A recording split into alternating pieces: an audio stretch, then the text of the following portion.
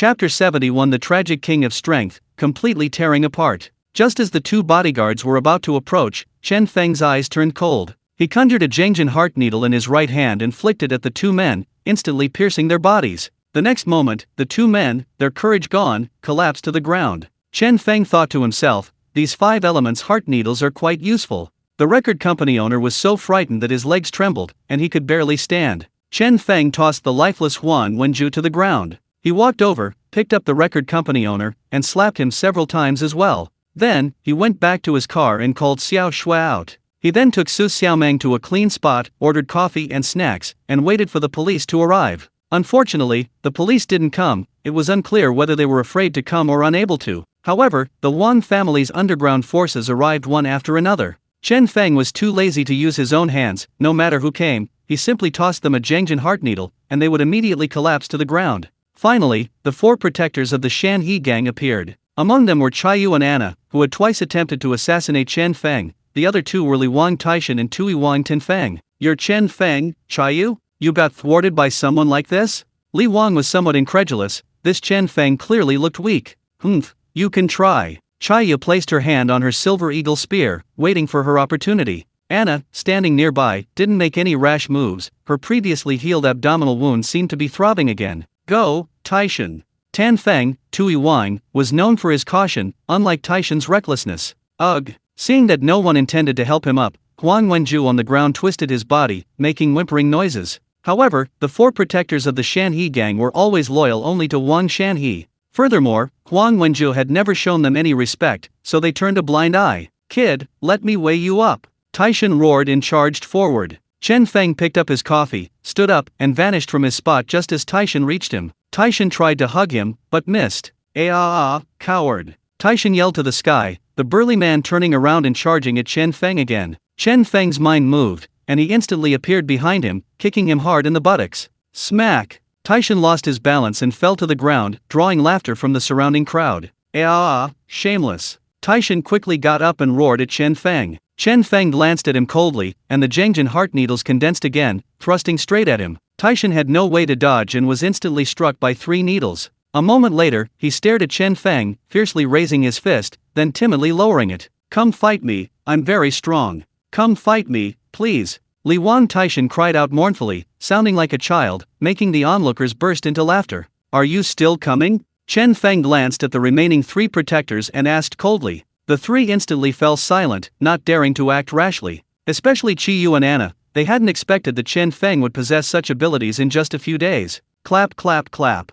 Just as everyone was silent, a burst of ear-piercing applause rang out. Following the sound, Chen Feng saw Huang Wenyu slowly approaching. He had just returned to Pengcheng when he received news that Huang Wenju had been beaten by Chen Feng again. "Huang Wenyu." Chen Feng stood up, looking at him with a grave expression. "Chen Feng, as the saying goes, you choose the path to hell when there's one. If you had obediently stayed in your factory, perhaps I wouldn't have planned to deal with you so soon. But you insisted on coming out, and so arrogantly provoked the Wang family. Tell me, how do you want to die?" Since being promoted to level 1 elder, Huang Wenyu had used the resources of the Extraordinary One's headquarters to cultivate diligently. Even Mei Jufeng had to hand over several of his top-grade spirit stones under coercion from him and Huang Tianlong. Mei Jufeng was worried that Chen Feng would seek revenge, so he didn't dare tell Chen Feng. Now, the Extraordinary Ones were basically controlled by him and Huang Tianlong. Huang Tianlong was getting old, the Extraordinary Ones group would eventually be his domain. "Huang Wenyu, dare to come with me to the beach for a one-on-one duel?" To Huang Wenyu's surprise, Chen Feng actually challenged him. Ha, you have guts, let's go." Huang Wenyu laughed 3 times, readily agreeing. He assumed Chen Feng was just another one who would implicate Su Xiaomeng and that girl. As they spoke, Wu Xiaofeng arrived with his entire hunter team. "Brother Wu, take Xiaomeng and Xiaoxu back." Chen Feng thought to himself that they had arrived just in time and quickly gave the order. Xiaoxu stood to the side, her eyes wide, trying to process everything that was happening. Chen Feng slowly walked over, leaned down, and whispered in her ear, "Xiaoxu, be good, go back and wait for me. I'll make you something delicious tonight." Hearing about the delicious food, Xiaoxu nodded vigorously. Afterwards, Su Xiaomeng and Xiaoxu, under the cover of the fox hunting squad, followed Chen Feng's powerful warrior away from the plaza. "Huang Wenyu, come on, let's see if you can keep up." With no worries about what to do, Chen Feng vanished from his spot in an instant. The Grand Elder's space-breaking technique? Take Wenju back and keep a close eye on him." Huang Wenyu gave the order, sensed the fluctuations in the surrounding space, and chased after him in one direction. Although he didn't possess Chen Feng's space-breaking technique, as a level 1 elder of the extraordinary individuals group, he naturally had his own method of rapid movement. His speed was comparable to Chen Feng's. Soon, the two arrived at the seaside. Chen Feng didn't stop, continuing to soar towards the small islands along the coast. He quickly selected an uninhabited deserted island about 10 kilometers from the coastline and stopped. He swiftly embedded a trapping illusion array, inscribed during his seclusion, into the surrounding rocks, then calmly waited for Huang Wenyu to walk right into the trap. "Ha ha ha, Chen Feng, you know how to pick a spot. This is perfect for your burial." A moment later, Huang Wenyu arrived, standing atop a reef, looking down at him with mockery. "Yeah, you too. Didn't you say you wanted to know my confidence? Here." Chen Feng took out the token Zhang Wuchen had given him earlier and tossed it over. Huang Wenyu caught the token and immediately received Zhang Wuchen's divine sense. After reading the message within, his face darkened, and his eyes flickered. Then, a sinister gaze fell upon Chen Feng. "Humph, what a joke. You're just a level 3 member, and Zhang Wuchen actually wants me to get along with you. He's getting senile. Where is Zhang Wuchen?"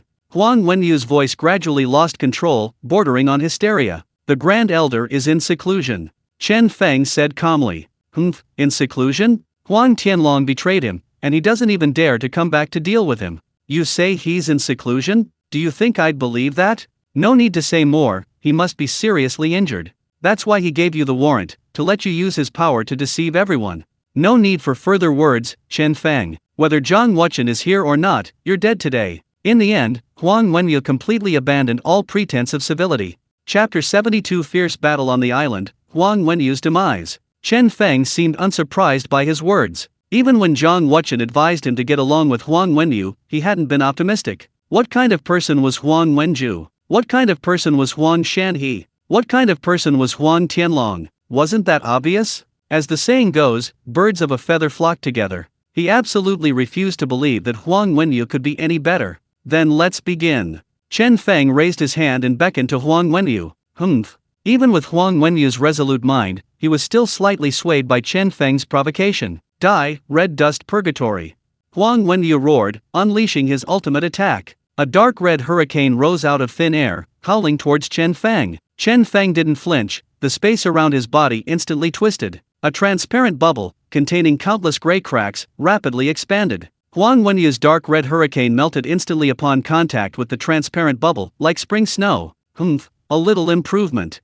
Huang Wenyu snorted coldly upon seeing this. However, if Chen Feng's skill level remained at this point, his fate would still be death. Sure enough, Chen Feng's spatial cage shattered the next moment. An improvement from before, lasted 2 breaths. Chen Feng nodded in satisfaction. Then, the phantom of the Xian turtle flashed again between his brows. Instantly enveloping Chen Feng's body, it barely withstood the dark red hurricane. 2 more breaths later, the Xian turtle phantom shattered, and the phantom of the human Emperor Bell appeared. 3 more breaths later, the human Emperor Bell phantom shattered, and the phantom of the 5-clawed golden dragon appeared. 4 more breaths later, the 5-clawed golden dragon phantom shattered, and the phantom of the human Emperor's sword made its grand entrance. "Let me see your will." Chen Feng's face flushed red, his mental energy concentrated entirely on the Emperor's sword. Sizzle. As Huang Wenyu intensified his pressure, a dark red hurricane rapidly eroded the golden light of the Emperor's sword's phantom. Finally, after 9 breaths, the Emperor's sword shattered unwillingly. This time, Chen Feng withstood Huang Wenyu's attack for a full 20 breaths. He let out a long sigh, feeling quite satisfied. "Alright, that's enough." The next moment, Chen Feng's lips curled slightly, and he uttered a low shout, formation activated. The gloomy Huang Wenyu instantly vanished from Chen Feng's sight. Chen Feng's performance once again unsettled him, such significant progress in just a few days. Given time, he would surely become a major threat. However, now was not the time for him to consider how to deal with Chen Feng, because countless fiery meteorites began to fall from the sky, hurtling directly towards him. "Ah, shameless. Here we go again." Within the immortal trapping illusion array, Huang Wenyu, whose face was ashen, suddenly erupted in fury. He never imagined that Chen Feng's protective array could be carried around at any time. He also learned that Chen Feng had inscribed several immortal trapping illusion arrays on himself to deal with him, just in case he encountered an unexpected situation like today. After all, his spatial cage was still weak and unable to subdue the enemy. Helpless, Huang Wenyu could only try to evade. Although he knew everything within the array was fake, and he was a powerful practitioner of mental attacks. He dared not gamble that among so many illusions, the real one might suddenly appear.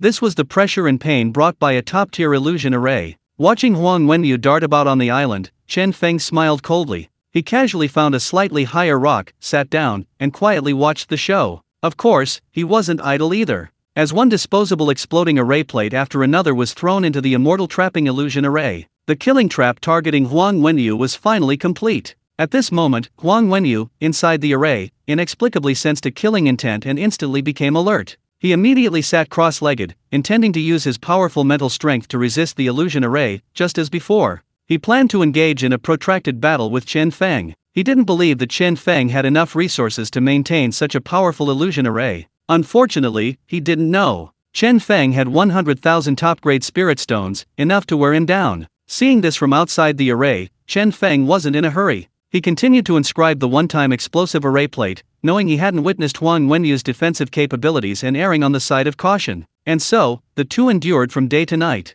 Then from night to day again. By the afternoon of the next day, Huang Wenyu was the first to give in. Chen Feng's immortal trapping illusion array was truly powerful. Huang Wenyu knew it was an illusion array, yet he still had to be on his guard, resisting the mental attacks it inflicted. Only 24 hours had passed, and the constant tension was starting to wear him down. This wouldn't do. As a seasoned combat expert, he understood that Chen Feng was definitely planning a protracted battle, and that Chen Feng had a backup plan. Therefore, he couldn't play along with Chen Feng's pace. He had to break the deadlock first, otherwise, if this continued, Chen Feng, with his superior strength, would be at a great disadvantage. As someone who had risen to the rank of level 1 elder in the Xia Kingdom's extraordinary individuals group, his strength was naturally not to be underestimated. The next moment, he gathered all his strength, leaped up, and unleashed several palm strikes towards the ground below. Boom, boom, boom. With several loud explosions, the ground was blasted open by his palm strikes, creating several deep craters. Chen Feng sensed something was wrong. Huang Wenyu was indeed clever.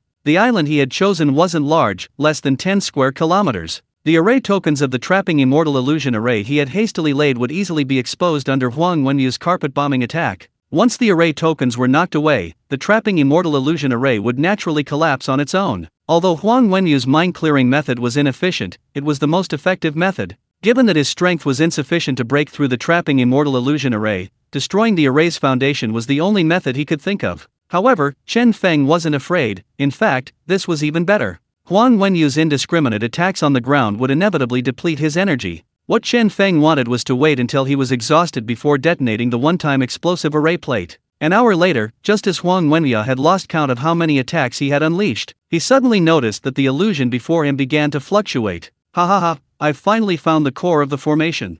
Chen Feng, prepare to die. Huang Wenyu was overjoyed. He quickly gathered all his strength and struck the spot he had just attacked with his palm. The next moment, the illusion vanished, and he finally saw the blue sea and sky again. Looking around, he saw Chen Feng standing on a high reef, beckoning to him. Chen Feng, prepare to die. Huang Wenyu, be good next time. The two said in unison. The next moment, Huang Wenyu's face suddenly paled in horror, a shadow of death instantly enveloping him. He felt an immeasurable, terrifying power rapidly expanding within the island beneath him. It was a bomb, and an extremely powerful one at that. The power was comparable to being hit by a barrage of intercontinental ballistic missiles. He never expected that Chen Feng would be willing to perish with him to kill him. Boom! The next moment, in Huang Wenyu's incredulous gaze, Chen Feng's figure vanished from the reef in an instant. No! Huang Wenyu cried out in anguish, countless black rays erupting from his body, enveloping him. Then, he was swallowed by the flames and blast of the explosion, disappearing without a trace.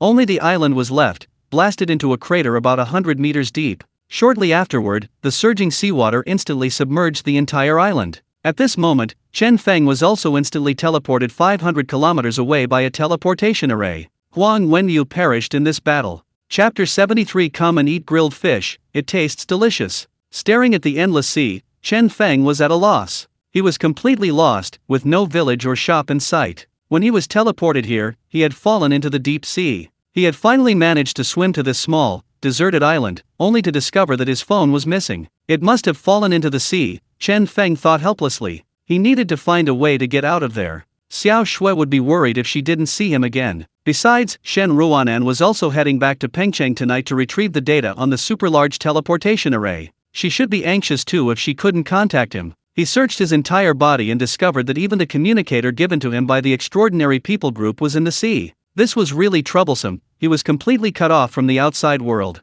It seemed he would have to put his phone and other communication devices into his spatial ring next time. That way, they wouldn't be lost. Oh, right, there's still a lighter in my spatial ring. Maybe I can light the leaves on the island to attract attention. Chen Feng suddenly thought of an idea. Soon, he took advantage of the setting sun to gather leaves and twigs around the island. Meanwhile, Shen Ruanan had just arrived in Pengcheng but found she couldn't reach Chen Feng by phone. Suddenly, her phone rang. She picked it up and saw it was Wu Xiaofeng calling. "What's wrong? Fox Hunt?" Shen Ruanan asked. "Sister Ruanan, have you arrived in Pengcheng? Something might have happened to Chen Feng. You need to come to the factory quickly," Wu Xiaofeng said anxiously. After Chen Feng left yesterday afternoon, there had been no news of him. This afternoon, he heard a huge explosion coming from the distant sea. Based on his experience, the power of this explosion was equivalent to at least 100,000 tons of TNT detonating simultaneously. Xia country strictly prohibits the sale of arms possessing this level of explosives. In Pengcheng, perhaps only Chen Feng and the Pengcheng military region could accomplish this, given Shen Ruanan's backing. Then, he quickly had Sun Xiaodong hack into Xia country's remote sensing satellites and retrieve surveillance footage of the area. Sure enough, they found Chen Feng and Huang Wenyu, both vanished in the blast wave. Desperate, he could only call Shen Ruanan for help. He needed Shen Ruanan's intervention to mobilize the Coast Guard search forces to see if Chen Feng was still alive. "I'm on my way to the factory, I'll be there in 10 minutes, we'll talk when we meet." Shen Ruanan's face darkened, and she floored the accelerator. The car sped towards the factory like an arrow. 8 minutes later, Shen Ruanan arrived. Wu Xiaofeng and the others were already waiting at the entrance. They picked her up and headed straight for the monitoring room. When Shen Ruanan saw the footage of Chen Feng and Huang Wenyu dying together on the monitor, her killing intent exploded instantly. For a moment, everyone in the monitoring room struggled to breathe. "Huang Wenyu deserves to die," Shen Ruanan said, each word distinct. However, she didn't quite believe Chen Feng would be foolish enough to die alongside Huang Wenyu. That wasn't like him, he must have a backup plan. Sun Xiaodong, adjust the resolution of this video to the highest level. Examine every frame carefully, see if there's any breakthrough. After calming down, Shen Ruanan immediately made the arrangements. Then she immediately took out her phone and dialed the Pengcheng military region. "Hello, Commander Huang, it's me." On the other end of the phone was Commander Huang Jian, commander of the Pengcheng military region, the youngest lieutenant general in the Xiaguo military region, one of the most capable young officers in the military. "Oh, Ruanan, have you arrived in Pengcheng?" Commander Huang asked kindly. Shen Ruanan had told him before that she had something good to share. "I arrived, but something unexpected happened, and I'd like to ask for your help." Shen Ruanan got straight to the point, stating her needs. Commander Huang listened and immediately nodded, giving Shen Ruanan the contact information for the relevant person. A moment later, numerous small speedboats arrived in the Pengcheng waters to assist in the search and rescue. Several large warships also slowly departed the harbor. "I've got it, Sister Ruanan, look." In the factory's monitoring room, Sun Xiaodong finally made a discovery. Shen Ruanan leaned closer and saw that Chen Feng's figure had turned into a white light and disappeared onto the reef at the moment of the explosion. It might be the space teleportation array Chen Feng mentioned. Increase the satellite search range. If 100 Li isn't enough, then 200 Li. If 200 Li isn't enough, then 300 Li. In short, find it until I do. Shen Ruanan stared at the screen and said in a deep voice, "Cough cough cough. Sister Ruanan, the search is fine, but you need to apply for authorization. I only hacked in temporarily, prolonged intrusion will trigger an alarm." Sun Xiaodong chuckled a few times and looked at Shen Ruanan.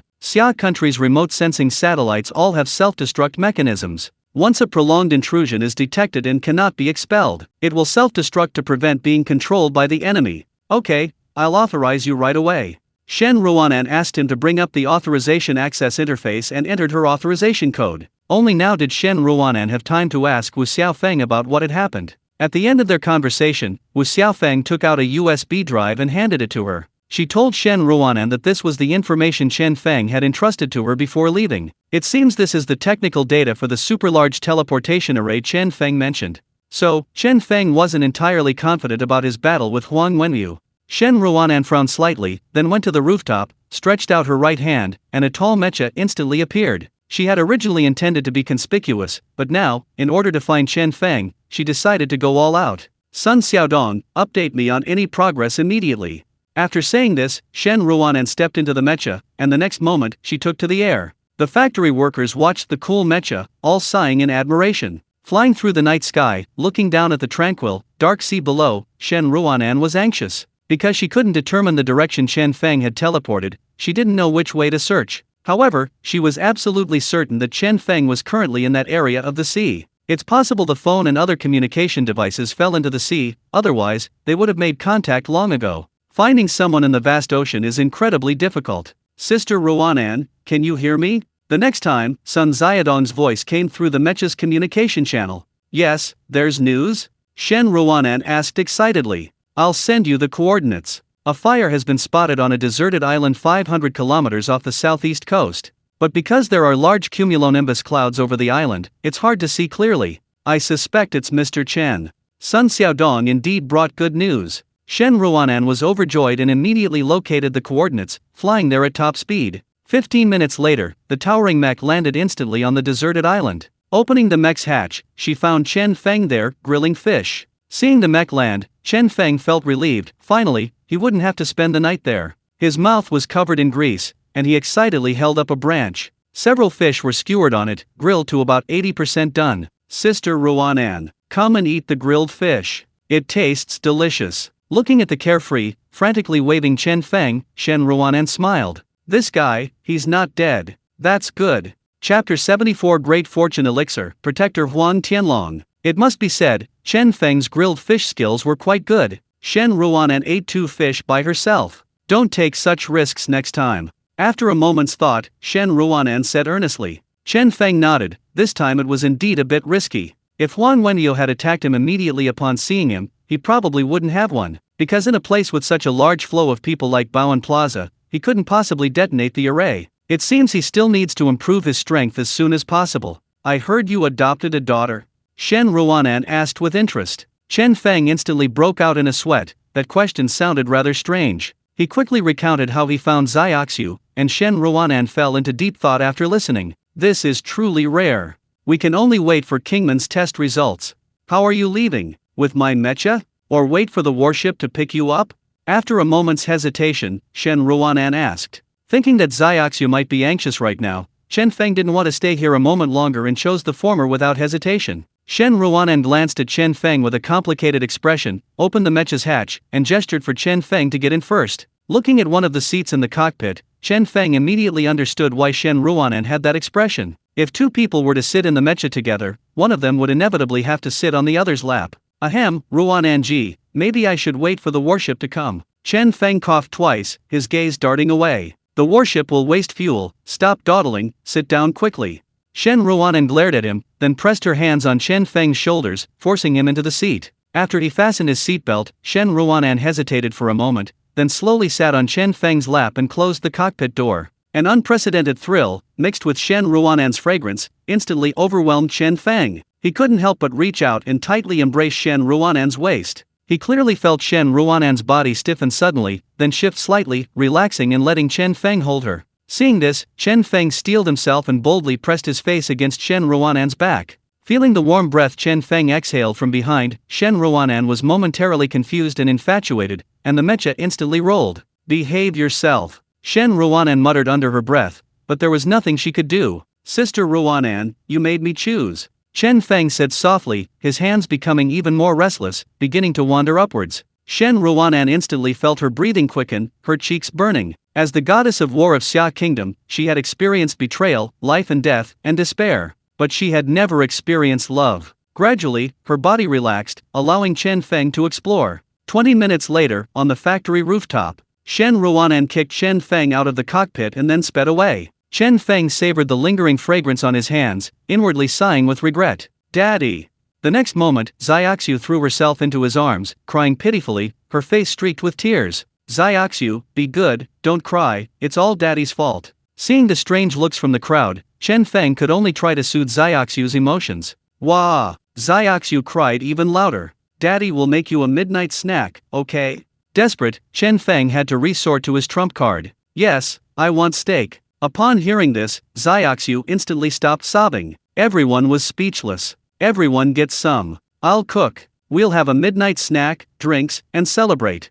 Chen Feng waved his hand, and everyone cheered. Because of Huang Wenyu's situation, everyone had been feeling very depressed lately. Now that Chen Feng had orchestrated his elimination, everyone finally breathed a sigh of relief. Meanwhile, in an ancient mountain villa in Pengcheng, inside an underground castle about 100 meters deep, Huang Shanhe looked at Huang Wenyu lying on the jade bed, his expression filled with grief and indignation. Huang Wenyu was in a truly pitiful state. His entire body was mangled. Most of the flesh on the left side of his face had been cut away, revealing half a tooth. The flesh and blood on his chest had been ripped away by the blast wave, leaving only the sternum encasing his internal organs. A dark red heart beat faintly beneath the stark white bones. Below the knees, only skeletons remained. "Brother, you must avenge Wenyu," Huang Shanhe cried, tears welling in his eyes. Huang Wenyu was his proudest son, the future hope of the Huang family. Alas, fortunately, I arrived in time and protected his heart, saving him from death. Huang Tianlong recalled the explosion scene, still shaken. That day, while in the Extraordinary Ones group, he suddenly felt uneasy.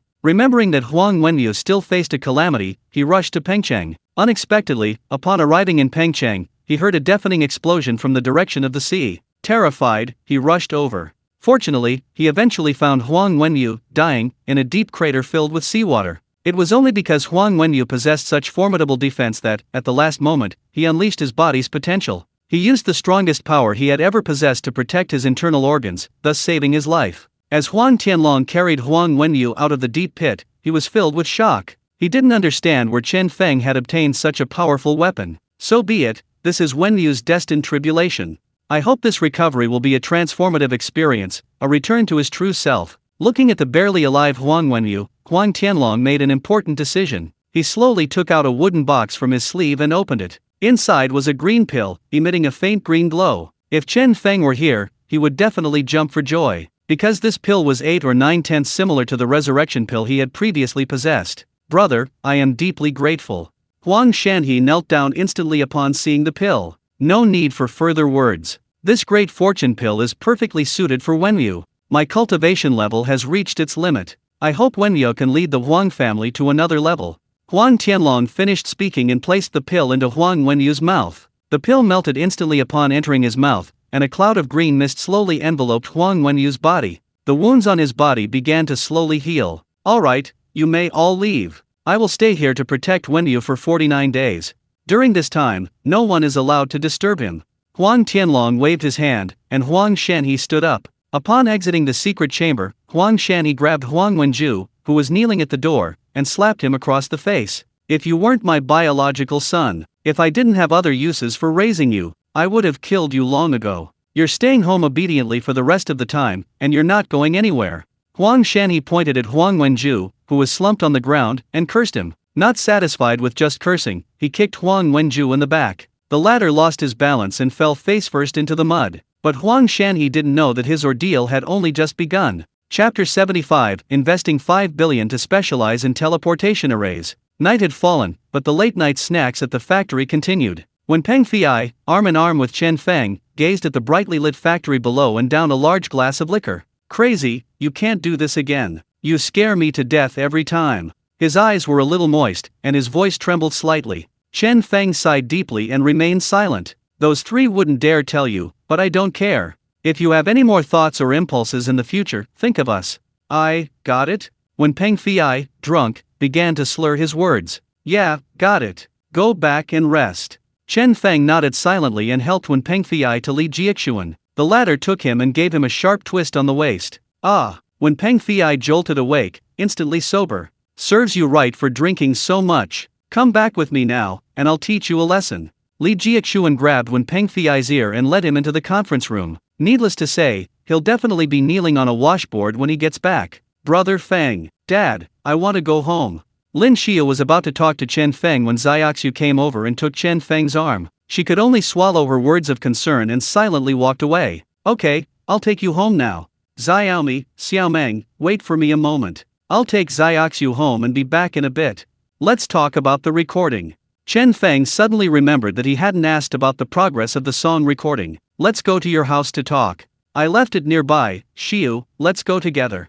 Su Xiaomeng suggested. Chen Feng thought it was a good idea, it would be good to get home earlier. Entering the conference room, activating the directional teleportation array, the next moment, Chen Feng and Xiaoxiu were back at Villa Number 1. After waiting a few more minutes, Su Xiaomeng and Gu Xiaomi rang the doorbell. After sitting down, Su Xiaomeng told Chen Feng that setting up a top-tier recording studio would take a considerable amount of time. Therefore, they planned to rent the best recording studio in Pengcheng to produce the 500 demos Chen Feng needed. Furthermore, after spending time together yesterday, she discovered that Xiaoxiu's voice was exceptionally beautiful. It was comparable to her own. So, she planned to bring Xiaoxiu along for the recording. This would speed things up considerably. In addition, she had found 3 friends in the industry, 2 men and 1 woman whose voices were very similar to hers. In total, there would be 5 people recording together. She conservatively estimated that it would take a maximum of 5 more days to complete the recording, because she found that she and Xiaoxiu could generally record songs in one take. Upon hearing this news, Chen Feng was overjoyed. Once the songs were recorded, he would successfully obtain 500 pearl planets. If he didn't sell each one for 10 billion, he would be letting down the Bodhi Pearl Master. Finally, Gu Xiaomi told him that she had finalized the arrangements for all other company personnel, and they would all be on duty starting tomorrow. However, there was a problem: the factory couldn't accommodate the extra office staff, and they needed to find a new place to work. That's easy. Tell me, where do you want? We'll just buy an office building and make it the headquarters of the Supersonic Group. Chen Feng had already considered this idea. With the Supersonic Group developing independently in the future, cramming into the factory was definitely not practical. He was thinking that maybe he could buy a few office buildings. The multiverse trading system was so powerful, there would definitely be more cutting-edge technology products to come. Not to mention the distant future, just the teleportation array technology and individual weapon technology alone could be developed independently. With this in mind, Chen Feng immediately called Lin Xiu. Xiu, I want to buy a few detached office buildings. Any recommendations? Lin Xiu's family were wealthy landowners. Asking her was always a safe bet. Any requirements, Brother Feng? Lin Xiu was a little excited to receive Chen Feng's call so late. She had originally wanted to come with Gu Xiaomi, but Chen Feng hadn't invited her, and she felt embarrassed. Ideally, about 10 detached office buildings would be best. I'd buy them all at once. Each building should have an office area of about 20,000 square meters. Chen Feng thought for a moment and said, office buildings in Baoan typically cost between 20,000 and 30,000 yuan per square meter. 20,000 square meters per building is only 600 million yuan. Buying 10 buildings would only cost 6 billion yuan. Lin Xiu sighed inwardly upon hearing this. Her brother Chen Feng was truly wealthy now. Brother Feng, my dad owns a newly built industrial park. It's located at the border of Zixiang and Qinhai, with very convenient transportation. It has 12 standalone office buildings, each with 8 floors, and each floor is 3,000 square meters. I'll talk to my dad and have him sell it to you for a package price of 5 billion yuan. Lin Xiu's decisive move directly gave Chen Feng a discount of over 500 million yuan. It has to be said, she's incredibly generous. Uncle Lin must be heartbroken. This girl, she's always trying to side with outsiders. Ha ha ha, that's great. Confirm it tomorrow, and I'll transfer the money to Uncle Linear. Chen Feng was overjoyed, not expecting the problem to be solved so quickly. Alright, the Supersonic Group matter is settled. Xiaomi, you'll be busy again. I plan to establish a technology company specializing in ultra-long-distance teleportation technology. Any suggestions regarding talent? Chen Feng plans to directly incorporate the micro, small, medium, and large teleportation array technologies from his portfolio into this company. Initially, he'll assist major e-commerce platforms on Blue Star with logistics and delivery solutions. Later, he'll assist individual companies and platforms that require teleportation array technology to complete their solutions. Ultra-long-distance teleportation technology?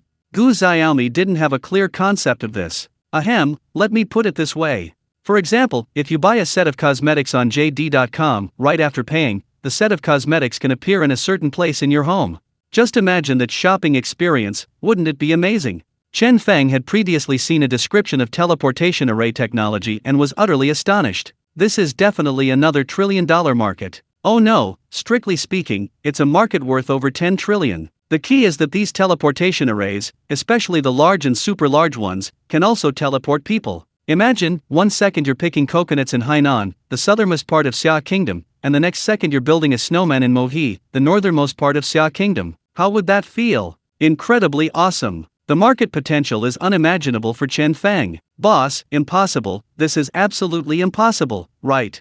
Gu Xiaomi initially wanted to say it was impossible with absolute certainty, but thinking about the recent bizarre events surrounding Chen Feng, her confidence wavered. In the past, who could have imagined that studying didn't require memorization, and that a bottle of knowledge beverage could solve the problem? Back then, she herself had studied relentlessly to get into Tsinghua or Peking University, a period she would never forget. Ha ha ha, forget about whether it's possible or not, just find someone for me as soon as possible. Oh, and it would be best to find some talent in material science as well. I've already thought of a name for the new company, Superspeed Group. Same as always, a 5 billion yuan initial investment. Chen Feng added confidently. Su Xiaomeng and Gu Xiaomi fell silent instantly upon hearing this. When did money become so worthless? Investing 5 billion yuan so casually, are you kidding me? Chapter 76: The Demise of the Mountain and River Gang, the Crisis of the Superintelligence Group. The next day, Huang Shanhe was woken up by a phone call while he was still asleep. Don't you know I'm sleeping? Huang Shanhe yelled at Wu Duiyang on the other end of the line. He had been in a bad mood these past few days, his temper extremely volatile. Boss, come back quickly. The Shanhe gang is surrounded.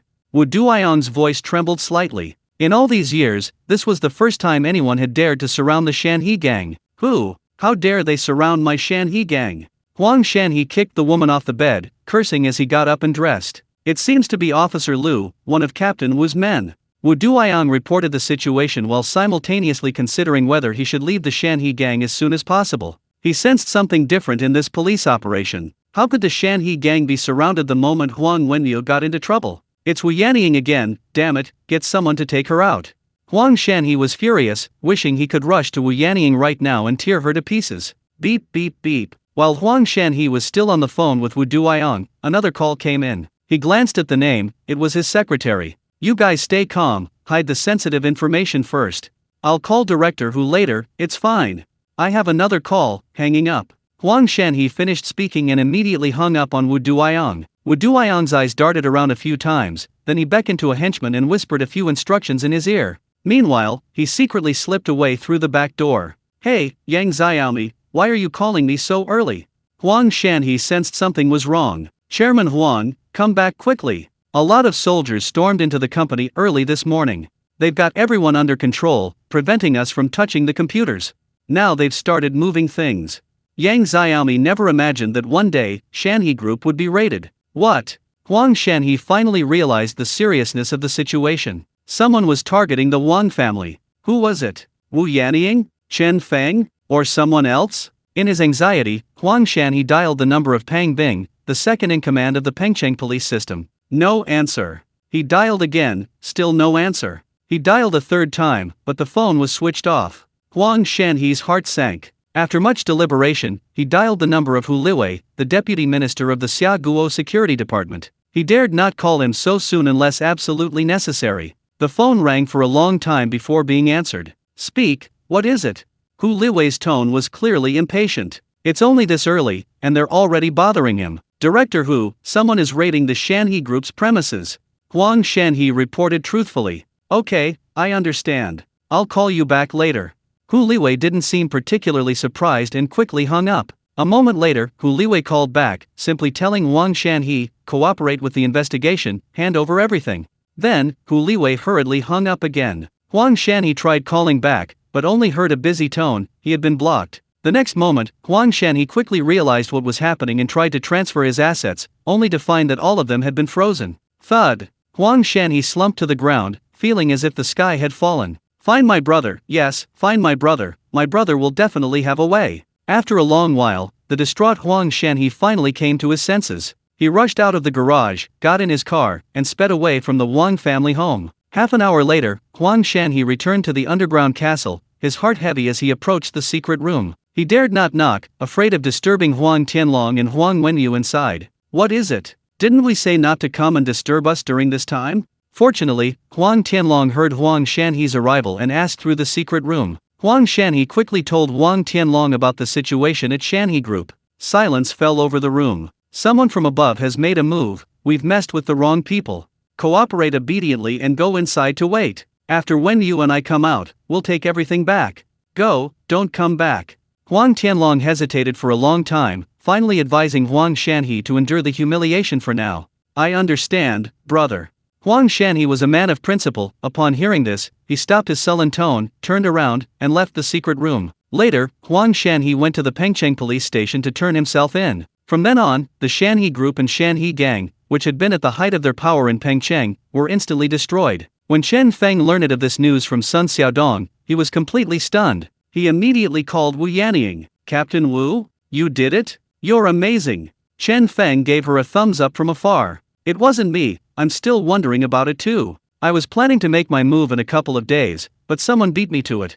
Wu Yanning was also completely baffled. "Who was behind this? Isn't Lu Yishan one of yours?" Xiaodong said he saw him leading a team to surround Shan Hetang. Hearing Wu Yanning say this, Chen Feng was even more confused. "He's my subordinate in the police force, but like me, he has another identity.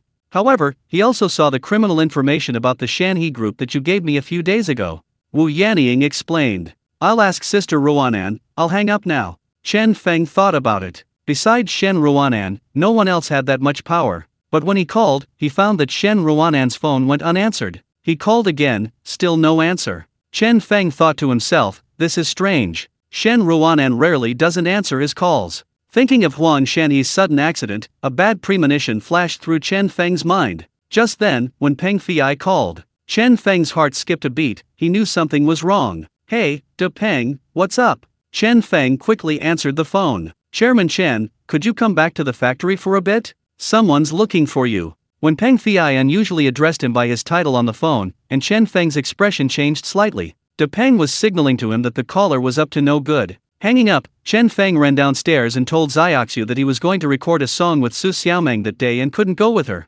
Xiaoxiu looked slightly aggrieved, but the thought of going to record the song cheered her up again. After saying goodbye to Xiaoxiu, Chen Feng didn't choose to return to the factory via the teleportation array, lest he attract unwanted attention. He floored the accelerator, arriving at the factory in 8 minutes. He hurried to the rooftop office, finding Wen Pengfei already waiting in the conference room. Sitting with him were 2 well-dressed youths, one in black and one in white. Upon seeing Chen Feng, the youth in black exclaimed, "Yo, the main character's here." The other youth in white didn't even raise an eyebrow. Seeing Chen Feng approach, Wen Pengfei waved him over with a complicated expression. Chen Feng glanced at the 2 youths as he quickly walked to Wen Pengfei's side. Unexpectedly, several share transfer agreements were laid out in front of Wen Pengfei. Chen Feng picked one up and his expression changed drastically. He coldly stared at the 2 youths. "Who sent you here?" Chen Feng suppressed his temper. The forces behind these 2 were nothing short of bandits. They actually wanted to exchange 1 yuan of Xia coin for 51% of the shares of Superintelligence Group.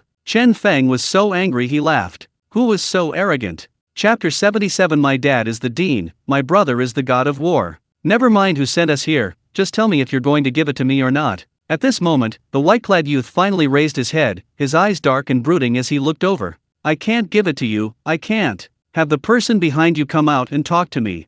Also, get out of here immediately. Otherwise, don't blame me for being impolite." Chen Feng was truly enraged this time. He had just dealt with Huang Wenyu and was thinking of having some peace and quiet. Unexpectedly, 2 more people appeared out of nowhere, wanting to devour his superintelligence group. "Chen Feng, is it? I advise you not to be arrogant.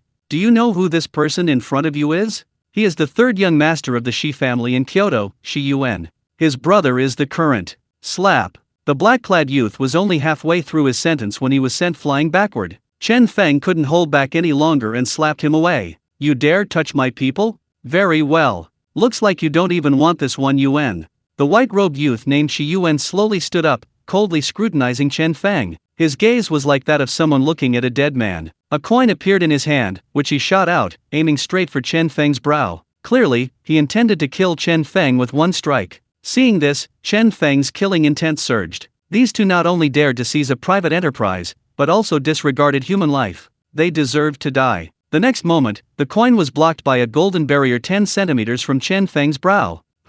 A defensive magic artifact? Shi Yuan was knowledgeable, his expression had lost its previous composure. This Chen Feng didn't seem like an ordinary person. But Chen Feng didn't care about that, he made his move. The Zhengjin heart needle instantly condensed, and with a flick of his fingertip, he thrust it straight at Shi Yuan. "Oh, made Zhufeng's 5 elements heart needles?" Shi Yuan was even more surprised, but he didn't remain idle. He lightly raised his left palm, and a golden Bagua phantom appeared in his palm, instantly blocking Chen Feng's Zhengjin heart needles. Chen Feng's eyes narrowed slightly, It seemed that Shi Yuan did possess some real skill. This made him even more excited. Since practicing the 5 elements heart needles, he hadn't had a proper sparring partner. The Shanhe gang members were too weak, and Huang Wenyu was too strong. He couldn't truly advance through actual combat. This Shi Yuan before him seemed to excel at defending against mental attacks. His strength was just right. Dai Pen, you leave first. Chen Feng called out to Wen Pengfei, then raised his hands. 10 Jiangjin heart needles suddenly appeared and shot out again. How is this possible? Shi Yuan's expression changed slightly, and he quickly raised his right palm. A black and white Tai Chi phantom instantly appeared. Whoosh whoosh whoosh. After 10 gang metal heart needles fired in succession, came 10 green wood heart needles.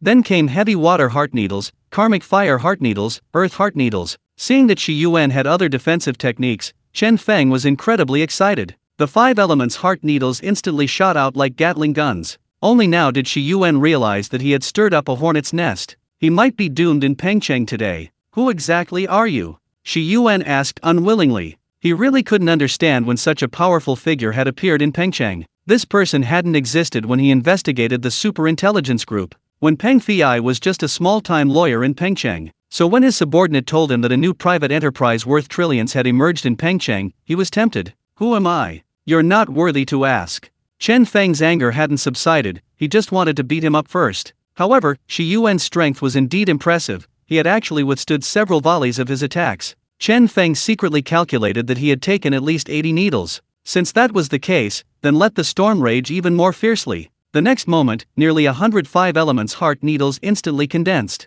Moreover, this time, it wasn't a horizontal attack. Chen Feng directly controlled them, teleporting them to different positions, completely surrounding Shi Yuan from all angles. Whoosh whoosh whoosh. The 100 heart needles arrived in an instant. How could Shi Yuan withstand it? The Bagua and Tai Chi phantoms instantly exploded. He was about to be hit. You forced me to do this. Shi Yuan's eyes hardened, and he crushed a jade pendant at his waist. A powerful divine sense instantly awakened, manifesting as an incomparably powerful phantom. It instantly pierced through the conference room roof, revealing an invincible war god riding a warhorse. Don't harm my brother. The war god phantom roared, its silver spear transforming into a streak of light, like lightning, stabbing towards Chen Feng. Chen Feng felt a warning. The next moment, the defensive array plates on his body shattered. He himself was thrown back by the powerful impact, traversing the rooftop and the 5th and 4th floors before crashing heavily to the ground. Fortunately, the impact did not hit any occupied office areas, causing no casualties. Puft. Chen Feng spat out a mouthful of black blood. This was the second time he had suffered such severe internal injuries. Although the spear's shadow did not penetrate his body, it only pierced through 13 defensive array plates. Its terrifying impact was beyond his current capacity to withstand. The gunshot vanished, and the invincible war god's phantom on the rooftop also disappeared. But Chen Feng's killing intent surged like never before. The next moment, Chen Feng's figure disappeared, reappearing on the rooftop. Shi Yuan, seeing Chen Feng again, was as if he had seen a ghost. How is this possible? How could you withstand my brother's attack? Seeing the cold killing intent in Chen Feng's eyes, he finally panicked. He knew that Chen Feng intended to kill him. You can't kill me. My brother is Shi Zhan, the abyss war god of Xia Kingdom. My father is Shi Wei, the next dean of the Science and Martial Arts Academy. Shi Yuan screamed as he retreated. Dai Pen. Fox Hunt Squad. Clear the area. Chen Feng coldly ordered. Upon hearing this, the people behind him immediately began evacuating the employees from the office area. They all knew Chen Feng was truly enraged. The next moment, Chen Feng produced another immortal trapping illusion array. He raised his hand and unleashed it, instantly surrounding Shi Yuan and the black-clad youth. Array activated. With a roar, screams of agony erupted from within the array from Shi Yuan and the black-clad youth. Ah, let me out. Help! Third young master, where are you? Come save me. Chen Feng, you can't kill me. Ah, my brother is an abyss warrior. Chen Feng ignored him, his mind activating the array incantation, igniting a powerful attack. Shi Yuan and the black-clad youth were unfortunate enough to encounter the improved trapping immortal illusion array. Ever since his battle with Huang Wenyu, Chen Feng had been considering incorporating offensive formations into the trapping immortal illusion array. After a night of experimentation, he finally succeeded. I'm not reconciled. After a long while, silence fell within the array. Chen Feng raised his hand, dispelling the trapping immortal illusion array, and walked to the dying Shi Yuan. The other black-clad youth was already lifeless. You will regret this. My father is K. Wu. Blood gushed from Shi Yuan's mouth. He was clearly beyond saving. Bang! Chen Feng punched him in the face, silencing Shi Yuan abruptly. So your dad's the next dean of the martial arts academy? I'm the vice dean too. Chen Feng glanced coldly at Shi Yuan's corpse and slowly stood up. He pulled out some tissues from the conference table, wiped the blood from his hands, and walked out. Standing on the rooftop, Chen Feng gazed into the distance. The next moment, a bright red light streaked across the sky, and Shen Ruanan's mecha instantly landed on the rooftop. With a worried expression, she stepped out of the hatch and saw the devastation of the office building and the injured Chen Feng. In a flash, she was beside Chen Feng. Chen Feng, are you all right? Shen Ruanan supported Chen Feng, her eyes filled with concern. Sister Ruanan, I'm fine. Chen Feng looked at Shen Ruanan and noticed that her usually dashing appearance now carried a hint of melancholy. That's good. Where's Shi Yuan? Hearing Chen Feng's answer, Shen Ruanan finally felt relieved. I killed him, in the conference room. But Chen Feng's next words stunned Shen Ruanan. Shi Yuan is dead? Shen Ruanan turned her head with difficulty, looking in the direction Chen Feng was pointing. Chen Feng nodded. He who kills will be killed in return. Since Shi Yuan was determined to kill him, he should be prepared to be killed in return. It's over, Chen Feng, it's over. Shen Ruanan lost her composure, muttering to herself. Chen Feng frowned instantly, things seemed to have gotten out of hand. Sister Ruanan, what's wrong? What happened? Chen Feng grabbed Shen Ruanan's shoulders and gently shook her. Her current state was truly heartbreaking. Chapter 78 Teleportation Array Explanation, Source Power joins in. Who? After a long while, Shen Ruanan let out a long breath, her eyes hardening again. I'll take them away first. You don't need to worry about the rest. Get stronger quickly, Chen Feng, I'm waiting for you. Shen Ruanan's eyes softened as she cupped Chen Feng's face and gently pressed it to her lips. The next moment, she turned and boarded the mecha.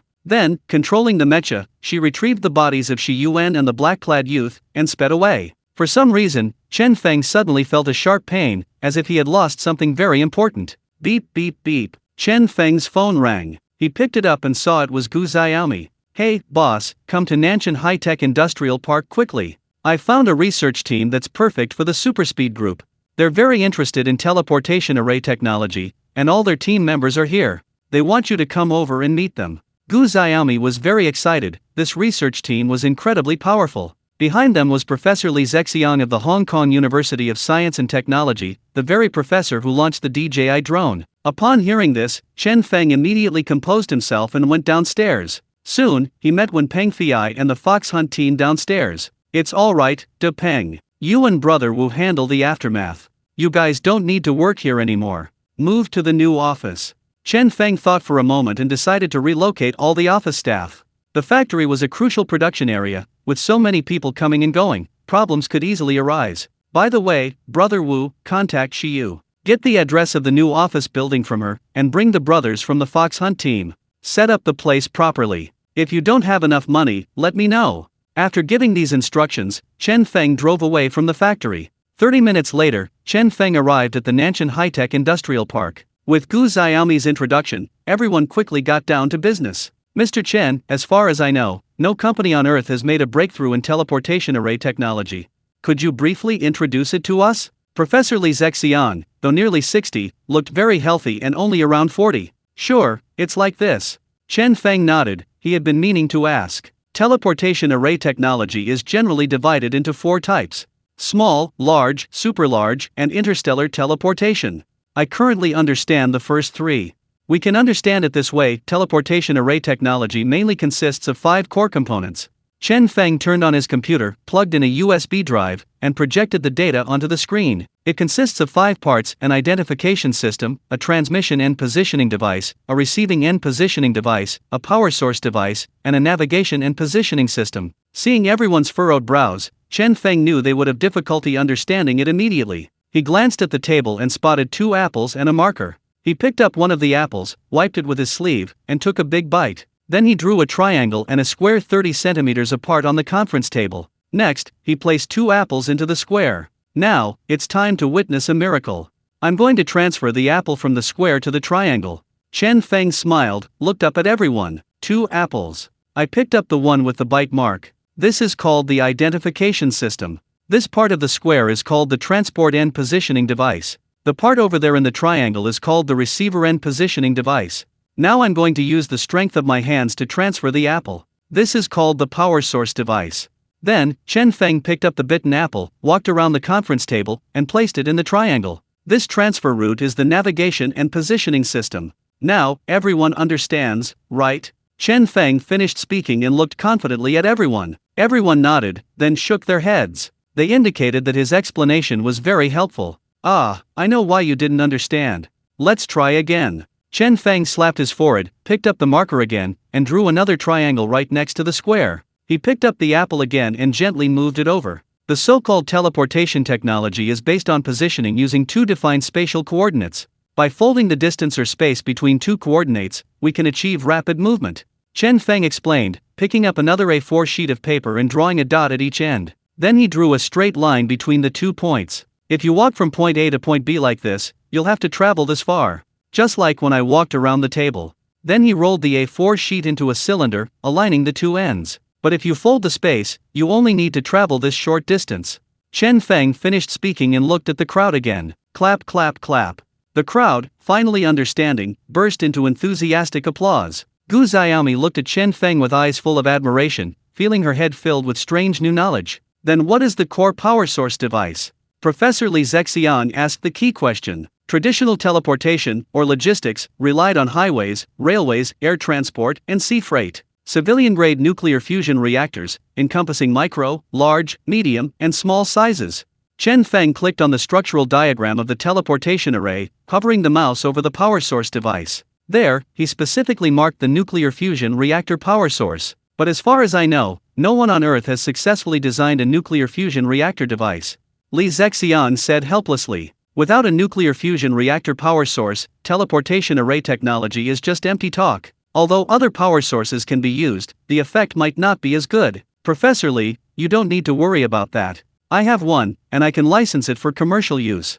Chen Feng said calmly. Nuclear fusion power combined with a teleportation array is a perfect match. Really? Chen Feng's words shocked everyone in the conference room. The next moment, Chen Feng pulled up the backup diagrams of the nuclear fusion reactor. Everyone stared at the detailed blueprints and various supporting civilian device designs. They looked at Chen Feng as if he were an alien, their eyes filled with astonishment. Were these things even allowed to be seen? In that case, on behalf of the Source Power team, I volunteer to join the Superspeed group. The next moment, Professor Li Zexiang was the first to react. Chen Feng was treating them like family, otherwise, how would he have seen such confidential documents? I'm joining. The Source Power team members cheered excitedly. This was a groundbreaking project, anyone who didn't join would be a fool. Chen Feng was overjoyed, he had finally gained another powerful team. Chapter 79 The Mad Master Shen, and the Anxious Yang Xiaomi. Boss, you probably don't know this. Professor Li's team has also discovered a new material. A biomaterial, resistant to both cold and heat, capable of free decomposition and recombination, and autonomous movement. Gu Xiaomi, seeing Chen Feng successfully recruit Li Zexiang's team, quickly introduced it. Chen Feng immediately looked at Professor Li Zexiang, who nodded first, then sighed. Unfortunately, it was just a chance discovery, it can't be replicated yet. This is incredible, Professor Li. Chen Feng knew how amazing it was to discover a new material. Professor Li, I'll leave you the data on the teleportation array. Your team should digest it first, and then build an experimental model as soon as possible. As for the nuclear fusion power source, I'll prepare a prototype for you as soon as possible for your testing. Chen Feng planned to go to Kyoto in the next couple of days. Firstly, to the Academy of Science and Martial Arts. So much time had passed, the miniature nuclear fusion prototype should be ready by now. Secondly, to have a good talk with Zhang Changfeng and Mo Kaishan about the Shi family matter. Thirdly, he also wanted to go back and check on the progress of Lu Meili's pharmaceutical company. Furthermore, after experiencing so much recently, he decided to stop lying low. His businesses were expanding, and his network of brothers and sisters was growing. He needed to demonstrate his strength to prevent anyone from coveting his assets. With the information provided by Chen Feng, the entire Yuan Dongli team was in a state of high excitement. Chen Feng spoke privately with Professor Li Zexiang for nearly 20 minutes, finalizing the general details of the cooperation. Then, he took Gu Xiaomi and drove away. Beep beep beep. Not long after they left, Lu Meili called. Hey, Chen Feng, have you forgotten about me? Not a single call in so long? Do you have a new girlfriend in Pengcheng? Is her figure as good as mine? Lu Meili flirted brazenly over the phone. Ahem. Chen Feng was instantly embarrassed. He was on speakerphone in the car, and Gu Xiaomi, sitting in the passenger seat, deliberately covered one ear. Her other ear was perked up, eager to hear what was going on. What are you talking about? I was just saying I'd go back to Kyoto to see you in the next couple of days. Chen Feng coughed twice, trying to cover his embarrassment. Really? I called you to ask you to come back. Tomorrow is the launch of the new product for the anti-aging industry, and also the listing ceremony for Fengmei Pharmaceutical Group. Lu Meili was overjoyed. It seemed the two of them were truly on the same wavelength.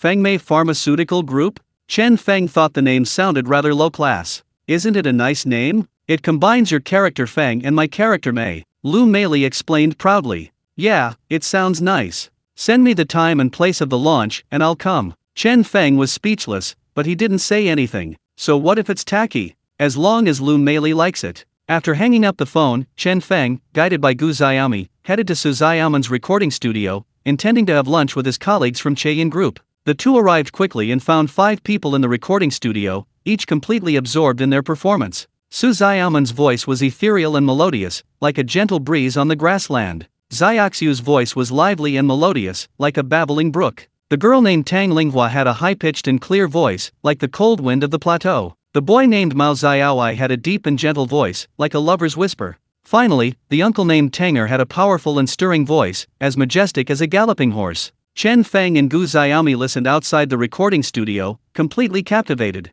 Boss, where did you get so many great songs? If these songs are released as an album, I'll buy every single one, even if I have to pay for them myself. They're so good. Gu Xiaomi's admiration for Chen Feng grew daily. She was almost completely smitten. How's your singing? Xiaomi, why don't you try singing a song? Chen Feng had never heard Gu Xiaomi sing before and couldn't help but ask jokingly. Gu Xiaomi shook her head repeatedly. From childhood, she had always been terrified of singing in front of people. The feeling was like being publicly executed. Time quickly passed to midnight, and the group in the recording studio reluctantly emerged. Upon seeing Chen Feng arrive, Su Xiaomang excitedly introduced him to everyone. The three then realized that the handsome young man before them was actually their behind-the-scenes boss. The legendary, mysterious figure who had reportedly invested 5 billion to establish the Supersonic Group, vowing to stir up a bloodbath in the music industry. This was all the mystique Su Xiaomang had cultivated for Chen Feng. Come on, I'll treat everyone to a big meal. Chen Feng waved his hand, about to lead everyone out of the recording studio. Unexpectedly, Su Xiaomang stopped them. Boss, don't you know we need to strictly control our diet during recording?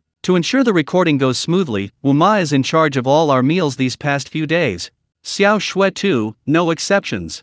Su Xiaomang stopped Xiao Shui, who was about to leave, and pointed to a woman preparing lunch for them beside the recording studio. The woman was Su Xiaoman's assistant, and also her family's nanny. Chen Feng and Gu Xiaomi exchanged a glance, shrugged, and said in unison, "Sigh, we guess we'll have to go for a big meal." With that, the two walked away. They were genuinely hungry. Chen Feng was exhausted from his battle with Shi Yuan that morning. Gu Xiaomi had spent half the morning chatting with Li Zexiang's team, which was also quite tiring. The two randomly chose a hot pot restaurant, ordered a large table of dishes, and started eating heartily. Before long, they had a huge pile of plates. Hey, did you hear? Shanhe Group got raided. Yeah, I heard Huang Shanhe's legs were practically shaking on his way to turn himself in this morning. They finally got what they deserved. They should have been dealt with a long time ago. With them down, Pengcheng will finally have clear skies again. Ha ha ha, you're so naive. One Huang Shanhe falls, but there will definitely be more Huang Shanhes. I've seen it clearly now. Those powerful people are all the same. Chen Feng was eating when he suddenly heard several men next to him talking about Huang Shanhe. After listening, he couldn't help but sigh. Huang Shanhe's downfall was truly precipitous. Huang Wenyu had just fallen, and they were already being dealt with. He just wasn't sure if it was the Shi family who did it, but it didn't matter. This time, he was going to Kyoto to confront Mo Kaishan. An hour later, the two, finally stuffed, leaned against the wall and left the fishing boat. Meanwhile, in the chairman's office of the Shanhe Group, a young man, bearing an 8 or 9/10 resemblance to Shi Yuan, was holding a glass of red wine. Standing before the huge floor-to-ceiling windows, he overlooked most of Baoan district. This man was none other than Shi Shen, the second young master of the Shi family. I didn't expect that brute Huang Shanhe would have some discerning eye. Shi Shen finished his glass of red wine, his eyes turning to the trembling Yang Xiaomi beside him. He pulled her close, his hands roaming wantonly over her body. Then he pressed her head down, and a soft moan came from beneath him. After a long while, Shi Shen pulled out a wad of cash and threw it on the ground. Get out! With a low growl, Yang Xiaomi wiped away her tears, picked up the money, and fled the office. Beep beep beep. Just as he was reviewing the Shanhe Group's accounts, his phone rang. The name on the screen was Shen Ruanan. A wicked smile crept across Shi Shen's lips as he answered the phone. "Hey, sister-in-law, what's up?" Shi Shen asked teasingly. "Shut up, don't talk nonsense. I'm not your sister-in-law. I'm calling to inform you to come to the Pengcheng military region right now to collect a body." Shen Ruanan snapped. "Collect a body? Whose body?" Shi Shen was immediately puzzled. "Shi Yuan and Zheng Xiaotan's bodies." Shen Ruanan said coldly. "What did you say? Shi Yuan and Zheng Xiaotan's bodies? Are you kidding me? Who dares to kill third brother? Who could kill third brother?" Shi Shen laughed in anger. "Within the entire Xia kingdom, who dared to touch his Shi family? Do I think I need to joke with you? Come quickly." Shen Ruanan hung up the phone immediately after speaking. "Shi Yuan is dead? Ah, ha ha ha, Shi Yuan is dead? Ha ha ha." After hanging up, Shi Shen's face showed a strange expression, then he danced around and laughed wildly. "Ha ha ha, good riddance, good riddance.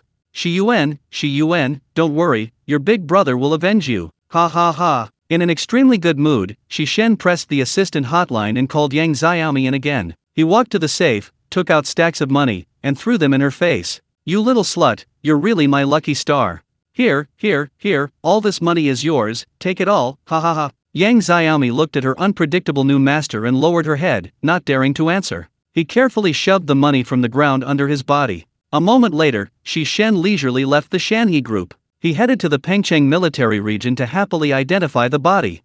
Chapter 80. What is the thing that makes you forget your worries? Only a big movie. Upon arriving at the Pengcheng military region, Shi Shen collapsed into Shi Yuan's arms. He wept uncontrollably, snot and tears streaming down his face, a heart-wrenching cry that moved all who heard him to tears. "Who was it? Who killed my third brother?" After a moment, Shi Shen abruptly stood up, his voice filled with righteous indignation. "Your third brother committed an act of insubordination, attempting to assassinate the vice dean of the martial arts academy, and was killed on the spot." Shen Ruanan had already prepared her explanation. "Impossible. How could my brother do such a foolish thing? Absolutely impossible." Upon hearing this, Shi Shen was utterly shocked. Shi Yuan would do such a thing? He wouldn't believe it even if he were beaten to death. But why did Shen Ruanan speak with such absolute certainty? This is the video footage of what happened. Give it to your father, he will verify its authenticity. Remember, this is top secret information. Access requires authorization. You must not look at it privately. Alright, take him away. Shen Ruanan didn't say much, handing over a USB drive. As for how the Shi family will react next, we'll have to wait and see. She had already secretly decided that no matter what, she would protect Chen Feng this time. Shi Shen looked at the USB drive in his hand with a complicated expression, then at the corpses of Shi Yuan and Zheng Xiaotong, his eyes flickering. He couldn't let this matter end like this. He had to get Shi Zhan to retaliate. Only then could he have a chance to reap the benefits. After all, according to Shen Ruanan, the killer was the vice dean of the martial arts academy. If Shi Zhan ended up with both sides injured in the process, he could monopolize the Shi family's resources. This USB drive can't be given to his father, he has to get it to his older brother, Shi Zhan, first. Even Shi Yuan's death has to be kept secret for now. His father, Shi Wei, can't find out, otherwise, Shi Zhan will be out of the picture. Ruanan, is Chen Feng really the vice dean of the martial arts academy? After watching Shi Shen leave, Luo Qingman asked curiously. Shen Ruanan nodded. After what happened with Huang Wenyu and Shi Yuan, she felt that publicizing Chen Feng's contributions to Xia Kingdom might better protect him. That guy doesn't seem very smart, is he really that capable? Luo Qingman instantly became extremely interested in Chen Feng. Stop, Qingman, you're not allowed to have designs on him. Shen Ruanan blurted out unintentionally, then immediately stopped. Oh my, is this really the Shen Ruanan I know? Don't tell me you've got your eye on that guy? Didn't your dad betroth you to Shi Zhan? Luo Qingman smelled a sour scent in the air. You're asking for it. Shen Ruanan turned around, raised her fist, and Luo Qingman laughed and quickly dodged. If Chen Feng were here, his eyes would definitely pop out. His aloof queen, Shen Ruanan, actually had this girlish side. Chen Feng was currently in the villa, looking at the message from Dan Fusey in the system, feeling troubled. He had just returned home when he received Dan Fusey's message. Besides alcohol, what else do you have to forget your worries? Dan Fusey's question stumped Chen Feng. I don't know either. How about you try a different kind of alcohol? Chen Feng really couldn't think of anything. I've been trapped in the time dark domain for 1,000 years, it's so boring. You can't get out, so what do you usually do when you're bored? Dan Fusey revealed his current situation. Well, when I was in school, if I was bored, I'd date, go shopping, or watch movies. Chen Feng recalled the past, a figure flashing through his mind. I'm stuck here all by myself. Who am I supposed to date or go shopping with? Besides, that's something the younger generation does. What's that movie you're talking about? Dan Fuses suddenly became interested. It's something that films the stories that happen to one person or a group of people, and you can watch it repeatedly. You can think of it as a travelogue or something similar to stories in your world, only made into images. Do you understand what I mean? Chen Feng felt like he was starting to explain things again, even though he knew his explanation skills were mediocre. Are there really such amazing things? Are there many? I'll trade you some pills. Dan Fusey was successfully hooked. A lot, far too much, millions. Chen Feng was overjoyed. He'd been waiting for this answer. Millions? Okay, let's try 10 first. Dan Fusey wasn't stupid. As a pill master, pills weren't valuable to him, but he needed to test if they could really help him pass the time. Alright, is there light where you are? Chen Feng asked. Light? Of course there is. I'm just in the time-darkness domain, not in the dark. Dan Fusey was speechless. How could this guy not even know about the time-darkness domain? That's good. Send me a trade quest. Chen Feng felt relieved after confirming. Trading task: exchange 10 pill blind boxes for 10 forget-me-not items. Task requirements: attractive, not boring, and good for passing the time. Task countdown: 9 minutes and 59 seconds. Task completion: 1000 points. The next moment, Master Dan sent over the trading task. Chen Feng glanced at it and cursed inwardly. Why set such a short time frame? He quickly ran back to his room, took out his tablet, and downloaded over a dozen movies to his device using IKEA. Then, he took out his phone and recorded a video of himself using the tablet. Finally, still not satisfied, he took 2 fully charged power banks from his drawer and recorded a video of himself using them. Then he put the power banks and tablet together in a bag. Chen Feng was secretly pleased. If Master Dan wanted to exchange for even more movies next time, he'd have to get him a home theater system and solar charging equipment. Since he's got nothing better to do, we should at least help him improve his experience. System, execute the transaction. Chen Feng raised his hand and pointed forward. A blue light flashed out of thin air, and the bag on the ground disappeared. A series of system voices instantly rang in his mind. Ding, transaction complete. Ding, congratulations to the host for obtaining the traded goods, 10 sets of pill blind boxes. Ding, congratulations to the host for obtaining 10 resurrection pills, 100 supreme longevity pills, and 1000 foundation establishment pills. Resurrection pill restores flesh and bone, reverses life and death. Can revive a person within 10 hours of death. Supreme longevity pill extends life by 10 years. Foundation establishment pill helps mortals successfully establish their foundation, possess immortal bones, and embark on the path to immortality. Looking at the description of the foundation establishment pill, Chen Feng was moved to tears. With this, he could finally begin cultivating. Oh, no, he still lacked a cultivation technique. Mei Jufeng and the others had cultivation methods, but no cultivation technique for starting from scratch. Therefore, Chen Feng had to wait. Once he possessed the cultivation technique and took that first step, he could use these 1000 foundation establishment pills to soar to the heavens. After the transaction was completed, Master Dan remained silent, presumably engrossed in the movie world. Chen Feng, however, set his sights on the 100 top-grade longevity pills. These, if handled well, could fetch an astronomical price. Chapter 81: Testing the Killer Move, Zhang Changfeng's Worries. Chen Feng lay in bed. He hadn't returned to the factory, it was in complete chaos. Even with Wen Peng Fei and the others around, he couldn't offer much help. The only thing he could do was try to improve his own strength. As long as he didn't fall, his brothers and sisters wouldn't be in trouble. He once again accessed the Haoshan sex inheritance, intending to continue studying the array plates within. Through his battle with Shi Yuan, he discovered that adding offensive arrays to illusion arrays was extremely effective. As for the one-time explosive array plates, he dared not use them too often, their destructive power was too great. The last battle with Huang Wenyu had directly obliterated a 10-square-kilometer island. Although Shen Ruanan cleaned up the mess afterward, doing such things too often would attract public attention and make it difficult to control public opinion. However, he quickly found a solution. That was to combine his spatial prison, one-time explosive array plates, and the immortal trapping illusion array into one system. Upon encountering an enemy, he first deployed a spatial cage to trap them. Inside, he placed a trapping immortal illusion array and a one-time explosive array plate. Then he detonated it. It seemed to have a good effect. He immediately prepared to test it. However, he didn't dare test it in his villa. Instead, he drove away and headed straight for the sea. After driving for about 20 minutes, he found a fisherman's family on a rocky shore. Chen Feng rented a boat from them and drove straight towards the uninhabited deep sea area. He estimated he had driven about 50 kilometers before stopping. He looked around, there was no one nearby. He quickly conjured a spatial cage and pushed it forward. Then he placed a trapping immortal illusion array inside, and finally threw in a one-time explosive array plate. He then controlled the spatial cage to continue moving forward. He turned the ship around and quickly sailed in the opposite direction. After traveling about 5 kilometers, he activated the array. Boom! A muffled sound came from afar. A 5-meter-high column of water exploded on the distant sea. It was a success. The effect of the one-time explosive array plates hadn't diminished. However, its blast radius was confined by Chen Feng within the spatial cage. When the spatial cage shattered, only a small portion of its power was revealed.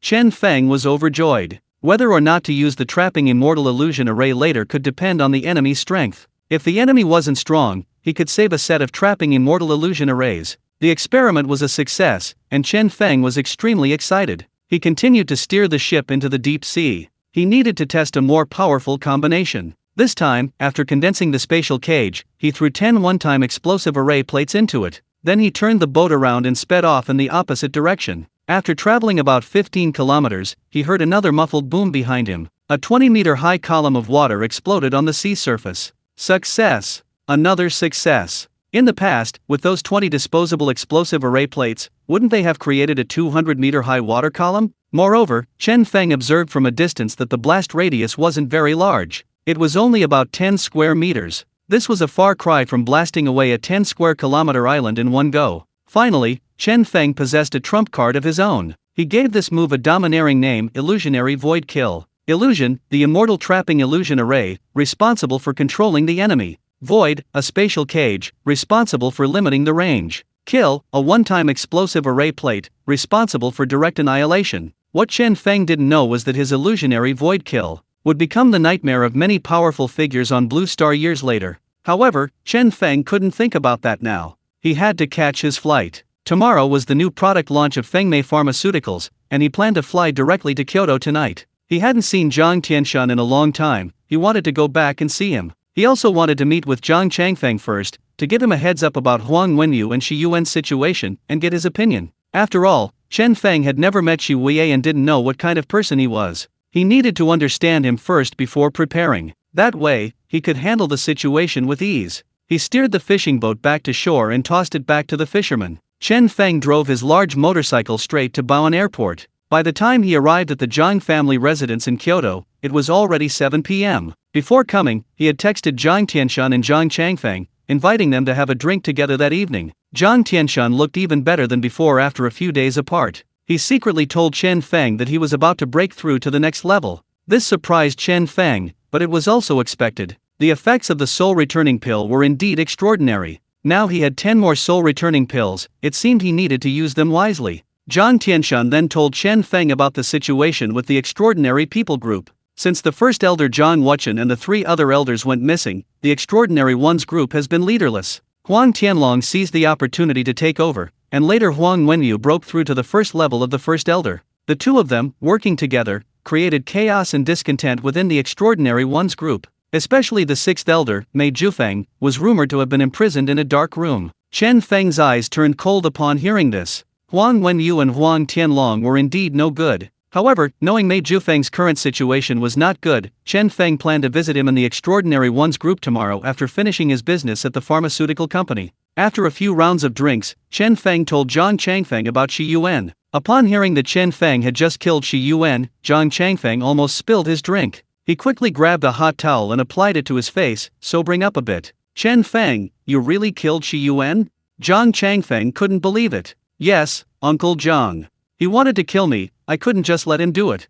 I only made a slight move, and he collapsed. Tell me, can you blame me for this? Chen Feng felt he was the innocent victim. Zhang Tianshan, listening from the side, exclaimed how professional Chen Feng's explanation was. He had never liked Shi Yuan. The Shi family was full of loyal and righteous men, but in this generation, 2 scoundrels emerged. One was Shi Yuan, the other was Shi Shen. Only the eldest brother, Shi Zhan, could be considered loyal and righteous. He single-handedly guarded the Abyss battlefield for 5 years. However, Shi Wei had many descendants, but these 3 brothers were the most famous. He also had 5 or 6 illegitimate children, living among the common people. Because Shi Wei was a war god of the older generation in the Xia kingdom, and had made great contributions to the country. He was also Mo Kaishan's first disciple, so the martial arts academy had always turned a blind eye to his private life. However, they never expected that Shi Yuan would offend Chen Feng this time and be killed by him. Chen Feng, this matter is a bit difficult. After a long silence, Zhang Changfeng spoke with difficulty.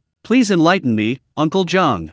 Chen Feng answered humbly. Shi Wei doesn't have much affection for any of his children, except for Shi Zhan, but he is still his son, and given his personality, he will most likely demand that the martial arts academy punish you and make compensation, and he might even take action to teach you a lesson. As for making you pay with your life, that's unlikely, because your current level is the same as his.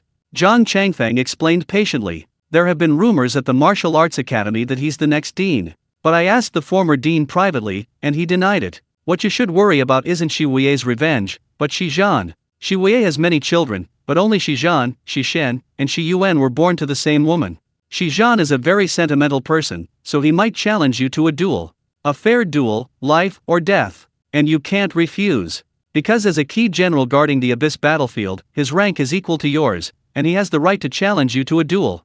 Moreover, you have a blood feud with him for killing your brother, making it even more crucial for you to participate in the Abyss battlefield. Therefore, you must guard against Shi Zhan's retaliation. In my guess, Shi Wei might not tell Shi Zhan about this first. He'll make you pay compensation first, and then secretly tell Shi Zhan, so he can seek revenge on you. A win-win situation, that's just the old man's personality. After Zhang Changfeng finished speaking, he looked at Chen Feng with deep emotion. He didn't want to see the rising star of the martial arts academy fall so quickly. Chapter 82. A horrifying record. One man annihilates two heroes. He hadn't expected Chen Feng to grow so rapidly in just a few days. This also validated his and Mo Kaishan's idea to groom Chen Feng as the next dean of the Science and Martial Arts Academy. Because whether it was nuclear fusion, the super teleportation array, or the knowledge beverage behind Chen Feng, all of this indicated a powerful, mysterious force behind him. Chen Feng's section. Neither of them would have imagined that this was because Chen Feng possessed the interdimensional trading system. Although Shi Wei was once the god of war of Xia Kingdom, he had essentially rested on his laurels for decades, lacking ambition. Furthermore, his numerous offspring were swaggering around Xia Kingdom, harming the people. Mo Kaishan had long been dissatisfied with this. Perhaps using this opportunity to elevate Chen Feng and groom him as the next dean wouldn't be unreasonable. But he couldn't tell Chen Feng now. If Chen Feng could successfully handle Shi Zhan's revenge this time, he believed that Mo Kaishan would personally approach Chen Feng with this idea. Dad, if Shi Zhan wants to deal with Chen Feng, that'll be a huge problem. You know Shi Zhan's strength. Even if Sister Ruo Nen faced him, she'd be instantly killed. Let alone Chen Feng. Hearing this, Zhang Tianshan couldn't help but worry about Chen Feng. He was quite familiar with Shi Zhan in the Kyoto Circle. Uncle Zhang, do you have any footage of Shi Zhan in actual combat? I want to know exactly where his combat power lies. I was once struck by him, but that attack was launched by divine sense.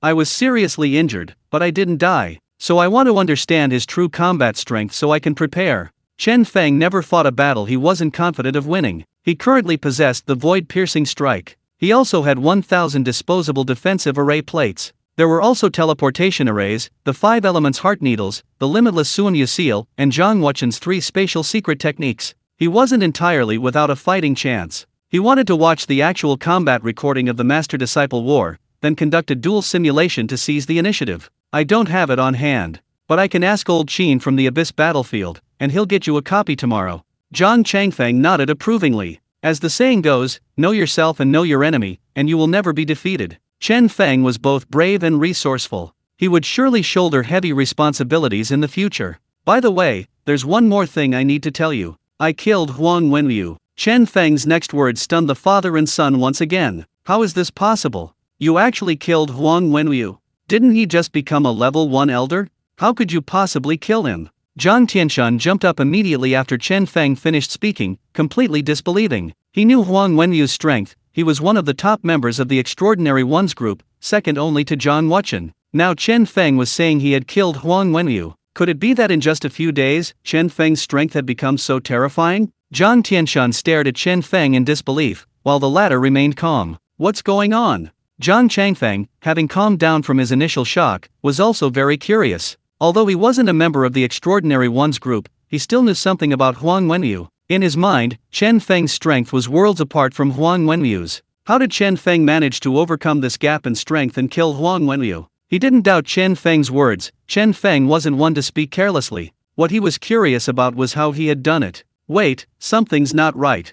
Zhang Changfeng suddenly realized that Chen Feng had just said he wanted to see Shizhan's combat video. Could it be that Chen Feng was confident he could kill Shizhan? He was startled by this thought. If that were the case, he and Mo Kaishan could probably immediately support Chen Feng to become the dean of the martial arts academy. What were they waiting for? Such a powerful young man. Pushing him up directly, making him China's war god, to intimidate the entire planet, was the best choice. Thinking this, Zhang Changfeng's eyes burned with fervor. His gaze towards Chen Feng was like that of someone looking at their first love. Dad, you don't really believe that, do you? Zhang Tianshan looked at his father's eyes, utterly speechless. He wasn't in the Extraordinary Ones group and didn't know how powerful Huang Wenyu was. What Zhang Tianshan had heard most during his time in the Extraordinary Ones group lately was the envy, jealousy, and hatred everyone had for Huang Wenyu. Everyone disliked his behavior. But everyone was incredibly envious of his strength. According to them, Huang Wenyu could rival the veteran powerhouse from the United States. Pharaoh Roy, another expert in mental strength. What did that mean? Elder Zhang Wuchen had to go through tremendous effort to imprison Roy back then. Doesn't that mean Huang Wenyu's strength was now almost on par with Elder Zhang's? Seeing their doubts, Chen Feng smiled calmly. He then recounted to them the whole story of his chance encounter with Huang Wenyu in Pengcheng, and how he ultimately plotted to kill him. The two men were stunned, utterly astonished. They admired not only Chen Feng's ability to kill Huang Wenyu, but also his masterful planning of the entire process. His meticulousness and ruthless methods were breathtaking. This was a classic case of the weak defeating the strong. Hearing this, Zhang Changfeng became increasingly certain that the future of the Science and Martial Arts Academy should be entrusted to someone like Chen Feng. Uncle Zhang, I'm telling you both about this today, because I feel I need to step into the limelight. Now that I have more and more brothers and sisters following me, I need to stand up and protect them. So I hope you can arrange a meeting with the old dean in the next couple of days, so the three of us can have a good talk. I have other good stuff on me. Chen Feng winked at the end, a blatant temptation. Good stuff. Zhang Changfeng and Zhang Tianshan's ears perked up. Anything Chen Feng calls a good thing must be good. You don't need to think about it anymore, yours is used up. Chen Feng pushed Zhang Tianshan's head back as he leaned in. Oh, I understand. This is indeed a good thing. The old dean will like it. Ha ha ha. Zhang Changfeng and Chen Feng laughed heartily. Zhang Tianshan, listening from the side, was completely bewildered. He felt as if Chen Feng was his father's biological son. He was adopted. Having gained Zhang Changfeng's approval and understanding his attitude, Chen Feng felt that this trip to Kyoto should yield the results he wanted. Thinking of this, Chen Feng, full of pride, raised his glass. Seeing this, Zhang Changfeng also raised his glass with great enthusiasm. Zhang Tianshan, helpless and bewildered, raised his glass. That night, the three drank heartily, until they were completely drunk. The next morning, Chen Feng was woken up by a phone call from Lu Meili. He opened his eyes and saw it was already 9:30. There was only half an hour left before the launch of Fengmei Pharmaceuticals' new product. He quickly washed up, put on the clothes Lu Meili had bought for him, and rushed to the venue. Fortunately, he arrived in the last 5 minutes. Lu Meili glared at him, pulled him to a seat on the stage, right next to her. As soon as Chen Feng sat down, countless flashes went off in the press conference hall. No one in the audience knew who this man, suddenly brought to Lu Meili's side, was. A man in the audience suddenly looked gloomy. Chen Feng, sitting under the spotlight, felt uncomfortable. Looking at Lu Meili chatting and laughing beside him, he chose to endure it. Sensing Chen Feng's bad mood, Lu Meili quickly leaned close and whispered in his ear. Chen Feng, lately I've had a lot of suitors around me. Can you lend them a hand? Since Lu Meili so readily asked for his help, Chen Feng naturally couldn't be stingy. Instantly, he struck a pose, facing the audience, and flashed a perfect smile. Chapter 83 Invalid, Double Compensation, Get Him Out. It was 10 a.m. sharp. The new product launch officially began. As Lu Meili introduced the product, several tall, fair-skinned, and beautiful hostesses walked onto the stage. Each carried a box of oral liquid and stood on either side of the platform. Lu Meili's introduction was concise and powerful, accompanied by various certificates and testing reports about the oral liquid being played on stage. There were also many interview videos with users. Of course, these were all relatively traditional, but effective tactics. It gave Chen Feng the feeling of watching a TV shopping channel. Fortunately, the Q&A session with reporters soon arrived. Chairwoman Lu, hello, I'm Zhang Xiaofen, a reporter from the Kyoto Daily. I'd like to ask, how do you ensure that this oral liquid can achieve the effect of delaying aging? According to your company's advertisement, it can lock in a woman's youthful appearance, remaining unchanged for 10 years. What scientific basis is there for this? A reporter is a reporter. The first question was a direct and incisive one. Chen Feng was also quite curious. He didn't know how Lu Meili would answer. Lu Meili calmly picked up the microphone and looked at the camera. Scientific testing will naturally be conducted by professional institutions. All the test reports are out, and everyone can log on to our official website to view them at any time. We've also demonstrated the effects in the video, which everyone can check at any time. But I know this is far from enough. To reassure everyone, I solemnly promise here. For every consumer who purchases and uses the anti-aging oral liquid, Fengmei Pharmaceutical will sign an efficacy guarantee contract with them. No matter how many courses of treatment they take, we will let the final results speak for themselves. No effect, double compensation. Okay, next question. Lu Meili's words caused an uproar. No one in the medical aesthetics industry had ever dared to introduce such a clause. Lu Meili had set a precedent. If the results didn't meet expectations, she'd be bankrupt. Ms. Lu, hello. I'm Zhuang Senzi, a reporter from City Daily. Who can guarantee that the promises you just made will be fulfilled? If your company goes bankrupt, who will compensate these consumers? A foreign reporter asked in broken Mandarin. This pretentious man. You asked a good question. Come on, security, take him out. To talk about bankruptcy on the day of my new product launch, he has absolutely no understanding of the customs and etiquette of China. Lu Meili waved her hand, calling 2 security guards who escorted the man out. All right, everyone. Mr. Wu has left, but I still need to answer his questions. To ensure the validity of our compensation terms, we have partnered with PIC, People's Insurance Company of China, to provide this insurance guarantee to consumers.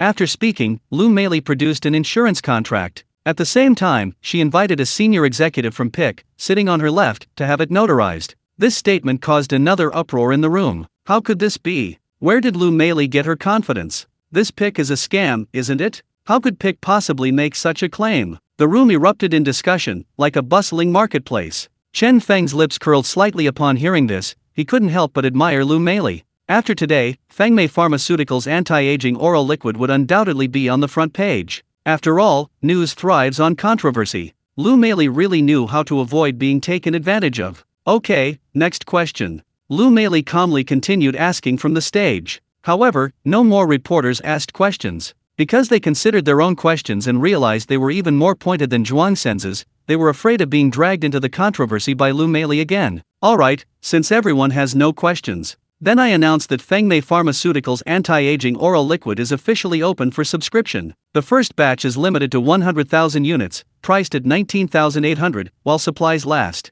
The second batch will have to wait until next month. After Lu Meili finished speaking, she took Chen Feng's hand and left the press conference. They needed to rush to the opening ceremony of the pharmaceutical group. After they left, a young man in a fine dress in the audience turned to a subordinate and instructed him, investigate the man next to Lu Meili. What is his identity? What is his relationship with Lu Meili? Chen Feng was unaware that he had unknowingly become a target again. Lu Meili had chosen the group's new building. It was in an industrial park not far from the laboratory. It had 5 floors, totaling over 30,000 square meters. According to her, this building was a bargaining chip offered by the local industrial park to attract high-tech companies. The entire building cost only 100 million yuan. Although this was the outskirts of Beijing, this price was practically free. Furthermore, she planned to move the laboratory into the new building after it was renovated. This would make communication much easier, and Chen Feng wholeheartedly agreed. After the ribbon-cutting ceremony, the two returned to the laboratory. Lu Meili told Chen Feng about her improvements. She used the youth-preserving pills Chen Feng had given her, crushed them, and added purified water as a base. Then she added a decoction made from various precious medicinal herbs to dilute it. The effect was surprisingly good. The cost was also kept extremely low. After calculating, for each box of oral liquid priced at 19,800 yuan, they earned a meager 19,600 yuan. Chen Feng was stunned. He had heard about the pharmaceutical industry's exorbitant profits, but he hadn't imagined it was this high. Based on monthly sales of 100,000 boxes, if they were all sold, they would earn nearly 20 billion yuan. Lu Meili stared at Chen Feng for a moment, then suddenly burst into laughter, her body shaking with mirth. Chen Feng, you really believe I can sell 100,000 boxes a month? You know, our current production capacity is 300,000 boxes a month. Chen Feng laughed heartily upon hearing this. He initially thought Lu Meili was releasing a limited edition, but it turned out to be just a feint. However, after doing the math, Chen Feng was unsettled. At this rate, he could be taking a substantial cut from the pharmaceutical group every month. At least 20 billion. Something felt off. Why was he spending more money than he earned? What should he buy? Lu Meili was unaware of Chen Feng's thoughts. If she had known, she would have given him a sharp rap on the head. Who complains about having too much money? Lu Meili, I have something new and good for you. Eating one of these can extend your life by 10 years. If you can restore this, or even just a quarter of its efficacy, you'd be amazing, probably a Nobel Prize winner.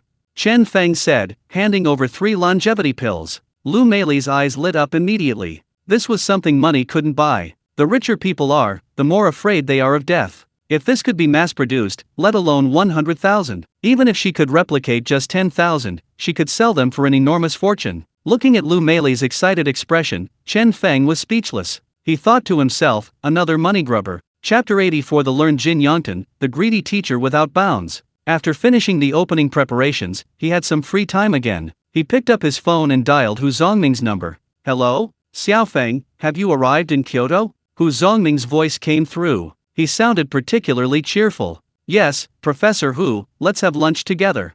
Because Lu Meili was busy with other things, she couldn't join him. Chen Feng had to figure out lunch himself. Come over, I have class this afternoon, let's eat at the campus cafeteria. Hu Zhongming nodded, inviting Chen Feng to lunch at Kyoto University. Chen Feng felt a pang of nostalgia upon hearing this. It seemed like he hadn't been back to Kyoto University since graduation. He borrowed Lu Meili's Cayenne and sped off to Kyoto University. Soon he met Hu Zhongming, who had been waiting for him at the cafeteria. The teacher and student hadn't seen each other for several days. They missed each other dearly. Hey, Chen Feng, do you remember Professor Jin Yongtan from the archaeology department?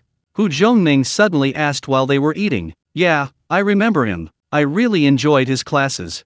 Chen Feng nodded, picking up a piece of braised pork and stuffing it into his mouth. The rich yet not greasy taste was just like it used to be. Professor Jin asked me to tell you to go see him when you get back to Kyoto. Your paper, I think, won an award. But because you changed your number, he can't reach you. Hu Zhongming finished speaking, looking at Chen Feng with concern in his eyes. He had heard from many other classmates that Chen Feng had had a tough few years. Ah, Professor Jin is still looking for me? Professor Hu, does he have class today?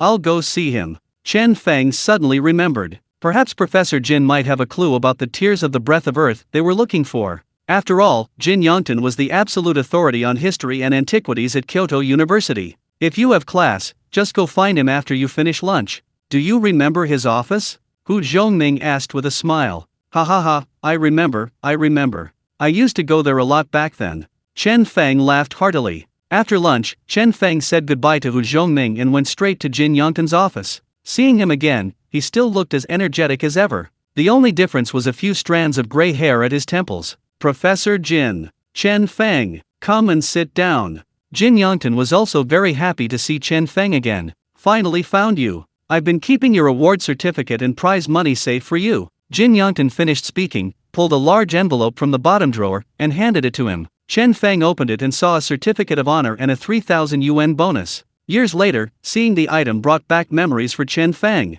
After sitting down, Chen Feng chatted with Jin Yongtan about many things he had experienced over the years. Professor Jin, I'd like to ask you something. Do you know what tears of the breath of earth is? After a long pause, Chen Feng seized the opportunity to ask. Tears of the breath of earth? It's just yellow mud.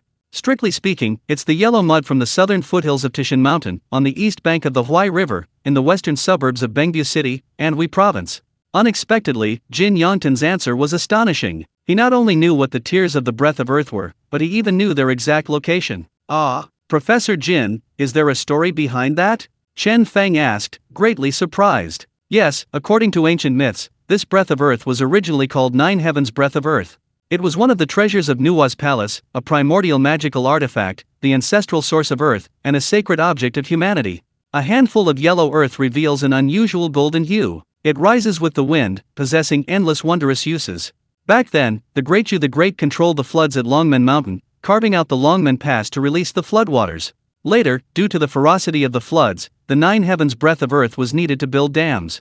So, the Nine Heavens Breath of Earth was borrowed from Nuwa's palace and thrown near Longmen Mountain, thus subduing the floods. After the floods receded, the Nine Heavens Breath of Earth was retrieved by Nuwa's palace. But the yellow clay that was melted together with the Nine Heavens Breath of Earth when building the dams remained.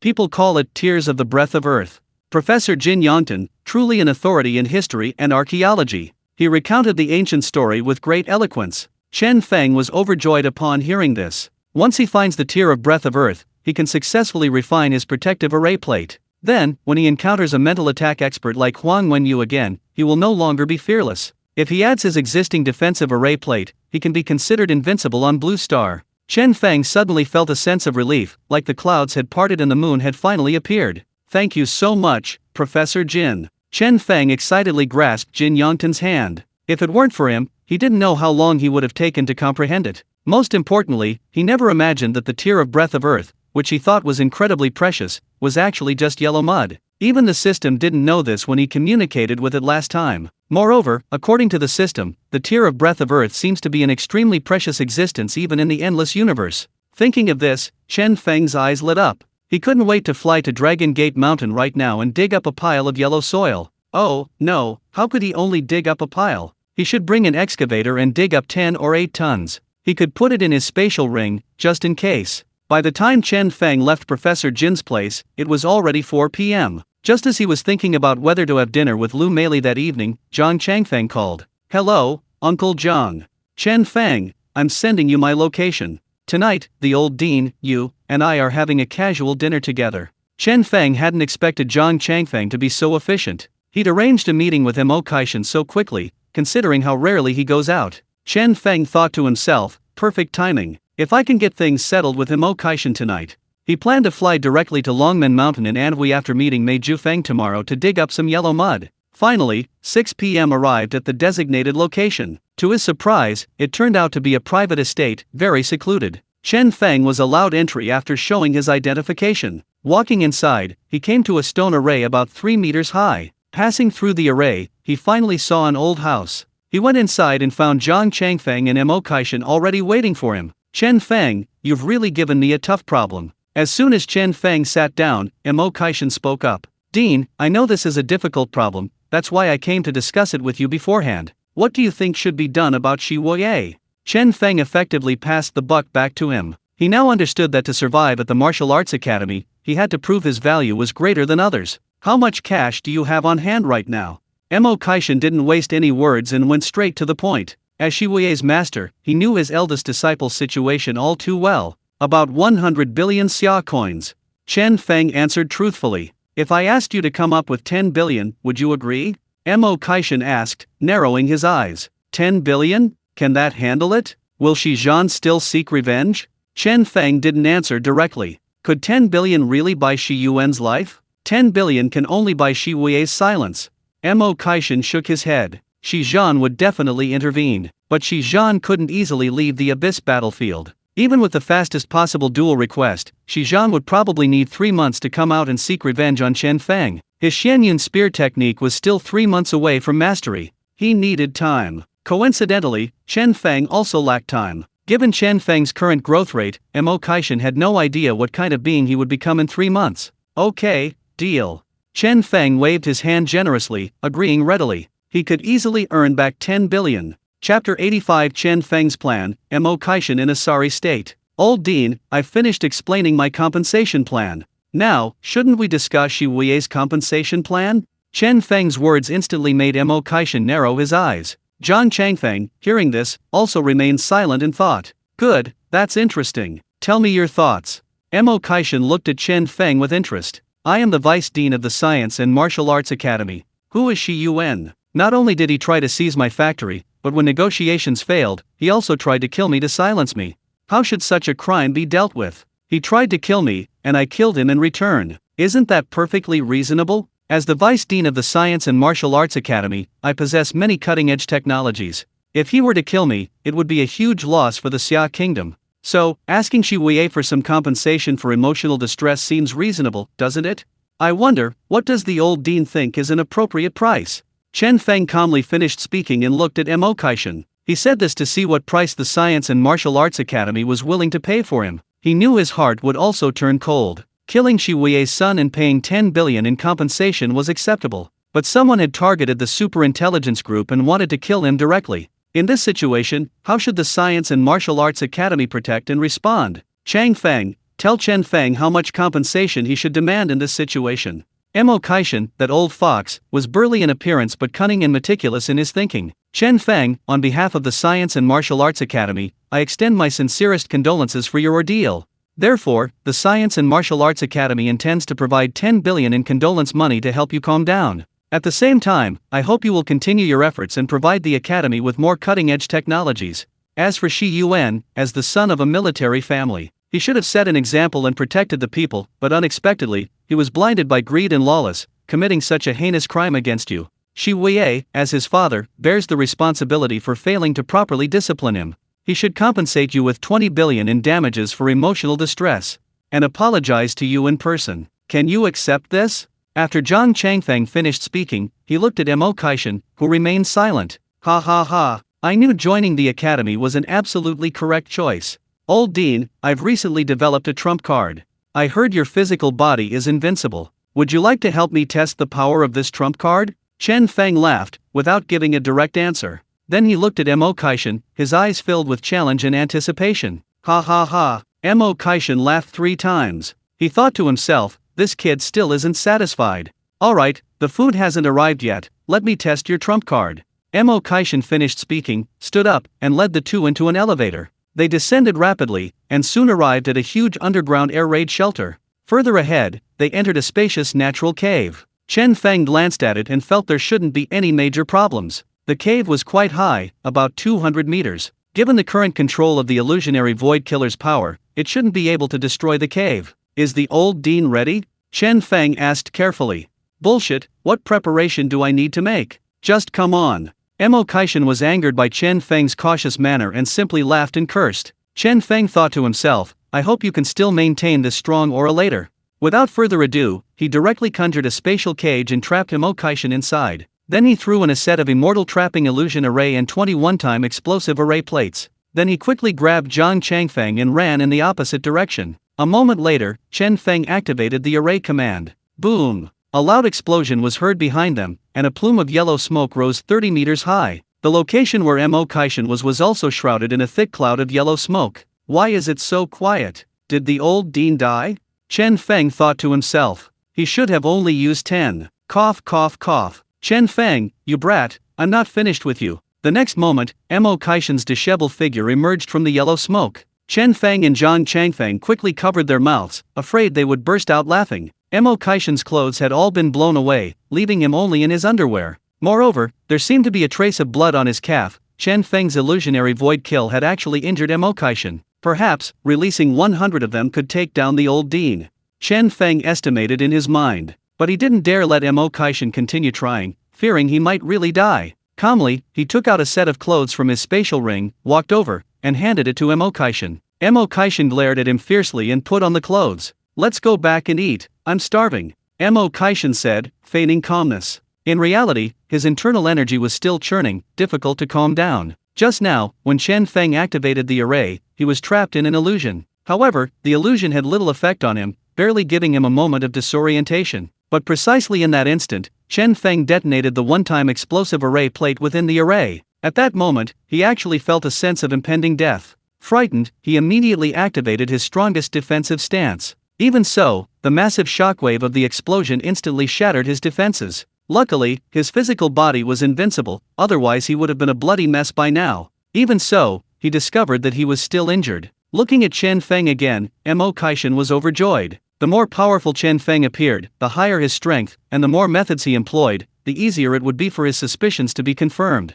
Although Chen Feng had only joined the Martial Arts Academy for less than a month, he had already put the academy ahead by 50 years. Whether it's the groundbreaking nuclear fusion device that has shaken the Xia Kingdom, or the unbelievable super teleportation array, these are breakthroughs that scientists across the entire planet have struggled to achieve despite expending countless hours, resources, and manpower. But in Chen Feng's hands, they are effortless. Furthermore, according to later investigations, Chen Feng's superintelligence group produces a knowledge beverage that could directly advance the overall knowledge level of the Xia Kingdom by 20 years. He can already imagine how terrifying the knowledge explosion will be 3 to 5 years from now, when everyone in the Xia Kingdom has received higher education. A golden age is on the horizon. Sitting back at the table, the atmosphere seemed even more relaxed than before. Zhang Changfeng, observing the change in Mo Kaishan's expression, had already guessed that Chen Feng's phantom void kill had greatly shocked him. Sure enough, Mo Kaishan spoke the next moment. Changfeng, I think someone as talented as Chen Feng threatened by Shi Yuan's attack. Only asking Shi Wei to pay 20 billion isn't reasonable.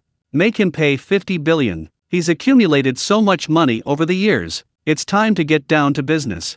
Mo Kaishan's words completely reassured Chen Feng. In the martial arts academy, it really is about power. Zhang Changfeng finally understood that Mo Kaishan was preparing to formally promote Chen Feng to the position of reserve dean. Okay, dean, I'll communicate with Shi Wei first.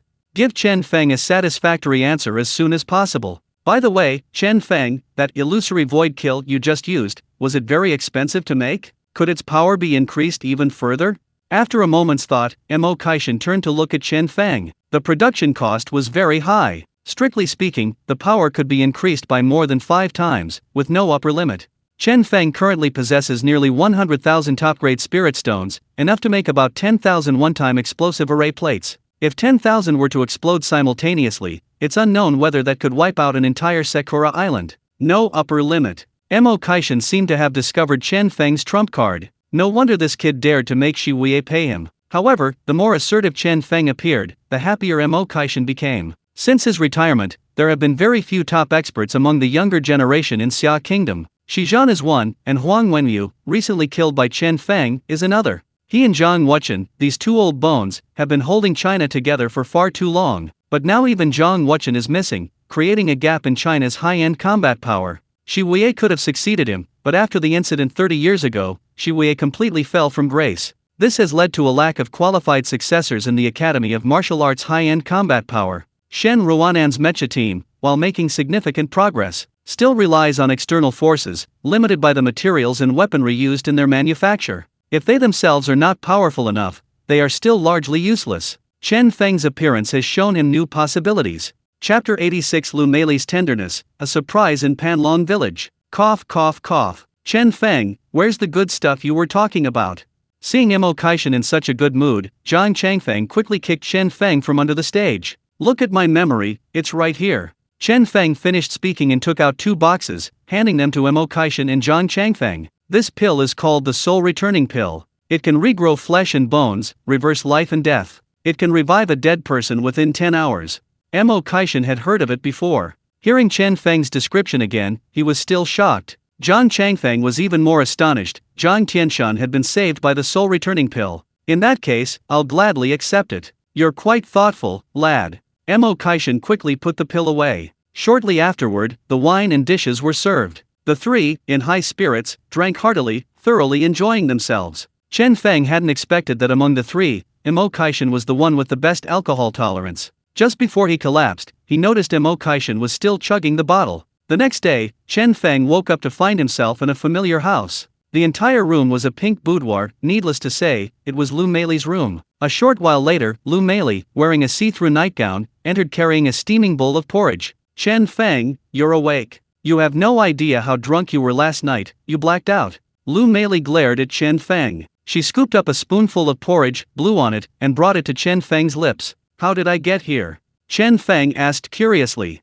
No matter what, he should have gone back to the Zhang family home with Zhang Changfeng. How did he end up at Lu Meili's house? You called me around 11 p.m. last night, asking me to pick you up somewhere. When I got there, you and another person were already slumped over the table. There was only one old man still drinking there. He asked me to bring you back. Chen Feng thought to himself, an old man? That old man must be Mo Kaishan. His alcohol tolerance is indeed terrifying. Chen Feng, how many days are you staying in Kyoto this time? My dad wants to meet you. After hesitating for a moment, Lu Meili asked nervously. Your dad's out. Yes, he'll be fine once he fills in the hole. He just got out a couple of days ago. He asked me to invite you to dinner. He wants to thank you in person. Lu Meili said truthfully. But I'm leaving today. Chen Feng said helplessly. He still had to go back to the Extraordinary People Group to see Mei Jufeng first, then fly directly to Anhui. Oh, that's alright, I'll talk to my dad. It's not too late to meet again next time. Lu Meili's expression clearly showed a hint of disappointment. After Chen Feng finished his porridge, Lu Meili threw herself into his arms. Her warm, delicate body was like fire, slowly melting Chen Feng's heart. Chen Feng, can we be together? Lu Meili asked softly. Chen Feng held her, without answering. He hadn't decided yet whether to start over and accept a new woman. After waiting a long time, there was still no response from Chen Feng. Lu Meili slowly got up, revealing a strong smile, and turned to leave the room. Chen Feng sighed deeply, deciding not to think about it anymore. Romantic feelings weren't something he wanted to consider right now. He quickly washed up, changed his clothes, said goodbye to Lu Meili, and went out. He took a taxi to the Kyoto military region, showed his identification, and Chen Feng boarded a helicopter and headed straight for the headquarters of the Extraordinary Ones. Upon arriving at the headquarters, he found the atmosphere noticeably different, much quieter than before. Chen Feng went straight to the solitary confinement room, opened the door, and found Mei Jufeng meditating there. Sixth Elder. Looking at Mei Jufeng's slightly haggard appearance, Chen Feng couldn't help but feel a surge of emotion. Huang Tianlong and Huang Wenliu were simply going too far. Chen Feng. Hearing someone call him, Mei Jufeng awoke from his meditation. Why are you here? You didn't run into Huang Tianlong, did you? Mei Jufeng asked worriedly. Huang Tianlong and Huang Wenliu had told him they were going to deal with Chen Feng. Now that Chen Feng had come and walked into the headquarters, wasn't he like a lamb entering a tiger's den, walking right into a trap? No, I didn't see Huang Tianlong. Chen Feng shook his head. He naturally didn't know that Huang Tianlong was currently in Pengcheng, trying to save Huang Wenliu. What about Huang Wenliu? You should avoid him, that guy said he's going to get you. Mei Jufeng asked worriedly. Huang Wenliu is already dead. The next moment, Chen Feng's words were astonishing. What? Huang Wenliu, you actually killed him? Mei Jufeng's reaction was exactly what Chen Feng expected. Chen Feng then recounted the entire process of killing Huang Wenliu to him. Mei Jufeng was speechless for a long time. He had considered all the possible scenarios for Chen Feng's battle against Huang Wenliu, but he hadn't imagined that Chen Feng would be able to kill Huang Wenliu. Wait, something's not right. You mean you saw the Grand Elder? Mei Jufeng, realizing what was happening, caught another piece of information. That's right, look. Chen Feng finished speaking and handed over the token given to him by the Grand Elder, Zhang Wuchen. Ah, it's good that the Grand Elder is alright. I was so worried these past few days. Not only is the Grand Elder alright, but the Third Elder, Fourth Elder, and Fifth Elder are all fine. They're in seclusion right now. I came to see you this time to leave you some more top-grade spirit stones. See if you can break through to the next level? After saying that, Chen Feng took out another 20 top-grade spirit stones and handed them over. Chen Feng, thank you so much.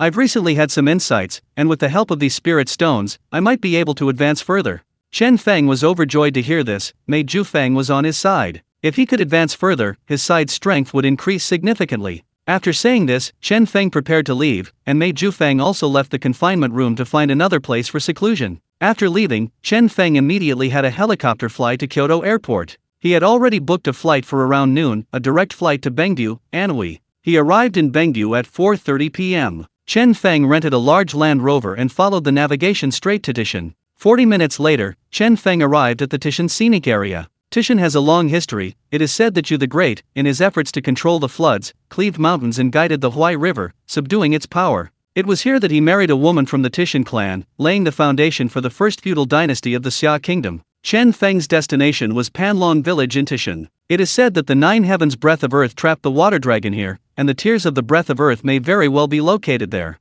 It was 5:30 p.m. when they arrived at Panlong village, and the sky was beginning to darken. Upon entering the village, Zhang Feng immediately sensed something different about the place. Quiet, calm, tranquil. Standing at the village entrance, he felt as if he had merged with the heavens and earth, starting from his feet. In a daze, he seemed to see a water dragon, accompanied by towering waves, rushing towards Panlong village. In an instant, a dazzling golden light descended from the sky, suppressing the water dragon, which then lay quietly dormant among the towering mountains. Opening his eyes again, Chen Feng realized it was just an illusion. Coming to his senses, he gazed into the distance and saw a calm body of water. From afar, the water resembled a lurking dragon, surrounded by yellow mud. Chen Feng had a strong premonition it was the yellow mud Jin Yangtan had mentioned. That is, the Tears of the Breath of Earth is right there. Just as he got up, preparing to drive there, he suddenly noticed a local specialty shop at the corner of the village entrance. It displayed a wide variety of local products, with about a dozen glass bottles filled with yellow mud on the top shelf.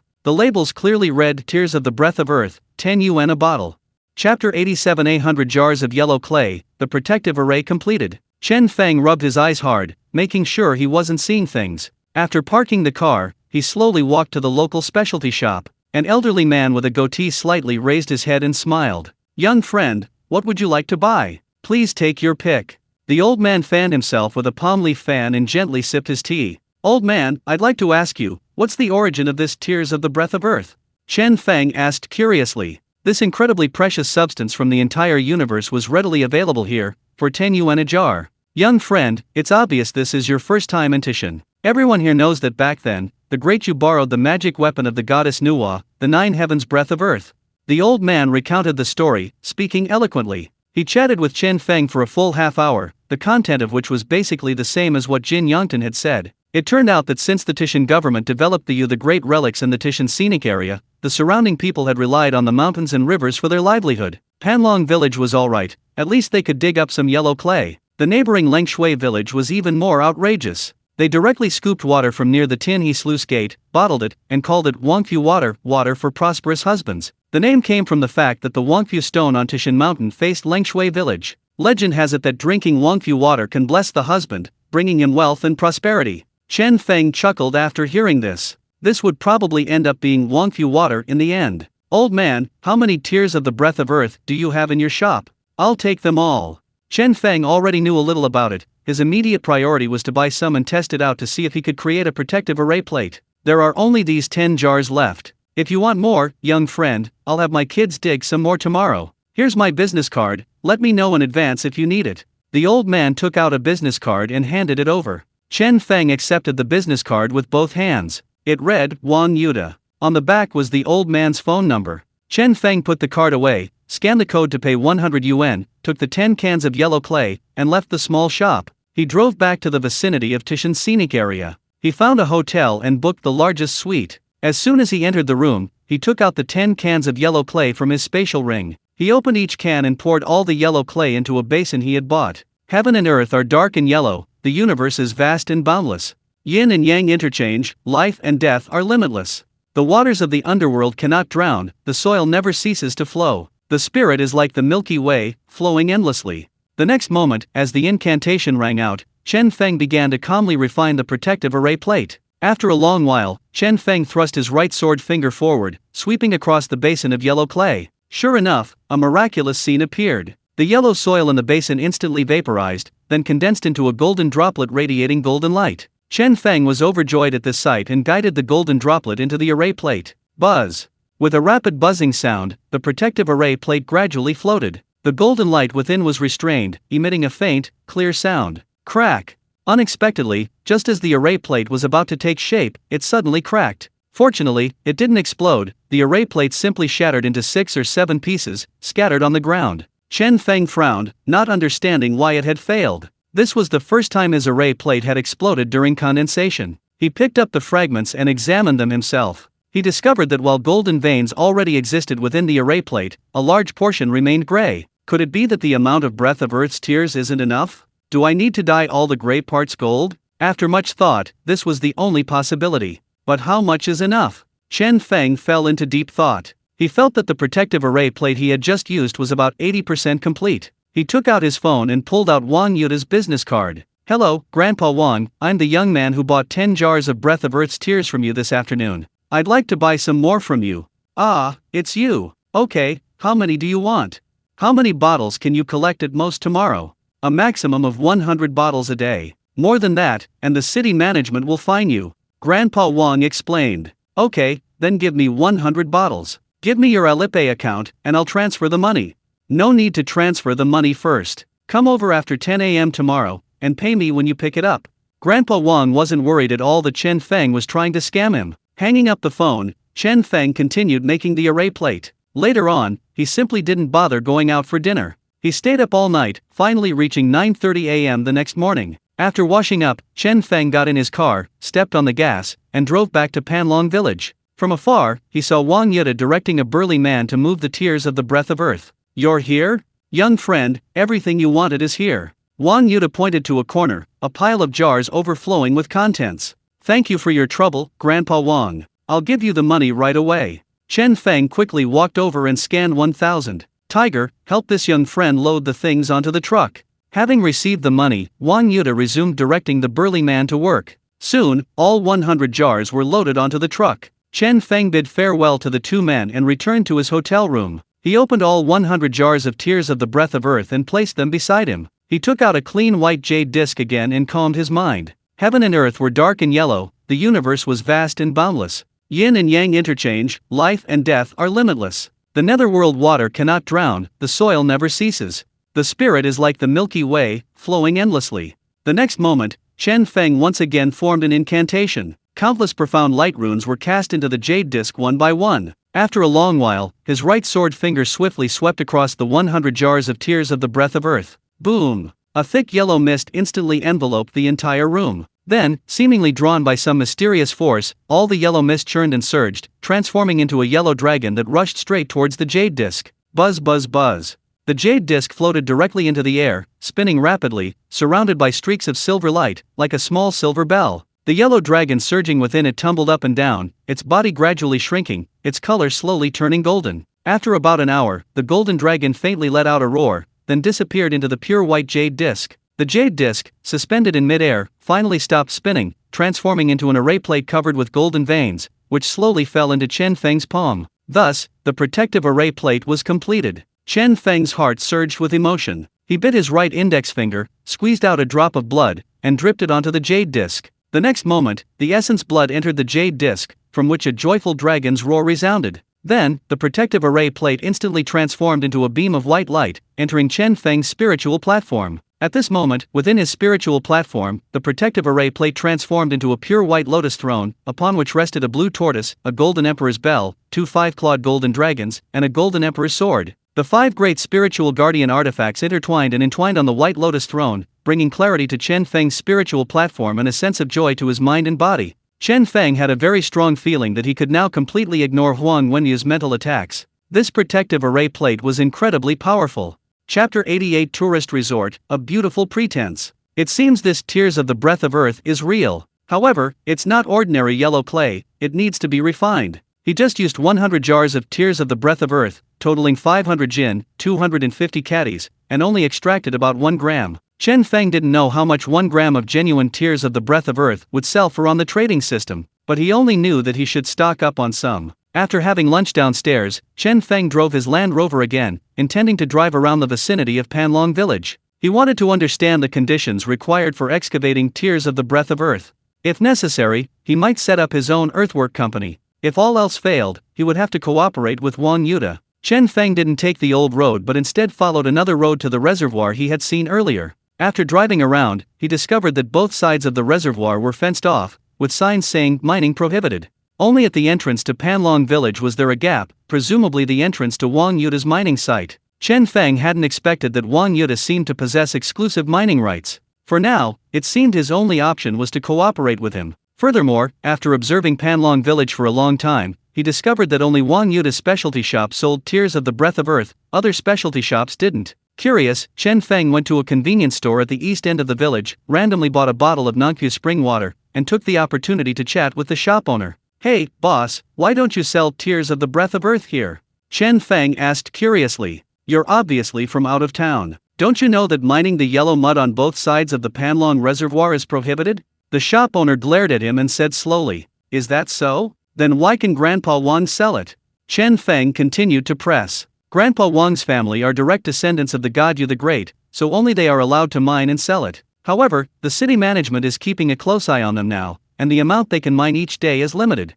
Otherwise, Grandpa Wang's family would be rich by now. A while ago, someone from some nursing home came over, wanting to buy 10 tons of Panlongku's yellow mud in one go, but Grandpa Wang refused, because that nursing home is said to be inhabited by wealthy people from Japan. Grandpa Wang hates Japan the most, so he refused. The shop owner spoke of this with admiration. 10 tons of Xiarang tears, how much money would that cost? Boom! Just as the shop owner was explaining to Chen Feng, several excavators suddenly drove up to the entrance of Panlong village, followed by several Volkswagen cars, and at the very back, a Toyota Prado. These vehicles stopped at the entrance where Grandpa Wang's family was mining. 2 cotters in administrative jackets, their bellies bulging, walked down the stairs. Behind them, 2 middle-aged men wearing white helmets from a Japanese company stepped off the road. "Wang Xiaofu, what do you want?" Seeing the group's menacing approach, Wang Yuta rushed out and blocked the entrance. "Uncle Wang, these 2 are the big bosses of the Matsushima group. They want to invest in a tourist resort in our Panlong village." A cotter in his 30s explained to Wang Yuta. He was Wang Xiaofu, the village secretary of Panlong village. "They probably don't genuinely want to invest in a tourist resort, do they? Humph, don't think I don't know. They probably want to dig up the tears of the breath of earth from the Panlong reservoir. Let me tell you, Wang Xiaofu, absolutely not. I won't agree. Wang Yuta showed no respect for Wang Xiaofu, practically pointing his finger at him and cursing. The village official named Wang Xiaofu became anxious, stamping his feet on the spot. Uncle Wang, aren't you thinking about yourself? You should think about all the villagers of Panlong village. With this tourist resort, our income will increase several times over, and everyone will live a good life. Don't you agree? Wang Xiaofu, don't talk nonsense anymore. I said I don't agree. Wang Xiaofu had no choice but to go back and repeat Wang Yuta's words to the official in the administrative jacket. The official reprimanded him and then turned to talk to the two men wearing white helmets. Mr. Takuchi, we've encountered a bit of trouble here. Please wait a moment. The speaker was Wang Feiquan, the local township head. Township head Wang, we've prepared real money to invest in this tourist resort. If this matter can't be resolved today, we'll have to withdraw our investment. One of the men in the white helmet said coldly. I understand, Mr. Takuchi. I'll handle this matter as soon as possible. Wang Feiquan nodded and bowed. This Mr. Takuchi was planning to invest 100 million yuan in this tourist resort. With this achievement, it wasn't impossible for him to take another step forward. Thinking this, Wang Feiquan picked up his phone and started calling for help. During this lull, the two white-helmeted men started chatting away. Since they were speaking in Japanese, no one else could understand them, but they didn't know that Chen Feng had studied Japanese. Yamashita-kun, do you know why the Jonin-sama is in such a hurry to dig up so much yellow mud? And why he specifically wants this yellow mud? Isn't yellow mud from anywhere else mud?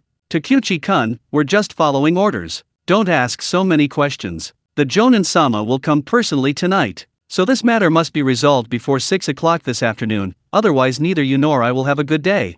Chen Feng, listening from the side, was extremely curious. Could this Jonin-sama also know the secret of the tears of the breath of earth? However, the ninjas of the Sakura Kingdom were never ones to hold back, and they couldn't be allowed to succeed. Shortly afterward, several urban management vehicles arrived at the entrance of Panlong village. Quickly, 6 or 7 urban management officers stopped Wang Yuta. You bunch of brats, let me go. Panlong Reservoir belongs to the Xia Kingdom, and it absolutely cannot fall into the hands of the Sakura people. In the struggle, Wang Yuta accidentally fell to the ground, but the urban management officers ignored him. This is outrageous. This is outrageous. You guys, aren't you going to help me?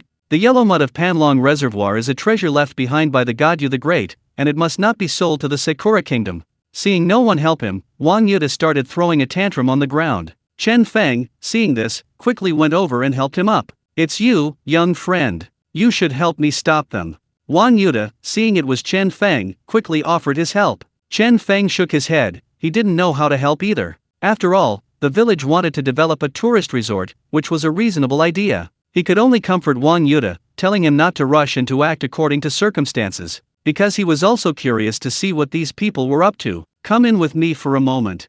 Seeing his protest was ineffective, Wang Yuta pulled Chen Feng into his small shop. Pushing open the back door of the shop, they found a secluded courtyard, quiet and serene. Wang Yuta pulled Chen Feng to sit down and brewed a pot of tea. He picked up a cup and handed it to Chen Feng. Young friend, have you discovered the secret of the tears of the breath of earth? Wang Yuta stared at Chen Feng and asked slowly. Chapter 89 Wang Yu's Great Entrustment, the Sakura Country's Conspiracy. Chen Feng was secretly startled, wondering who Wang Yuta was. How could he know that he had discovered the secret of the tears of breath of earth? Don't be surprised, young friend. Most people buy tears of breath of earth by the jar. You bought 10 jars at once, then 100 jars later. Even a fool could guess you've discovered the secret. That's right. After refining this yellow mud, it becomes the real tears of breath of earth. Although it's not as miraculous as described in ancient myths, it's still a rare treasure. The Sakura Kingdom has long coveted this. I absolutely cannot let it fall into their hands. My old arms and legs are too weak to fight them. What can I do? What? Uncle Wang, you're saying that what's refined from this is the real tears of breath of earth? This time, Chen Feng was utterly shocked. Yes, what's extracted is the true tear of the breath of earth. According to our ancestors' records, there's still a complete piece of breath of earth beneath the Panlong Reservoir, which wasn't taken back by the Nuwa Palace. That's why the yellow mud in the Panlong Reservoir seems inexhaustible. I suspect that the people of the Sakura Kingdom want to develop a tourist resort, besides wanting to dig up the tear of the breath of earth for extraction. They probably also want to find that piece of breath of earth beneath the Panlong Reservoir and take it back to the Sakura Kingdom. You need to understand, if they take that piece of the breath soil away, this place will experience another devastating flood like the one that happened back then. The Panlong Reservoir only appears to be a little over 100 meters deep, but it's a one-way street. For thousands of years, the Huai River has flowed through the Tin Sluice Gate, continuously filling the Panlong Reservoir, yet the water level has remained unchanged. Can you imagine how much water that piece of the breath soil has suppressed? If they really take it away, and that water is released, it's estimated that most of Banghu Lake would be flooded. Wang Yu's words were astonishing. Chen Feng then realized the seriousness of the situation. Uncle Wang, why are you telling me this? After a moment's thought, Chen Feng asked directly. I sense you're no ordinary person, you can stop all of this. A wise glint shone in Wang Yu's eyes. Uncle Wang, I see you're no ordinary person either. Chen Feng and he exchanged a smile. Chen Feng was determined to handle this matter. Young friend, don't worry. As long as you help me with this, you'll gain the friendship of the Yuang Palace. You can have as many tears of breath of earth as you want. Wang Yuta seemed to know Chen Feng's inner thoughts. Ha ha ha, deal. So, what do you plan to do? Wang Yuta asked. Lure them out. You dig out a few tons of something for them first. I'll follow them and find their mastermind. I just heard them mention a Jonan-sama. Find him, and I'll have my ways of dealing with them. Lure them out? Fine, whatever you say. Originally, Wang Yuta planned to call on the people from Yuang Palace to block them there, but he couldn't fight City Hall. The Sakura people wanted to develop a tourist resort, and if the people from Yuang Palace did this, it would definitely incur the hatred of the villagers. He couldn't tell Chen Feng what he'd said to the ordinary villagers, no one would believe him anyway. Hey, by the way, Uncle Wang, how did you know I could help? After a moment, Chen Feng asked his last question. It's a secret, Wang Yuta said mysteriously. Now that they had a plan, the two simply sat in the courtyard, drinking tea and chatting. They let the excavators drive in and dig the yellow soil along the edge of Panlong Reservoir. Wang Feiquan and Wang Xiaofu, seeing that Wang Yuta hadn't come out after returning to the shop, were secretly pleased. They were genuinely afraid Wang Yuta would cause trouble. The two men in white helmets, seeing the excavators successfully driven in, finally smiled. They could finally report back to the High Ninja. A little while later, the two men called in 10 special loading trucks, which drove in with the excavators. Half an hour later, the 10 special loading trucks filed out.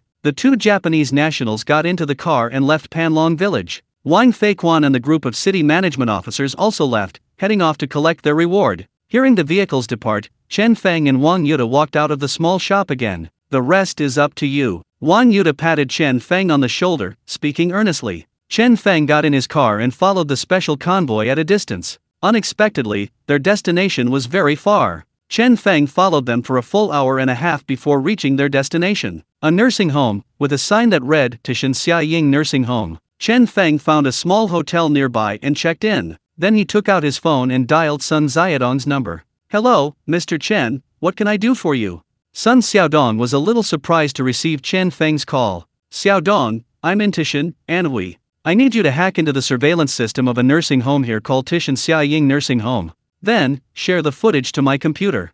Chen Feng said, opening his laptop. Okay, Mr. Chen, please wait a moment.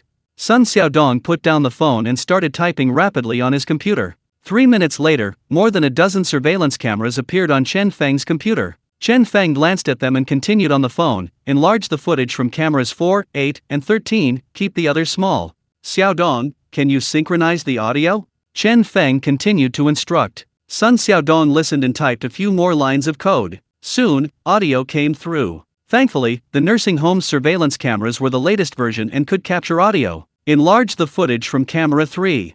Chen Feng continued, staring at camera 3. In the scene, two people wearing white helmets are bowing to a man in a black robe. Jonan-sama, the task you assigned has been completed. The man named Takuchi said. Excellent, Takuchi-kun, Yamashita-kun, expedite the implementation of the tourist resort project. We want to take over the entire Panlong Reservoir, the man in the black robe said. Jonan-sama, forgive my bluntness, but Panlong Reservoir is sparsely populated and has no value for tourism development. Why establish a resort there? The man named Yamashita asked. These Xia people are guarding a treasure without realizing it. Beneath the Panlong Reservoir lies a great treasure. You're all experts on China, you should all have heard the story of Yu the Great controlling the floods. Back then, Yu the Great used the breathing soil to stop the floods. According to our investigation, this breathing soil truly exists, and it's right beneath the Panlong Reservoir. You might not know how much water the Huai River has poured into the Panlong Reservoir from the Xia dynasty when Yu the Great controlled the floods until today. It'll shock you, at least 10 trillion cubic meters. Do you understand that concept? If all this water were released, it could submerge the entire Sakura Island. But the water level of Panlong Reservoir is only 100 meters deep. Why do you think that is? It's because there's a primordial spiritual treasure called breath soil beneath it. Our Sakura kingdom, to continue expanding its territory, must acquire this breath soil. The foolish Xia kingdom people don't know that breath soil can not only control water, but it can also generate earth. It rises with the wind, its potential immeasurable. Then, as long as we find a sea area beyond the coastline and throw the breath soil in, we can possess the same territory as the Xia kingdom.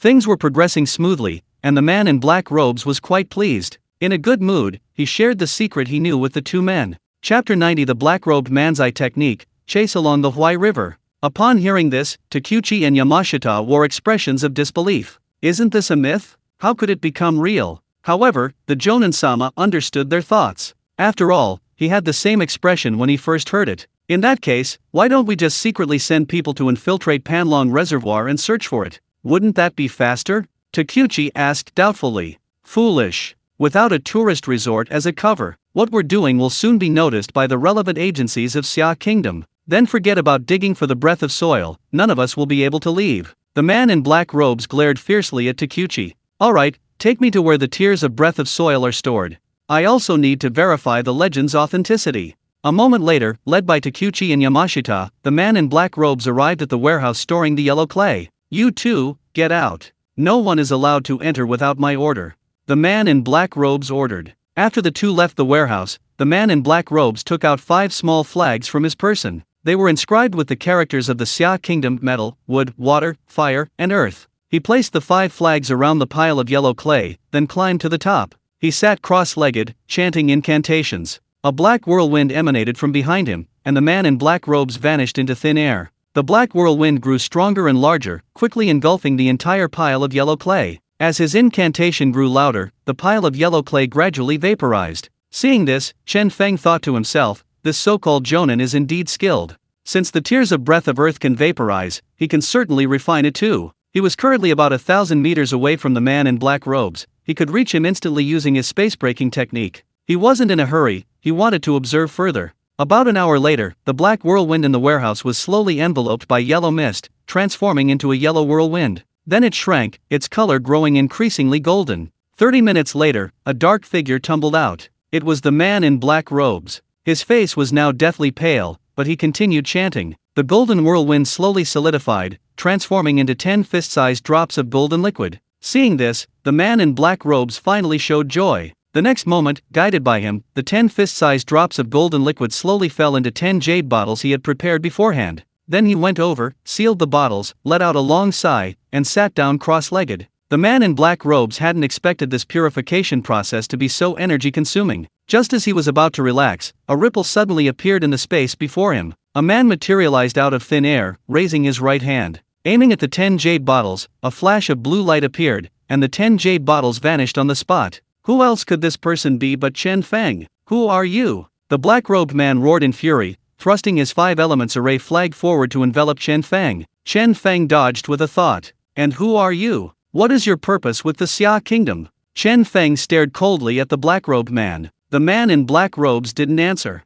Instead, a strange crimson light flashed in his eyes, and a crimson smoke bomb shot out. It was a bewitching eye technique. But he didn't know that Chen Feng was currently least afraid of mental attacks. The pink smoke bomb shattered with a golden light 5 centimeters from Chen Feng's brow. What? The man in black robes was shocked. You are Huang Wenyu from the Xia Kingdom's extraordinary individuals group. Seeing that Chen Feng wasn't afraid of his mental attack, the man in black robes began to speculate about Chen Feng's identity. Huang Wenyu, he's not worthy. Chen Feng chuckled inwardly. Huang Wenyu was already dead. His first plan failed, so the man in black robes drew a large black sword from his waist and slashed at Chen Feng. Chen Feng smiled and looked at him, not dodging. Just as the black-robed man was feeling relieved, his large black sword was blocked by a burst of golden light, preventing him from striking. A defensive magic artifact? The black-robed man hadn't expected him to be knowledgeable. Stop. Cooperate obediently, and I might consider letting you go. Chen Feng's defense was now top tier on Blue Star. He had no shortage of defensive array plates, he had 1,000 or 2 in his spatial ring, enough to cut through anything. Arrogant. The black-robed man cursed, continuing to slash with his large black sword. He retreated to the side while watching. Chen Feng wasn't in a hurry, slowly following him. Seeing Chen Feng's mocking expression, the black-robed man's anger deepened. Soon, he retreated to the high platform of the warehouse. With a flip, he leaped onto the platform, instantly revealing 10 black gun barrels beneath his feet. Die! The black-robed man pressed a switch. Rat-a-tat-tat. The black gun barrel spewed blue flames, and countless bullets instantly struck Chen Feng. Chen Feng still smiled as he looked at the black-robed man, because all these bullets were blocked by the defensive array plate on his body. How is this possible? What kind of defensive magic artifact is this? It's so powerful. The black-robed man was shocked. He couldn't understand when Xia Kingdom had acquired such a terrifying person. Seeing that killing him was hopeless, the black-robed man could only consider retreating. But Chen Feng had taken all 10 of his jade bottles. If he returned to Yinghua Kingdom, he would be held responsible. But if he wanted to escape, he would have to ask Chen Feng's permission first. Suddenly, a black smoke bomb appeared in his hand, which he threw in front of Chen Feng. The next moment, the black-robed man vanished instantly. Chen Feng remained calm, carefully sensing the changes in the surrounding space. The next moment, his body reappeared 200 meters away. The black-robed man, who had just appeared, stared at Chen Feng as if he'd seen a ghost. He didn't know how Chen Feng had seen through his illusion and discovered his whereabouts. He had no time to think about it anymore. He used another smoke bomb, and his figure vanished again. The next moment, 300 meters away, the black-robed man slowly peeked out from a patch of grass. Finally not finding Chen Feng, a slow smile appeared on his face. Unexpectedly, at that moment, a stream of hot water suddenly poured down from the tree branch above. Looking up, he saw Chen Feng standing there. He was holding a water cup he'd brought from the inn. He had just taken a moment to go back to the inn and pour himself a cup of hot water. His mouth was dry. Baka Yara. The man in black robes was utterly enraged, and his figure vanished again. And so it went. He ran, Chen Feng chased, he ran again, Chen Feng continued the chase. Soon, the man in black robes reached the banks of the Huai River. Seeing that Chen Feng hadn't followed, he plunged into the Huai River, intending to use the water to escape. However, he underestimated Chen Feng. After swimming for about 10 minutes, he was about to run out of breath. He was just about to surface for air. But as soon as he poked his head out, a foot stomped him down. Who else could it be but Chen Feng? Glug glug. Caught off guard, the man in black robes gulped down several mouthfuls of Huai River water. Soon, his chest felt like it was about to explode. As he changed course again, preparing to surface for air, his head was once again stomped back down by Chen Feng. Glug glug. The man in black robes couldn't breathe and gulped down several more mouthfuls of Huai River water. Just as he was about to drown, the next moment, when his head surfaced again, Chen Feng didn't stomp on him. Finally breathing air, he greedily tilted his head back, gasping for air. The next moment, a large foot descended from the sky, stomping him back into the water. After this happened 3 times, the man in black robes couldn't hold on any longer. As he surfaced, he shouted, "I surrender." Chapter 91 The wonderful use of the space ring, the crimson marble becomes. Chen Feng then released him, letting him crawl to the riverbank and lie on the pebbles like a dead dog, panting heavily. "Tell me, what's your name? What organization do you belong to? What brings you to Xia country?" Chen Feng found a slightly higher rock in front of him and sat down. "My name is Chiba Shinichi, I belong to the IGA clan, and I'm a Jonin. I came to Xia country mainly for the Tears of Breath of Earth, and incidentally, to plan the tourism resort." Chiba Shinichi was unaware that Chen Feng already knew what he had told the 2 white-helmeted men and was still trying to deceive Chen Feng. Chen Feng simply smiled and continued to ask, "What are you going to do with the purified Tears of Breath of Earth?" "The clan wants to forge a spiritual guardian artifact." Chiba Shinichi's answer surprised Chen Feng. He hadn't expected that, besides his own protective array, the IGA clan of Sakura country also possessed a spiritual guardian artifact. "Do you have the blueprints for a spirit guardian artifact?" Chen Feng wanted to learn from them. "Yes, sir, I'll get them for you right away." Chiba Shinichi finished speaking and pulled a bundle of scrolls from his robes, handing them to Chen Feng. Unexpectedly, the moment Chen Feng picked up the scrolls, Chiba Shinichi produced a black bottle. Instantly, he crushed the black bottle, violently shaking it, sending countless jets of black ink shooting forward, heading straight for Chen Feng's face. Sizzle, sizzle, sizzle. But to his surprise, the black ink was once again blocked by a golden light and instantly bounced back. Caught off guard, Chiba Shinichi could only shield his face with his hands, but his body was already splattered with black ink. Thick, foul-smelling smoke instantly billowed up. Chiba Shinichi let out a miserable scream. "The cunning Sakura man." Chen Feng cursed under his breath. He coldly watched Chiba Shinichi roll on the ground. After a long while, the screams finally stopped. Chiba Shinichi struggled to lift his head, looking at the ever-smiling devil before him. Give me a quick death." Chen Feng then noticed that Chiba Shinichi's arm had also been completely corroded away. He couldn't even lift the knife he used to commit seppuku. Dying isn't that easy. You still have questions to answer. Chen Feng walked over, squatted down in front of him, and said with a smile, "Devil, devil." Chiba Shinichi cried out in pain. Then his expression hardened, and he tried to bite his tongue to commit suicide. But Chen Feng reacted quickly, grabbing his chin. With a few punches, he shattered all of Chiba Shinichi's white teeth. "Answer my questions honestly. What brings you to Xia country? Don't lie to me anymore." Chen Feng asked coldly after Chiba Shinichi spat out his teeth. "I won't tell, not even if I die." Chiba Shinichi was ruthless enough to know he was doomed in Chen Feng's hands. Keeping it a secret might save his life. "Actually, even if you don't tell me, I know you're after the piece of magical soil beneath the Panlong Reservoir, right?" He just hadn't expected his insistence to be futile. Chen Feng had already learned their true purpose through the surveillance cameras. Hearing Chen Feng's words, the light in Chiba Shinichi's eyes instantly vanished. He knew he had no reason to live. "If you want to live, tell me your entire plan, and I'll consider sparing your life." Chen Feng's main purpose in capturing Chiba Shinichi was to find out if, besides him, the Sakura Kingdom had sent anyone else to steal the breath soil. And besides the Sakura Kingdom, was anyone else aware of this? Was anyone else spying? "Forget about it, I won't tell you." Chiba Shinichi shook his head violently, determined to fight to the death. But the next moment, Chen Feng stood up, a trapping immortal illusion array appearing in his hand. He had plenty of ways to make Chiba Shinichi talk. A moment later, Chiba Shinichi within the trapping immortal illusion array let out another pitiful scream. That's right, another use Chen Feng had discovered for the trapping immortal illusion array, forced confessions. The various illusions within could be controlled by him, enough to conjure up a person's most terrifying images. 20 minutes later, Chiba Shinichi finally confessed everything. It turned out that there were two special task forces from the Sakura Kingdom that had entered the Xia Kingdom this time. His group was one of them, the other would arrive tomorrow. The original plan was that if Chiba Shinichi's group couldn't handle the diplomatic approach, the other group would resort to force. Chiba Shinichi also revealed something even more shocking to Chen Feng. Their purpose for this trip, besides obtaining the breath soil, was more importantly to release the massive flood that had accumulated in the Panlong Reservoir for thousands of years, to deliver a heavy blow to the Xia Kingdom. Hearing this, Chen Feng couldn't help but kick Chiba Shinichi hard.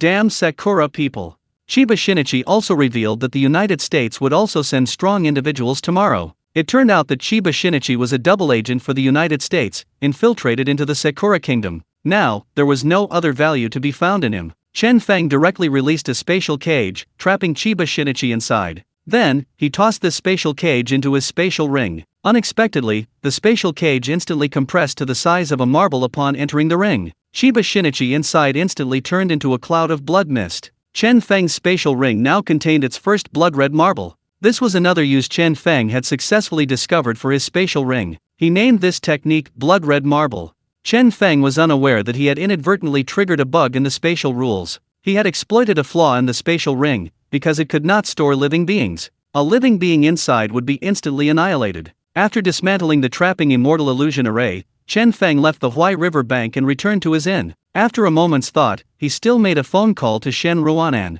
If both Japan and the United States sent people, he wouldn't be able to handle it. He needed support. "Hey, Chen Feng, why are you calling me so late? Don't tell me you miss me?" Shen Ruanan's languid voice came through. Clearly she was asleep. Chen Feng coughed a few times, masking his longing. Then he explained the situation in Panlong village to Shen Ruanan in detail. "You want to wipe them all out?"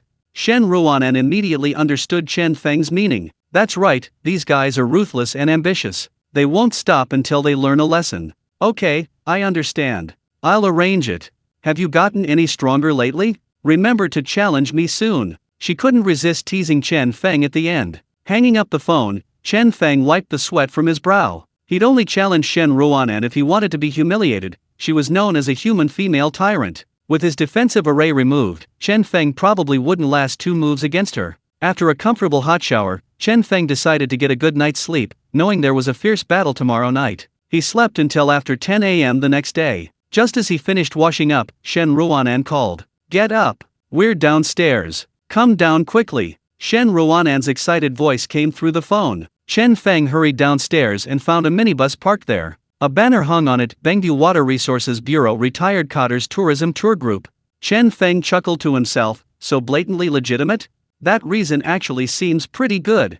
Chapter 92 Poaching Luyi face-to-face, 4 tour groups. As Chen Feng approached, Shen Ruanan put her arm around his shoulder and whispered in his ear, "Did you sleep well last night? Did you dream about me?" Chen Feng was stunned by her question. He really had dreamed about Shen Ruanan last night. They were even in his dream. Come on, get in the car. Seeing Chen Feng blush, Shen Ruanan laughed and released him. Once in the car, Chen Feng was dumbfounded. A car full of familiar faces. Gu Ming and Lu Yi were also there. Shen Ruanan had brought the entire elite team from the mecha base. And Zhang Tianshan and Zhuang Fei, the two rising stars of the superhuman group, were also there. Seeing Chen Feng arrive, everyone greeted him. Zhang Tianshan even pulled Chen Feng to sit next to him, only to be glared at fiercely by Shen Ruanan. Chen Feng thought to himself, so clueless. Shunzi, what brings you and Zhuang Fei here? Chen Feng deliberately didn't notify the extraordinary people group yesterday. The group is currently in chaos, leaderless. I was called over last night by Sister Ruanan. She said you have a big event today. I just broke through to the next level, and since I had nothing to do, I dragged Zhuang Fei along. Anyway, there aren't any missions in the extraordinary people group right now. Zhang Tianshan said, feigning nonchalance. Ah, you broke through. Chen Feng understood the key point Zhang Tianshan was making and feigned surprise. Ha ha ha, didn't expect that, did you? I'm now the youngest level 1 member in the extraordinary people group. Brother Feng, don't worry, I'll protect you from now on. Zhang Tianshan laughed triumphantly, patting his chest. You're the youngest? Then what am I? Zhuang Fei, who had been silent until now, couldn't help but retort when he saw Zhang Tianshan's smugness. You're second in line, and your ID card date is 1 day earlier than mine. Zhang Tianshan glared at Zhuang Fei. Chen Feng was genuinely shocked this time. He hadn't expected the Extraordinary Ones group to suddenly gain 2 level 1 members. These two were truly gifted geniuses. Zhuang Fei rolled his eyes at Zhang Tianshan, put his earphones in, and stopped talking. Brother Feng, I've arranged for the prototype you requested to be shipped. It's expected to arrive in Pengcheng tomorrow afternoon. Lu Yi, sitting in the corner, squeezed over and whispered to Chen Feng. Thank you for your help, Lu Yi. Chen Feng was overjoyed. With this, Professor Li Zexian's research would progress much faster. Brother Feng, I heard Sister Ruanan has some good stuff. When will you share it? Lu Yi rubbed his hands excitedly, his eyes sparkling as he looked at Chen Feng like a child begging for candy. Yes, things are settled for today. Come with me to Pengcheng for a while, and I'll let you study the stuff. Chen Feng winked at him, and the latter immediately looked pitifully at Shen Ruanan beside him. His individual laser cannon and individual particle cannon were just short of someone to be in charge. Lu Yi was mainly responsible for mecha and weapon design at the mecha base. There was no one more suitable than him. Chen Feng, are you trying to poach someone from the Academy of Martial Arts right in front of us? Free labor? Shen Ruanan laughed and scolded. Oh, money, money. Sister Ruanan, lend me Lu Yi for 3 months. I'll pay his salary, you name the price. Seeing an opportunity, Chen Feng directly and generously poached him. I have no objection, it's up to Lu Yi. Shen Ruanan glanced at Lu Yi, who immediately jumped up. Thud. The next moment, Lu Yi's head hit the roof of the car, causing everyone to burst into laughter. And so, Chen Feng, with a quick swing of his hoe, brought Lu Yi to Pengcheng. He planned to establish another super weapon group, specifically responsible for developing various new types of weapons. You see, in the post-apocalyptic world where Luo Fei lived, there were countless advanced weapons. More than an hour later, the minibus slowly drove into Panlong village. Upon getting off, everyone discovered that there were 3 more minibuses at the village entrance. They even had signs saying tourist tour group, just like their own bus. Chen Feng looked at Shen Ruanan in confusion, and she quickly shook her head. Never mind, you proceed according to the original plan. Shen Ruanan turned and gestured for everyone to disperse, leaving only her and Lu Yi. Chen Feng, you're here. Wang Yuta ran over enthusiastically. Uncle Wang, what's going on? Why are there so many tour groups here today? Chen Feng sensed something was amiss. Let's go inside and talk. Wang Yuta glanced at the 2 people behind Chen Feng, then turned and walked back to the small shop. After entering the courtyard, Chen Feng introduced Shen Ruanan to Wang Yuta. Then he asked him to tell him about the new situation in the village. It turned out that early that morning, 3 minibuses carrying 3 tour groups arrived at the village entrance. The first minibus arrived at 7 in the morning. Judging from their speech, the people who got off were probably from Japan. Those people only glanced around at the entrance where Wang Yuta was digging before dispersing. The second minibus arrived half an hour later than the first. Judging from their faces, they were probably from the United States. The last minibus arrived at 9 in the morning. The man's face resembled the beautiful woman, but he looked more like a Xiang Guo, a Chinese idiom meaning bear country. After listening to Wang Yuta's introduction, Chen Feng fell into deep thought. It's similar to what I've learned. It seems all the experts from those 3 countries have come. Chen Feng then told the 3 of them the information he had obtained from Chiba Shinichi the previous night. These people are definitely up to no good. What should we do? Wang Yuta was instantly worried. If they are all experts, then the soil beneath Panlong Reservoir will be in danger. Don't worry, Uncle Wang, we've brought a group of experts with us too, Chen Feng said calmly. Lu Yi immediately opened his laptop, connected to a remote sensing satellite, and aimed it at Panlong Reservoir. As he pressed enter, 70 or 80 moving red and blue dots instantly appeared on the screen. Needless to say, these red dots were members of the other 3 tourist groups scattered around Panlong Reservoir. And the blue dots, naturally, were their own people. Sister Roanan, the deployment is complete. Lu Yi turned his laptop screen to show everyone. Mark the areas enclosed by the fence with red lines. If anyone crosses the boundary, notify the nearest team member. Also, pay attention to the time the red dots stay. Mark any locations where they stay for more than 3 minutes. It's daytime now, they'll probably make their move after nightfall. Shen Ruanan pointed to the reservoir location on the screen and gave the instructions. Lu Yi quickly wrote it down and typed a few more lines of code into his notebook. After Gu Ming puts the Jiaolong submersible into the reservoir, he will also send over the underwater footage. Shen Ruanan continued to explain. By the way, Uncle Wang, do you know anything about the underwater situation? Have you ever seen the breath of Earth? Do you know its exact location? Shen Ruanan turned to look at Wang Yuta. Yes, please wait a moment.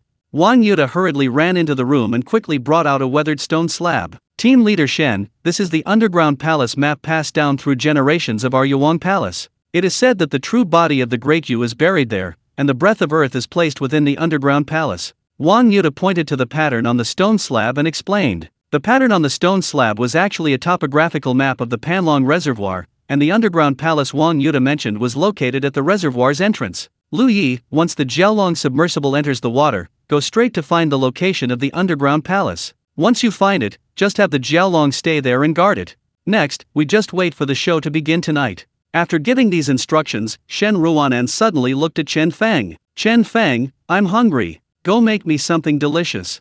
I want braised pork. Shen Ruanan exaggeratedly rubbed her stomach. Wang Yuta and Lu Yi immediately turned their heads away, refusing to witness this display of affection. Cough, cough, cough. Sister Ruanan, I'll make it for you right away. Uncle Wang, may I borrow your kitchen? Do you have any meat? Chen Feng fled the courtyard as if escaping. Chapter 93 Underwater Barrier, Taishan Extreme Intent Technique. As Chen Feng finished preparing lunch, the footage from the Jiaolong submersible came through. In the dark, still water, only the low hum of the motor could be heard. At its speed, the Jiaolong quickly reached the designated area. Lu Yi, continue descending.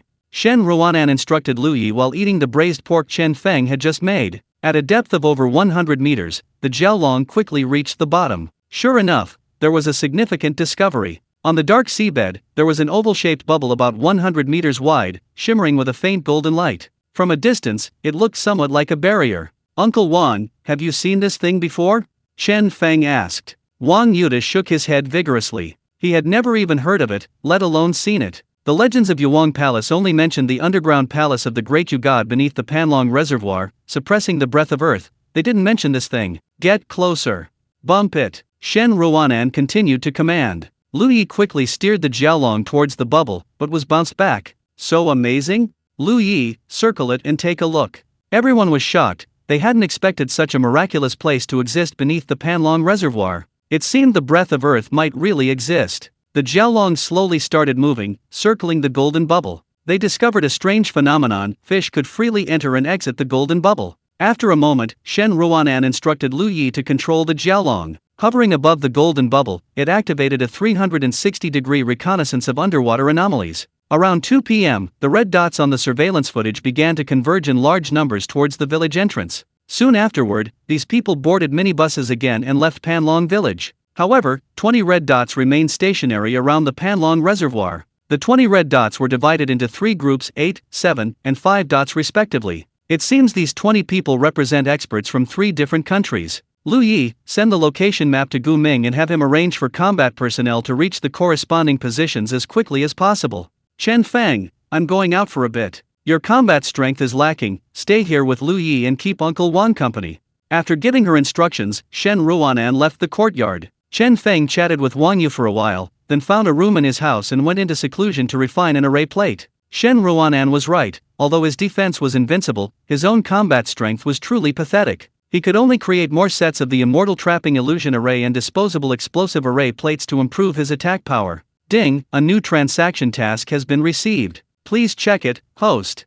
Transaction task, 1 divine level cultivation technique for 1 PSP. Task requirements, many games, fast speed, long battery life. Task countdown, 1 day. Task completion, 10,000 points. The system notification suddenly sounded, and Chen Feng froze instantly. This task was practically tailor-made for him. A divine level cultivation technique, even surpassing Zhang Wuchen's 8 Desolations Ultimate Universe scripture. Although he couldn't understand why someone would trade a divine level cultivation technique for a PSP, it didn't diminish his inner relation. Opening the door and walking out, Chen Feng approached Lu Yi, who had been playing the PSP on the minibus. Cough, cough, cough. Lu Yi, I need to make a deal with you. Could you give me something? Chen Feng asked sheepishly. He could have easily bought it elsewhere, but he couldn't wait. Of course, Brother Feng, what do you want? Lu Yi patted his chest. Chen Feng pointed to the PSP in his backpack, and Lu Yi's face instantly fell. Brother Feng, anything else is fine, but not this. It's my wife. Lu Yi quickly hugged the PSP, completely forgetting his earlier boastful promise. I'll buy you the latest version, the best performance one later.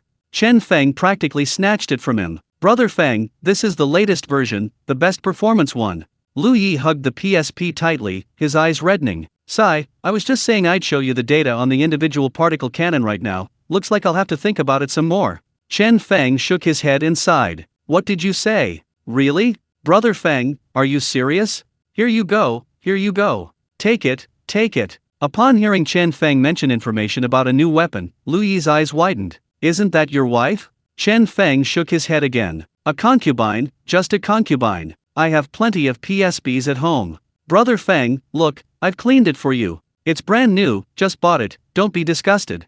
I downloaded 3,000 games onto it. It even has a solar-powered charging case, so you can play it as long as there's light. Lu Yi breathed on the PSP screen, vigorously wiped it, and handed it over with a beaming smile. Sigh, okay, thanks then.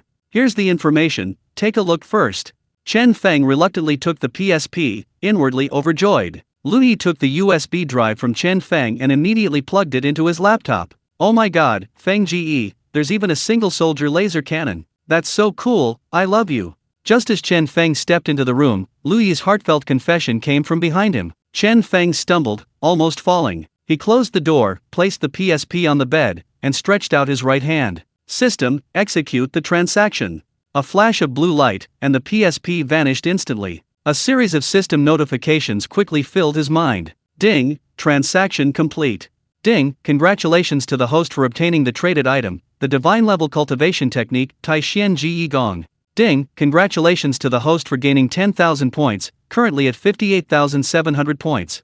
Ding, the host can consume 10,000 points to instantly comprehend a divine level cultivation technique. Chen Feng was speechless. He hadn't expected comprehending a divine level cultivation technique to consume so many points. I can afford 10,000 points, though. Earning 10,000 and spending 10,000 is like getting a free god level cultivation technique. He immediately spent 10,000 points and instantly comprehended the Tai Xian Ji Gong. A vast and boundless amount of information flooded into his mind, and the next moment, Chen Feng's aura began to rapidly increase. He had previously consumed 10 marrow cleansing pills, making his physical body flawless and incomparably pure. With a good cultivation technique that allowed him to start from scratch, his strength would increase more than tenfold compared to others. Soon, Chen Feng broke through to the Yellow Realm, then the Profound Realm, then the Earth Realm, and finally the Heaven Realm. His combat power only stopped at the great perfection of the Heaven Realm, a meteoric rise. This demonstrates just how powerful the energy contained within the marrow cleansing pill is. Now, he doesn't need a defensive array plate, he can easily defeat Huang Tianlong single-handedly. However, he's curious why he hasn't broken through to the Heaven Realm. After cultivating the Tai Xian Extreme Intent technique, he can clearly feel a very strong energy within him that hasn't been fully utilized.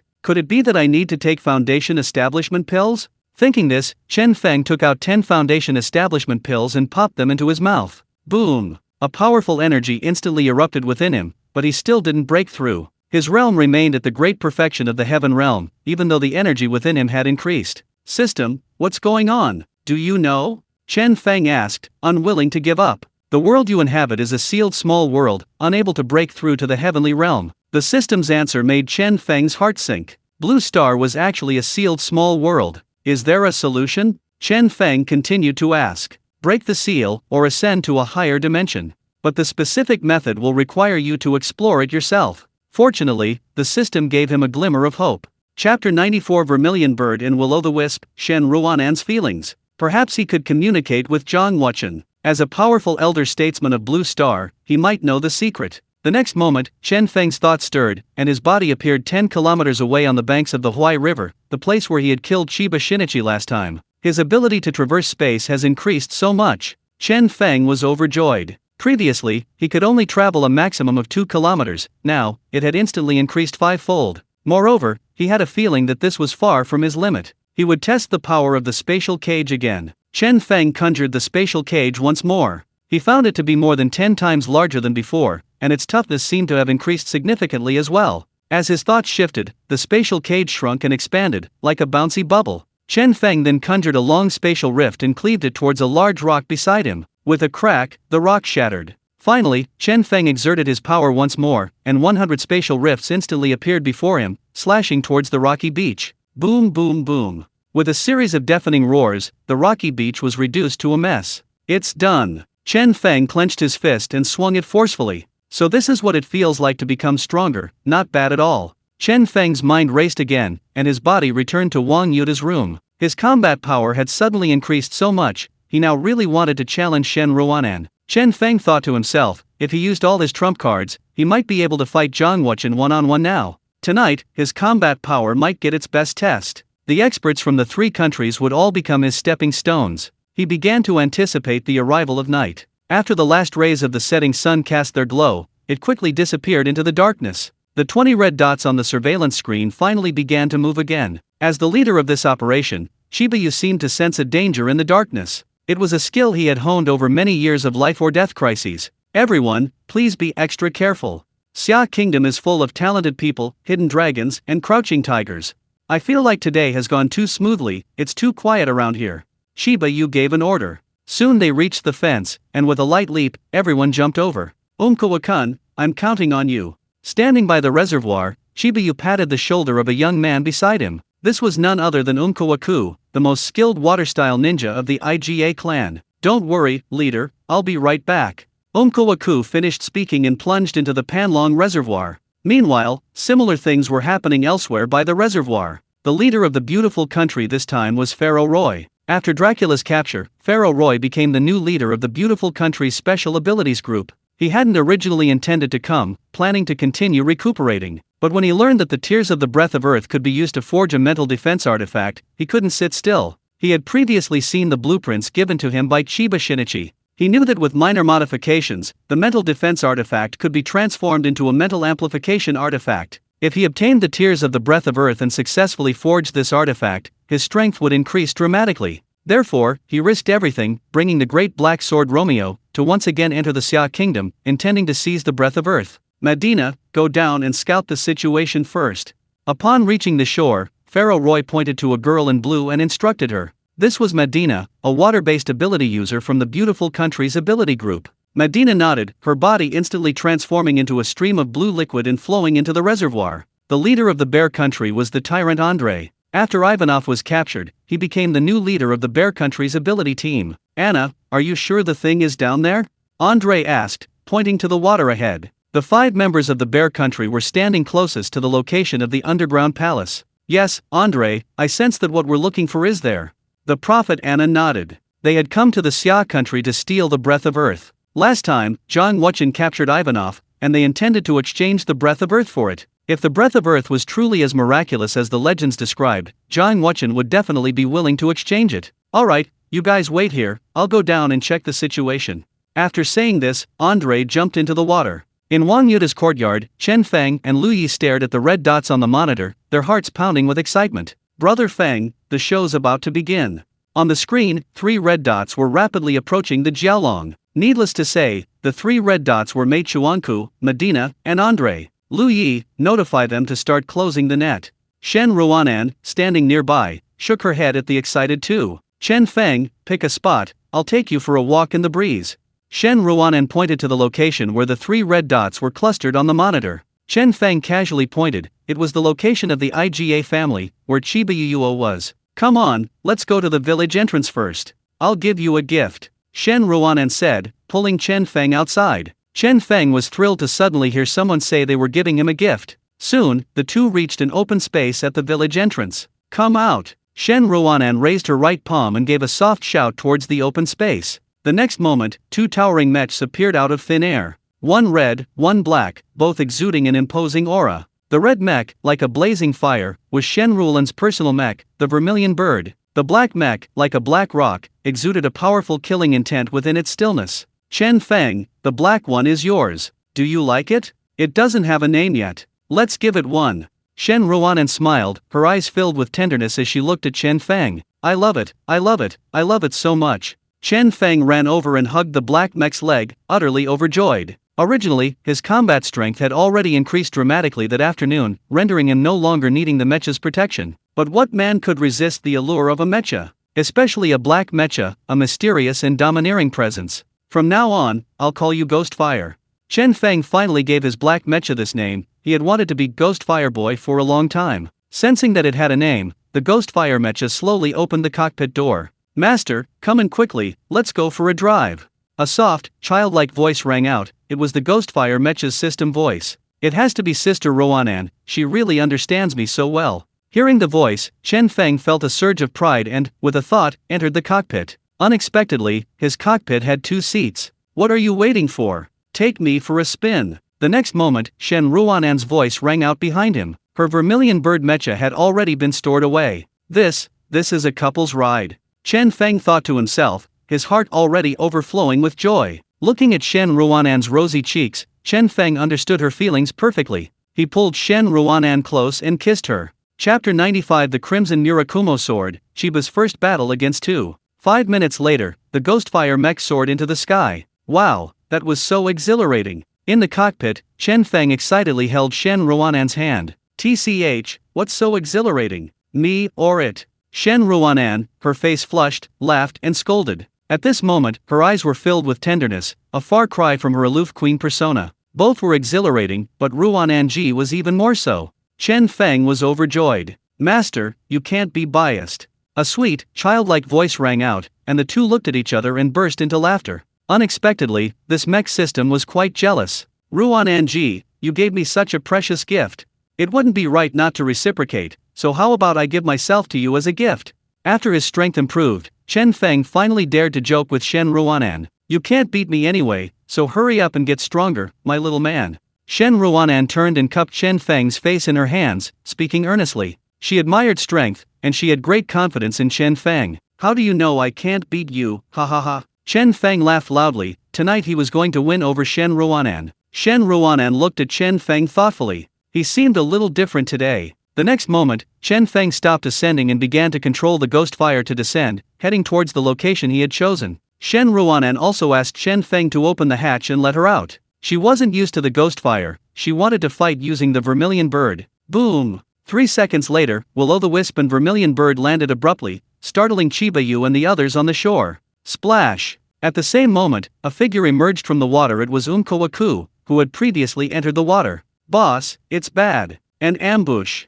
Umkowaku shouted as soon as he surfaced. He had just encountered Andre and Medina underwater, and the three had barely exchanged a few blows when they saw 20 mechs surrounding them. The three were terrified and immediately fled. However, when he came to his senses, he noticed 2 more mechs, one red and one black, standing on the shore. Splash splash! The next second, 8 more mechs emerged from the water behind him, completely surrounding them. "Baka! Scatter!" Chiba-Yu cursed. At this point, he knew perfectly well that his group had fallen into an ambush. He just couldn't figure out what had gone wrong. The Xia Kingdom's mecha team, so far away in Kyoto, why had they come so quickly? He didn't know that Chen Feng had sold 10 storage rings to Shen Ruanan, and today they were coming in handy. Shen Ruanan had Guming, Zhang Tianshan, and Zhuang Fei lead 3 teams, each given a storage ring, and hid all the mechas inside. As soon as night fell, avoiding the area marked by the red dots, they secretly released the mechas and submerged them in the water, all to catch the invaders off guard. "Surrender, Chiba-Yu, you can't escape."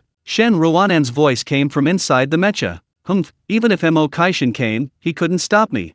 Let me see if the Xia Kingdom's mechas can withstand my Mirakumo sword." Chiba-Yu finished speaking, drew the golden greatsword from his back, and charged towards Suzaku. This sword is the national treasure of the Sakura Kingdom, and the Sakura Kingdom has risked its destiny to obtain the Breath of Earth.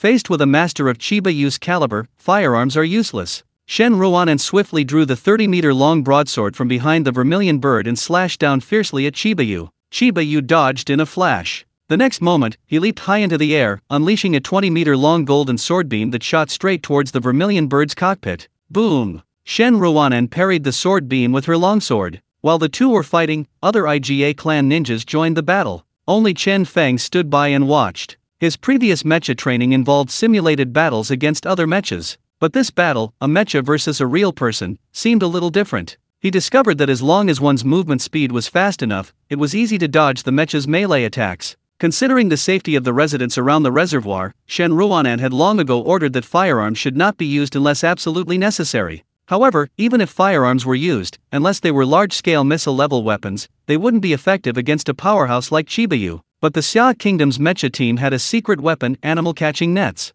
The animal-catching nets were made of alloy fiber, extremely tough, cut-resistant, and heat-resistant. They covered an area of approximately 30 square meters, and once launched, they opened instantly, easily binding people. Snap, snap, snap. Soon, the sound of animal-catching nets exploding echoed across the battlefield. Sure enough, 3 ninjas were instantly bound, while 4 others easily escaped. These 4 were incredibly fast, dodging the animal-catching nets in the blink of an eye. Umkawaku used the freeze technique. Chiba Yu, who was fighting Shen Ruanan, shouted as soon as someone was captured. The next moment, Mei Chuanka turned sharply, his figure flashing as he quickly appeared before a ninja trapped in a beast-catching net. He swiftly pulled a small blue ball from his robes and crushed it. A surge of blue ice instantly erupted from his palm, enveloping the net. The next second, the net, encased in the blue ice, shattered instantly, freeing the ninja inside. Chen Feng, watching from the sidelines, was secretly curious. He hadn't expected Mei Chuanku to be so skilled. However, the mecha team wasn't to be underestimated. Seeing that Mei Chuanku could destroy the net, 2 mechas immediately surrounded him. Mei Chuanku, dodging left and right, was too preoccupied to help others. Seeing the situation turning against him, Chiba Yu snorted coldly. The golden Mirakumo sword in his hand gradually turned crimson, and he swung it again. A 10-meter-long crimson sword beam, like a sword of molten lava, instantly suppressed Suzaku's longsword. Chen Feng, with his sharp eyes, noticed that Suzaku's longsword was actually stuck to the crimson sword beam, showing faint signs of melting. He hadn't expected the red form of the Mirakumo no Tsurugai to be so hot. Drawing the 40-meter-long death scythe from Oeninoheim's back, Chen Feng aimed at Chiba Yu's vest and swung it down fiercely. Baka! Chiba Yu, not expecting the black mecha he had been watching to ambush him, cursed and quickly dodged. Shen Ruanan sheathed her longsword and noticed a large nick, about the size of a bull, on it. Chiba Yu, disturbed by Chen Feng, was enraged. He turned and charged at Chen Feng. Chen Feng was unfazed, his death scythe transformed into a black whirlwind, sweeping forward. Boom! The death scythe and the Mirakumo sword's light collided. Chiba Yu, displaying remarkable courage, fought 2 opponents simultaneously, holding his own. Although Chen Feng and Shen Ruanan coordinated well, they couldn't withstand the overwhelming power of Chiba Yu's Mirakumo sword. No, I have to take his sword. Chen Feng looked at the Mirakumo sword, a slight smile playing on his lips. The next moment, within the black whirlwind whipped up by Chen Feng's swung death scythe, a long spatial rift emerged, hurtling towards Chiba Yu. Chapter 96. Chen Feng makes his move, Qin escapes. The next moment, Chiba Yu, locked in fierce combat with Shen Ruanan, suddenly felt a sense of alarm. Sure enough, Chen Feng's scythe and Shen Ruanan's longsword struck him simultaneously. Their attacks were perfectly coordinated, one from the left and one from the right. Chiba Yu unleashed his red sword light, deflecting both swords in a flash. However, the next second, a sharp pain shot through his right hand. Looking down, he saw a long, black spatial rift cutting through his right hand. He quickly retreated, dodging the rift. How dare you! Chiba Yu roared, his eyes blazing with fury as he glared at the black mecha. Zhang Wuchen wasn't even here, so how could someone use spatial abilities? Could it be that Xia Kingdom has other experts who possess this trump card, the spatial rift? Meanwhile, Chen Feng, hiding within the ghostly flames, smiled. Because he discovered a spatial rift that was effective against Chiba Yu's attacks. It was time for his dazzling debut. The next moment, Chen Feng opened the Ghostfire cockpit, leaped out, and stowed away his mecha. Old man Chiba, let me take you on. Amidst the horrified gazes of the crowd, Chen Feng threw a punch at Chiba Yu. Chen Feng, what are you doing? Come back quickly.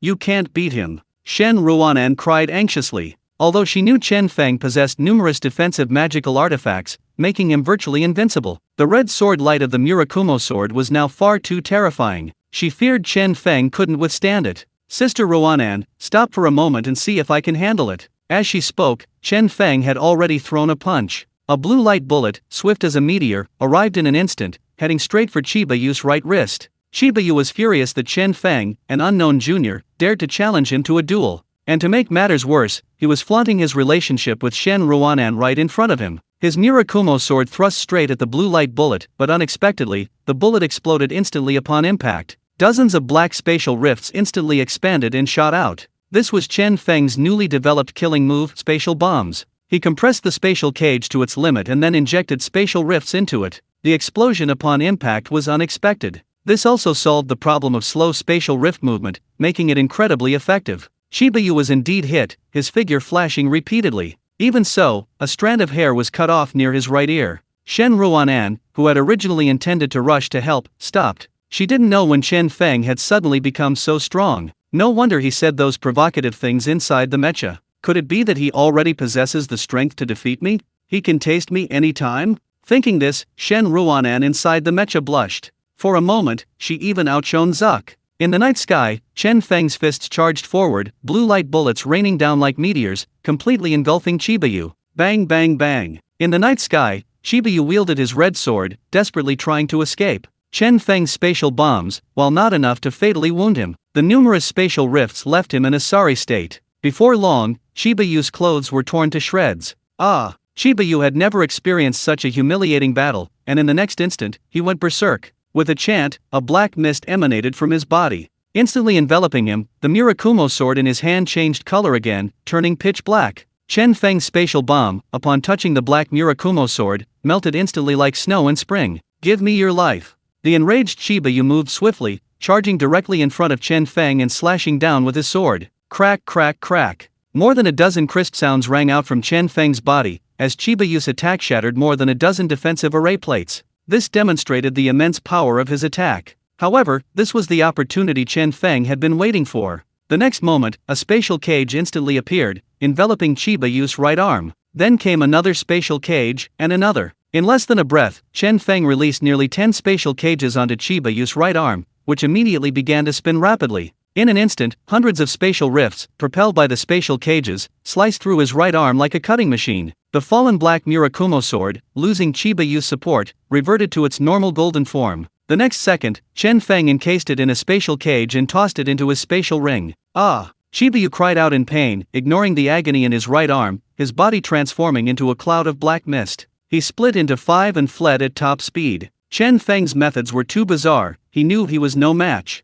He couldn't even defeat him with the Mirakumo sword in hand, let alone now that he had lost it. He didn't care about the lives of others, escaping was the priority. But Chen Feng wasn't about to let him escape so easily. With a swift movement, he instantly appeared before a cloud of black mist. A spatial cage enveloped the mist, which he tossed into his spatial ring. There was no blood mist as expected, it seemed it wasn't Chiba Yu's true form. The next moment, he appeared before another cloud of black mist. After repeating this process 3 times, Chen Feng still couldn't capture Chiba Yu's true form. The last cloud of black mist, just as Chen Feng arrived, disappeared into the reservoir without a trace. I didn't expect him to escape. Chen Feng wasn't satisfied with this result and turned to look at the other fleeing ninjas. 3 minutes later, the battle ended. 3 ninjas were captured, and 4 were tossed into Chen Feng's spatial ring, turning into blood-red marbles. The leader, Chiba Yu, escaped severely wounded. And the Sakura Kingdom's national treasure, the Mirakumo sword, lay quietly in Chen Feng's spatial ring. Shen Ruanan, Guming, and the others gazed at Chen Feng, standing against the wind in the night sky. They seemed to see a rising war god of the Xia Kingdom. Shen Ruanan's excitement was beyond words. Finally, Chen Feng had grown up. It seemed like only a moment had passed. How did he do it? Just over half a month ago, he was just an ordinary person. She couldn't wait to pull Chen Feng aside and study him closely, to examine his physical structure, how resilient he was, and just how capable he was in combat. While the battle here had ended, the battle between the United States and the United Kingdom was just beginning to intensify. The leaders of the two countries, realizing they had fallen into an ambush, quickly joined forces to fight against the Xia Kingdom's experts. The attacking mech team was in a difficult position due to Pharaoh Roy's mental attacks. Even through the mechs, they were no longer immune. The single-target attack power of Romeo the Great Black Sword and Tyrant Andre was extremely strong. Every time Romeo unleashed a black sword beam, a mech that couldn't dodge in time would be damaged. Andre was even more violent. After being super hardened, his physical strength even exceeded the mech's defensive limit at one point. For a moment, like flying spikes, he pierced through the abdomens of several mechs. Mechs that reacted more slowly began to be damaged one after another, and 5 mechs were even on the verge of disintegrating. The members of the American and Bear Kingdom's superpowered teams were clearly stronger than those of the Sakura Kingdom. Under Pharaoh Roy's command, the team actually launched a counterattack. This also exposed the weakness of mech weapons, their inability to resist mental attacks. Zhang Tianshan and Zhuang Fei, newly promoted to level 1 members, lacked combat experience. Despite possessing considerable skill, they could only utilize less than half their strength, leaving them incredibly frustrated. Furthermore, being surrounded by multiple attackers, they found themselves in dire straits and at a disadvantage. Chapter 97, Crushing Andre, Holding Off Romeo. Zhuang Fei faced off against 2 American superhumans, Rockfire Andrew and Poison Mist George. Zhang Tianshan, on the other hand, single-handedly fought 3 Bear Country superhumans, Cheetah Moros, Saintess Maria, and Prophet Anna. Zhuang Fei transformed into a gray mist storm, colliding with the combined fire and poison mist unleashed by George and Andrew. His gray mist was composed of countless high-speed alloy particles, possessing immense cutting power. George's poison mist had a corrosive effect, while Andrew's flames had a burning effect. Sizzle, sizzle. The sound of the 2 storms colliding, like oil being poured into a hot pan, could be heard within a kilometer radius. Both gritted their teeth, desperately enduring the excruciating pain from the impact. Zhuang Fei suffered the most, enduring 2 kinds of torment. The corrosive effect of the poison mist felt like being immersed in sulfuric acid. The burning effect of the flames felt like his body was submerged in molten lava. Fortunately, he possessed a strong will, otherwise he would have collapsed long ago. Moreover, after slowly enduring this pain, he discovered that his gray mist seemed to be able to fuse with these 2 superpowers. This significant discovery brought him both pain and joy. He wanted to use this battle to further enhance his strength. George and Andrew were also suffering. Although Zhuang Fei's gray mist didn't have a corrosive or burning effect, the direct and brutal physical attack of high-speed cutting had a terrifying impact on their minds. It felt like constantly shoving their heads into a grinding mill. It wouldn't stop until they were ground to pieces.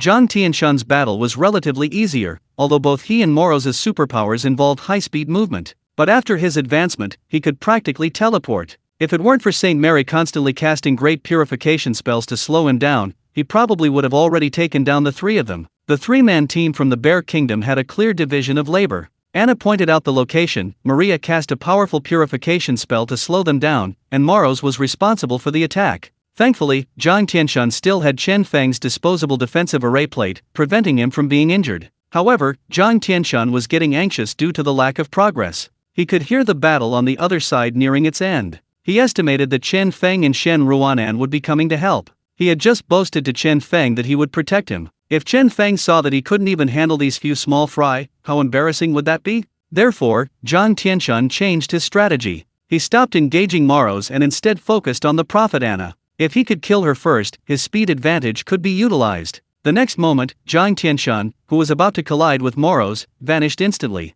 The next second, he appeared behind Anna. He grabbed her slender waist and slammed her backward. Shut up. Zhang Tianshan's attack was simple and brutal. Crack. The next moment, Anna shattered into a cloud of black smoke. It turned out to be just an illusion. Zhang Tianshan wanted to continue his attack, but then he found the tyrant Andre standing beside him. A punch landed on his stomach. He tried to dodge, but his movements slowed. He had been hit by Maria's pre-prepared great purification technique, his speed drastically reduced. Boom! Golden light exploded from Zhang Tianshan's body. His defensive array had been shattered by Andre's single punch. The sheer power of the attack was evident. He was also sent flying by the powerful impact. Although the defensive array absorbed over 90% of the attack, it still caused his blood to churn. His flying body was suddenly blocked by someone. Looking up, he saw Chen Feng arriving. Tianshan, leave the rest to me. Chen Feng finished speaking and vanished. He reappeared beside Anna. Spatial cage. Chen Feng shouted, and a spatial cage flashing blue light instantly enveloped Anna. Countless black spatial rifts instantly clung to her body, seemingly ready to tear her apart at the slightest movement. Chen Feng had no intention of killing the Prophet Anna. He was extremely interested in her precognitive ability. Don't speak again, or I'll kill you. Chen Feng glanced coldly at Anna, only to find her eyes already closed, seemingly accepting her fate of capture. Anna! Andre instantly flew into a rage, abandoning his attack on the mecha team and charging towards Chen Feng. Chen Feng thought to himself, perfect timing. Unfazed, he responded with a punch. Boom! The violent collision generated a powerful shockwave. Chen Feng's Tai Xian Extreme Intent technique already contained a domineering fist technique, the star-shattering technique. It was said that at its peak, it could shatter a planet with a single punch. This fist technique grew stronger against stronger opponents, relentlessly forging ahead, extremely powerful and fierce, unparalleled in its dominance.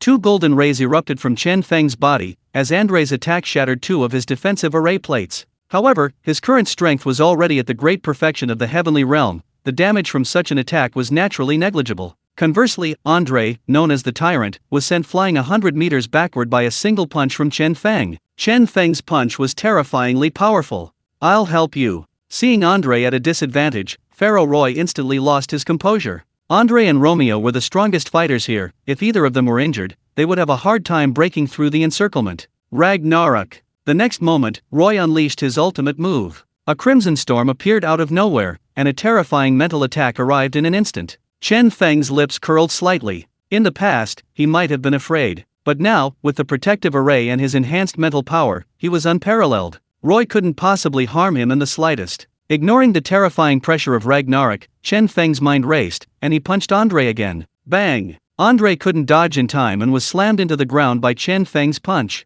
Bang bang bang! Chen Feng ignored him, striking while he was still weakened. Punch after punch, like a meteor shower, slammed Andrei directly into the ground. "Romeo, come at me together."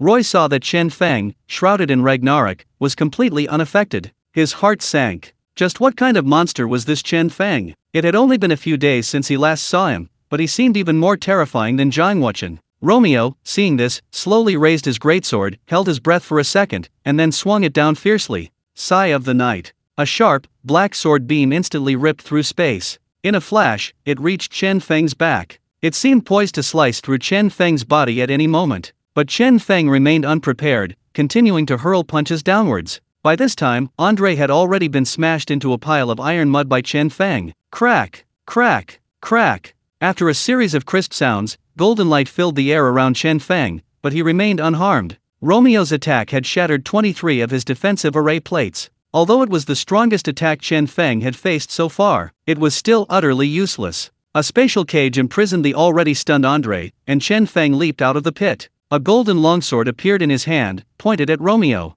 "Next, it's your turn." Chen Feng spoke slowly, his expression indifferent. Chapter 98. Springtides surge like red waves, spring breezes return many times. Romeo's expression was solemn. He had sensed a profound sense of danger emanating from Chen Feng, but he did not retreat. His swordsmanship drove him to pursue self-transcendence. Chen Feng gave him little time to think. In a flash, he was before Romeo. The Miraculous sword in his hand instantly changed from gold to red, then from red to black. A long, black sword light sliced through the night sky, captivating the soul. Romeo gripped the great black sword tightly with both arms, executing a sweeping upward strike. A crescent-shaped black light drew its path, colliding fiercely with Chen Feng's attack. Bang! With a deafening crash, Romeo fell to one knee. Chen Feng's all-out attack was incredibly powerful. Romeo coughed up a mouthful of black blood, but his eyes shone even brighter. Chen Feng secretly admired him. This Romeo was an extremely pure martial arts fanatic. Despite his admiration, out of respect for his opponent, Chen Feng raised the Miraculous sword once more.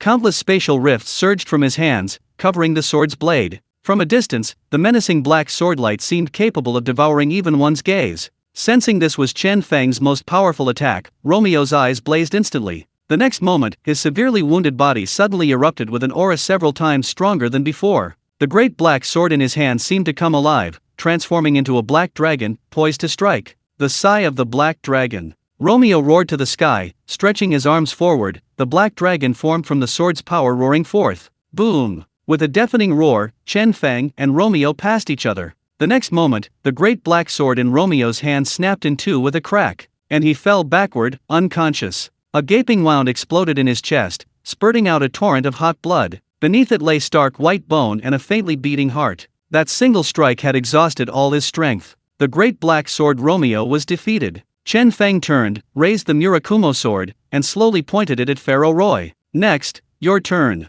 "I surrender."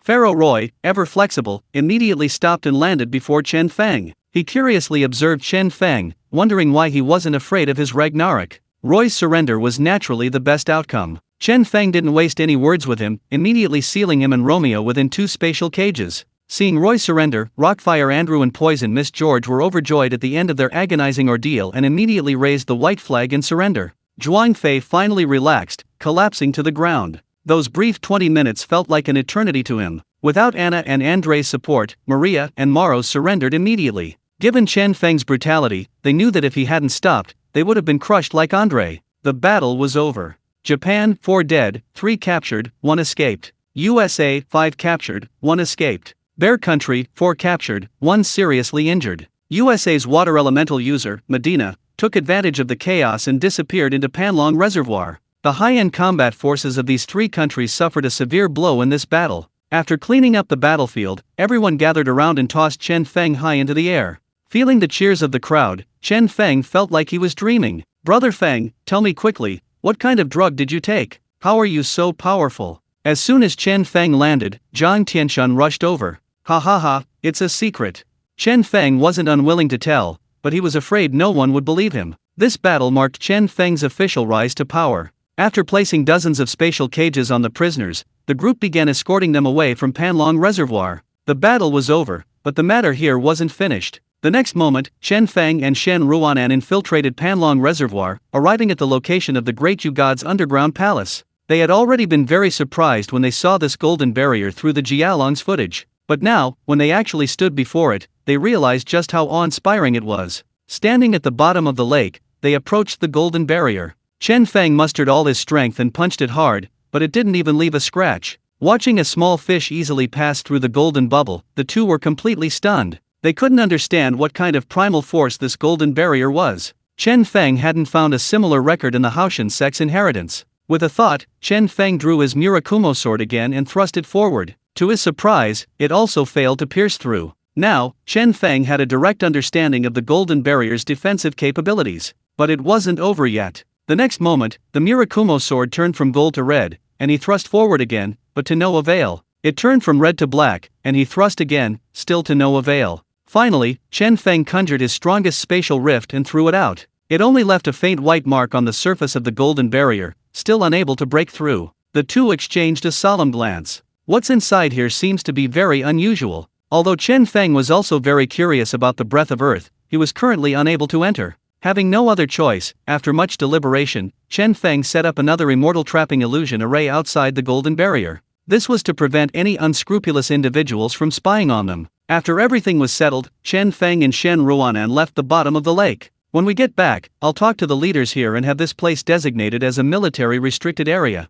Ever since learning the hidden truth about this place, Shen Ruanan had had this idea. Yes, that way, Grandpa Wang and the others won't have to live in fear every day. Chen Feng nodded. This was the best course of action. He dialed Wang Yuta's number and explained the situation. He also told him that Panlong Reservoir would be designated a military restricted area. Wang Yuta was overjoyed upon hearing this and told Chen Feng to visit him in Panlong village more often. After hanging up the phone, the two stood quietly by the reservoir, enjoying this rare moment of tranquility. A night breeze blew, ruffling Shen Ruanan's long, flowing hair. For a moment, Chen Feng was captivated. "Ruanan, let's choose a battlefield. I want to challenge you. Tonight, I will taste your flavor." Chen Feng suddenly turned and took Shen Ruanan's hand, speaking to her affectionately. "To your place." Shen Ruanan's heart pounded, her face flushed, and her voice was barely a whisper. After so long of anticipation, could they finally be together? As for the challenge of the master battle, she was prepared to share Chen Feng's wrath.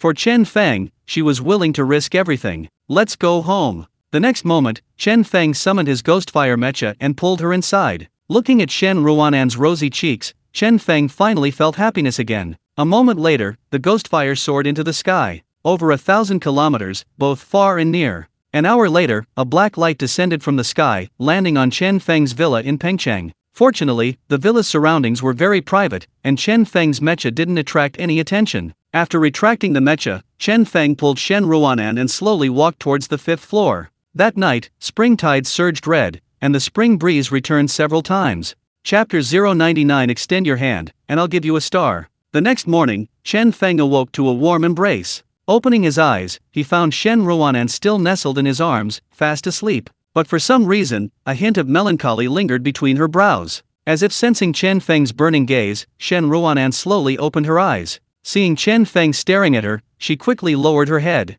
Only then did she realize that she was completely naked, her body pristine white, ready to be touched. Shen Ruanan quickly buried her head under the covers, but the moment she lifted the covers, a breathtaking view of her exposed skin was revealed. Seeing this, Chen Feng could no longer resist and quickly slipped under the covers. The next moment, in the morning light, another soft moan rang out. After a long while, Shen Ruanan, her body limp, finally surrendered. No more, I can't take it anymore. After a night of passion, she felt like she was melting. So, I win. Chen Feng whispered in her ear. You win, I surrender. Shen Ruanan stretched out her arms and hugged Chen Feng tightly, announcing her surrender. Sleep a little longer, I'll go cook you something nice to eat to help you recover.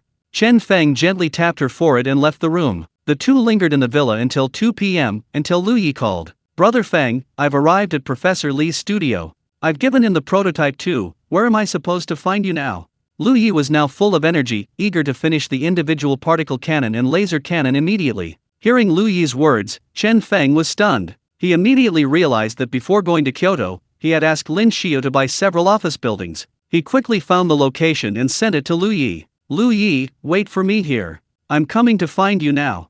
Chen Feng finished speaking and looked at Shen Ruanan. Ruanan, are you going to wait for me at home, or come with me? Chen Feng asked tenderly. I'm not that pampered. Let's go. Shen Ruanan glared at him and stood up. Chen Feng quickly got into his M60 and drove straight to the park. In the car, he called with Xiao Feng again to confirm he was also in the new park before hanging up. The first thing to do when this individual weapon is released is to equip the fox hunt team. Therefore, involving them as soon as possible is the best arrangement. Before even reaching the park, Su Xiaomeng called. Hey, Chen Feng, all 500 tracks are recorded. Where are you now? I've finished the demo. As soon as the call connected, Su Xiaomeng brought Chen Feng good news. Xiaomeng, take them all to the new industrial park. Choose a building for the supersonic group's headquarters.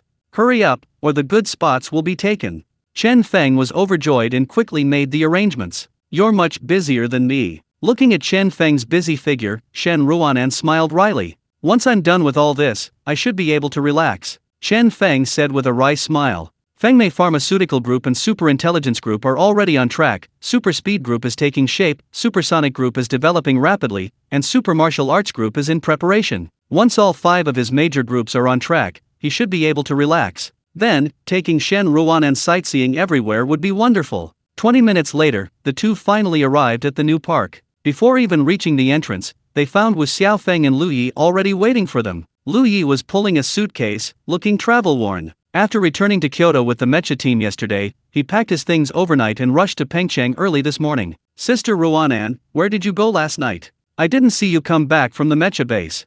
Upon seeing Shen Ruanan, Lu Yi quickly asked with concern. Ahem, children shouldn't pry into adults' affairs. Seeing Shen Ruanan's pretty face slightly flushed, Chen Feng quickly coughed twice, interrupting Lu Yi's curiosity. Lu Yi scratched his head in confusion, while Wu Xiaofeng seemed to have figured something out. Sister Ruanan, how many days are you staying in Pengcheng this time? Would you like to guide us on some security design for the new park? Wu Xiaofeng knew Shen Ruanan was always in a hurry, so he asked the question Chen Feng wanted to ask. I'm leaving tonight. Shen Ruanan seemed to be answering Wu Xiaofeng, but her gaze was actually fixed on Chen Feng. She had too much to do. Last night until now was a rare moment of rest for her. Chen Feng paused for a moment, then quickly regained his composure. He couldn't interfere with Shen Ruanan's duties. He needed to continue improving his skills so that one day, Shen Ruanan could completely trust him. Chen Feng. Just as everyone was touring the new park, Su Xiaomeng arrived with Xiaoxiu and 3 other singers. Daddy. Having seen Chen Feng for several days, Xiaoxiu immediately opened the car door and rushed into his arms. Haven't seen you for days, have you been good? Chen Feng affectionately patted Xiaoxiu's head. Xiaoxiu has been very good, but Xiaoxiu hasn't eaten enough. Aunt Wu's cooking isn't good, there's no braised pork. Xiaoxiu looked aggrieved, making everyone laugh.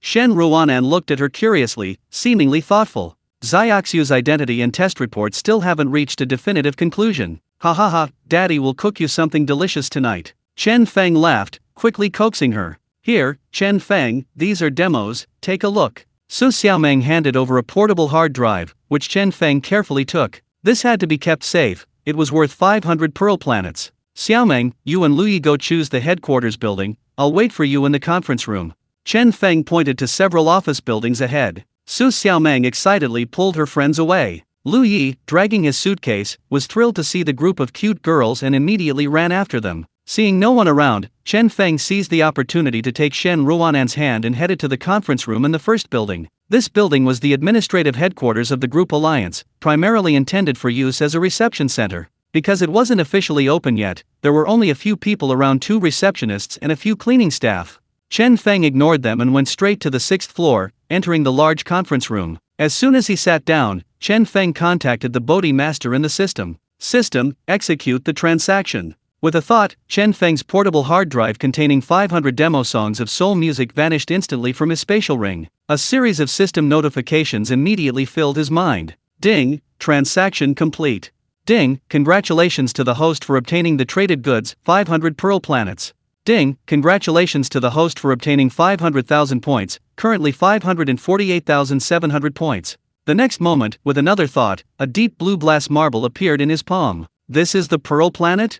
Chen Feng couldn't help but marvel at the vastness and wonder of the universe. Who would have thought that this glass marble in his palm contained a life-bearing planet with a diameter of 1,000 kilometers? A life-bearing planet 1,000th the size of Earth was now in his hand. This feeling, akin to being a creator, was truly wondrous. Moreover, the outer shell of this pearl planet was encased in a special transparent material, extremely tough. No being below the level of a galactic lord could destroy it. It can protect Pearl Planet from external influences, maintaining the safety and stability of the life-bearing planet within. Once you possess Pearl Planet, you only need to bind your divine sense to it. You can enter it at any time, and in necessary situations, it can also serve as a safe haven. Sister Ruanan, hold out your hand, I'll give you a star. Holding up the azure Pearl Planet, Chen Feng gazed affectionately at Shen Ruanan. Chapter 100: A World of Its Own, Ordinary Daily Life. Shen Ruanan was confused, but she had no doubt about Chen Feng's words. She slowly reached out her hand, letting Chen Feng place the azure marble in her palm.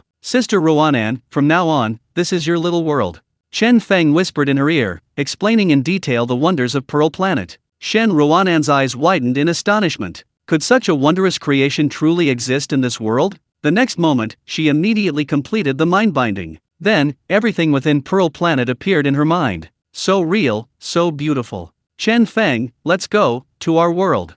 Shen Ruanan looked at Chen Feng tenderly and reached out her hand. Chen Feng smiled calmly, letting her take his hand. The next moment, the two disappeared from the conference room, leaving only an azure glass marble floating on the conference table. Barefoot on the beach of her own little world, Shen Ruanan suddenly felt tears welling up. The vast ocean, the majestic mountains, soft white clouds, a cool breeze, clear water, leaping fish. She had never dared to dream of having her own little world. All of this stemmed from Chen Feng, this enigmatic man. Chen Feng, promise me, no matter what happens in the future, you will never leave me. In her own private world, Shen Ruanan reverted to being a timid woman in love. She held Chen Feng's face tightly, hoping for a reassuring reply. Sister Ruanan, I will always be by your side. Chen Feng looked at Shen Ruanan with unwavering determination, each word spoken with resounding force. Chen Feng, if you stay with me, you might face the wrath of the Abyss War Zone in the future. One is my father, the other is Shizhan. Shizhan is my father's most valued disciple, and also Xia Kingdom's god of war in the Abyss. My father betrothed me to Shizhan long ago, but I didn't like this arrangement. I had already resigned myself to my fate, until I met you. The moment I fell in love with you, I decided that when you become stronger, I will be with you. No matter what the future holds, I will bear the wrath of my father and Shizhan with you. Are you afraid? Shen Ruanan, tears streaming down her face, finally spoke the words she had kept hidden in her heart. Chen Feng slowly shook his head and pulled her into his arms. Feeling Shen Ruanan's trembling body, Chen Feng lowered his head and kissed her. After a long while, the two separated. Sister Ruanan, I want to tell you, no one can take you away from me. I will protect you with my own hands. If Shizhan wants to fight, then let him fight. In the past, Chen Feng might have had some reservations, but now his strength has reached the bottleneck of Blue Star, and perhaps a battle with Shizhan would lead to a breakthrough. Then, Chen Feng finally learned some information about the Abyss battlefield from Shen Ruanan. It turns out that the Abyss battlefield of Xia Kingdom was born 300 years ago. Powerful creatures have always poured out of it, invading Xia Kingdom and causing enormous casualties. Later, Xia Kingdom's high-end combat forces united to suppress them. An agreement was made that every 10 years, the most outstanding disciples would be sent to the Abyss battlefield. This was to sustain the Xia Kingdom's high-end combat power through warfare. Shizhan was among those sent to the Abyss battlefield 10 years ago, later joining the ranks of Shen Ruanan's father, Shen Junshan. Under Shen Junshen's guidance, his cultivation advanced by leaps and bounds. In less than 5 years, he became a new generation of Abyss War God, his strength no less than Shen Junshen's. Based on this, Shen Junshen betrothed Shen Ruanan to Shi Zhan. This matter was known throughout the Abyss battlefield. Shi Zhan was extremely concerned with his reputation. Chen Feng had a blood feud with him for killing his brother and for stealing his love. If he were to emerge, it would undoubtedly lead to a life-or-death struggle with Chen Feng. Hearing this, Chen Feng finally understood Shen Ruanan's worries. However, her worries revealed that even after witnessing Chen Feng's combat prowess last night, she still believed he might not be a match for Shi Zhan. Could it be that her father and Shi Zhan were beings above the heavenly realm? Sister Ruanan, what realm is your father? How strong is he? Chen Feng asked after a moment's thought. He never fought a battle he wasn't confident of winning. Early preparation was crucial to avoid being caught off guard. With the system, he was practically a bug-level existence. He already had over 500,000 points. Once he reached 1 million, he could become a high-level trader, freely issuing tasks as needed. He could then trade with the myriad realms, further enhancing his strength. Dan Fusey and Bodhi Treasure Master within the system were both major point holders. With proper management, breaking through 1 million points wouldn't be difficult. According to him, he's currently at the half-saint realm, but for some reason, he can't break through to the saint realm. Shen Ruanan answered truthfully. Upon hearing this, Chen Feng realized he understood. This small world, just as the system had said, was a sealed world. The Abyss battlefield and Mount Namsha Bearway, where Zhang Wuchen and the others were in seclusion, were likely areas with weaker seals, allowing them to break through to the half-saint level. That meant Shi Zhan, like Shen Junshen, was a half-saint. Moreover, Shi Zhan was in his prime, and his combat strength might even surpass Shen Junshen's. At this point, Chen Feng finally had a clear understanding. Next, he needed to make a trip to the Abyss battlefield to hone his skills through combat and further improve his strength. Hey, Chen Feng, Su Xiaomeng and the others seem to be coming. Let's go out. Sensing someone approaching the conference room, Shen Ruanan pulled Chen Feng out of Pearl Planet instantly. After coming out, she carefully placed Pearl Planet into her inner pocket. Seeing her reaction, Chen Feng quickly told her that Pearl Planet wouldn't break. Shen Ruanan rolled her eyes at her. What if? She couldn't bear to see this precious testament of love damaged in the slightest. Chen Feng, I've chosen. I want Building 6 on the south side. There's a huge open space behind it. We can set it up and hold an open-air concert. As soon as Su Xiaomeng entered, she and Chen Feng immediately decided on the headquarters building of the Cheyin Group. Brother Feng, I want Building 7. It's closer to Building 6 after all. Lu Yi lowered his head, his eyes glancing at Tang Linghua behind Su Xiaomeng. Seeing this, Chen Feng thought to himself, this kid's only just arrived, and he's already found a target. Not bad, a quick learner. Brother Feng, Cheazai has taken Building 5. As everyone was talking, Lin Xiao pulled Gu Xiaomi in. Ha ha ha, great. Xiu, Xiaomi, when are Cheazai moving in? What about Daipen? Haven't seen him in ages. Chen Feng quickly asked. After Gu Xiaomi's introduction, Chen Feng learned that when Peng Fei had consulted someone to find an auspicious day, saying that moving in the day after tomorrow would be best. He and Li Jiexuan had flown to Kyoto these past 2 days. Having not seen Wen Peng Fei again, Chen Feng was a little disappointed. They've been so busy lately, they've rarely had time to eat and drink together. I'll cook tonight, shall we have a drink together? Thinking of this, Chen Feng asked with a smile.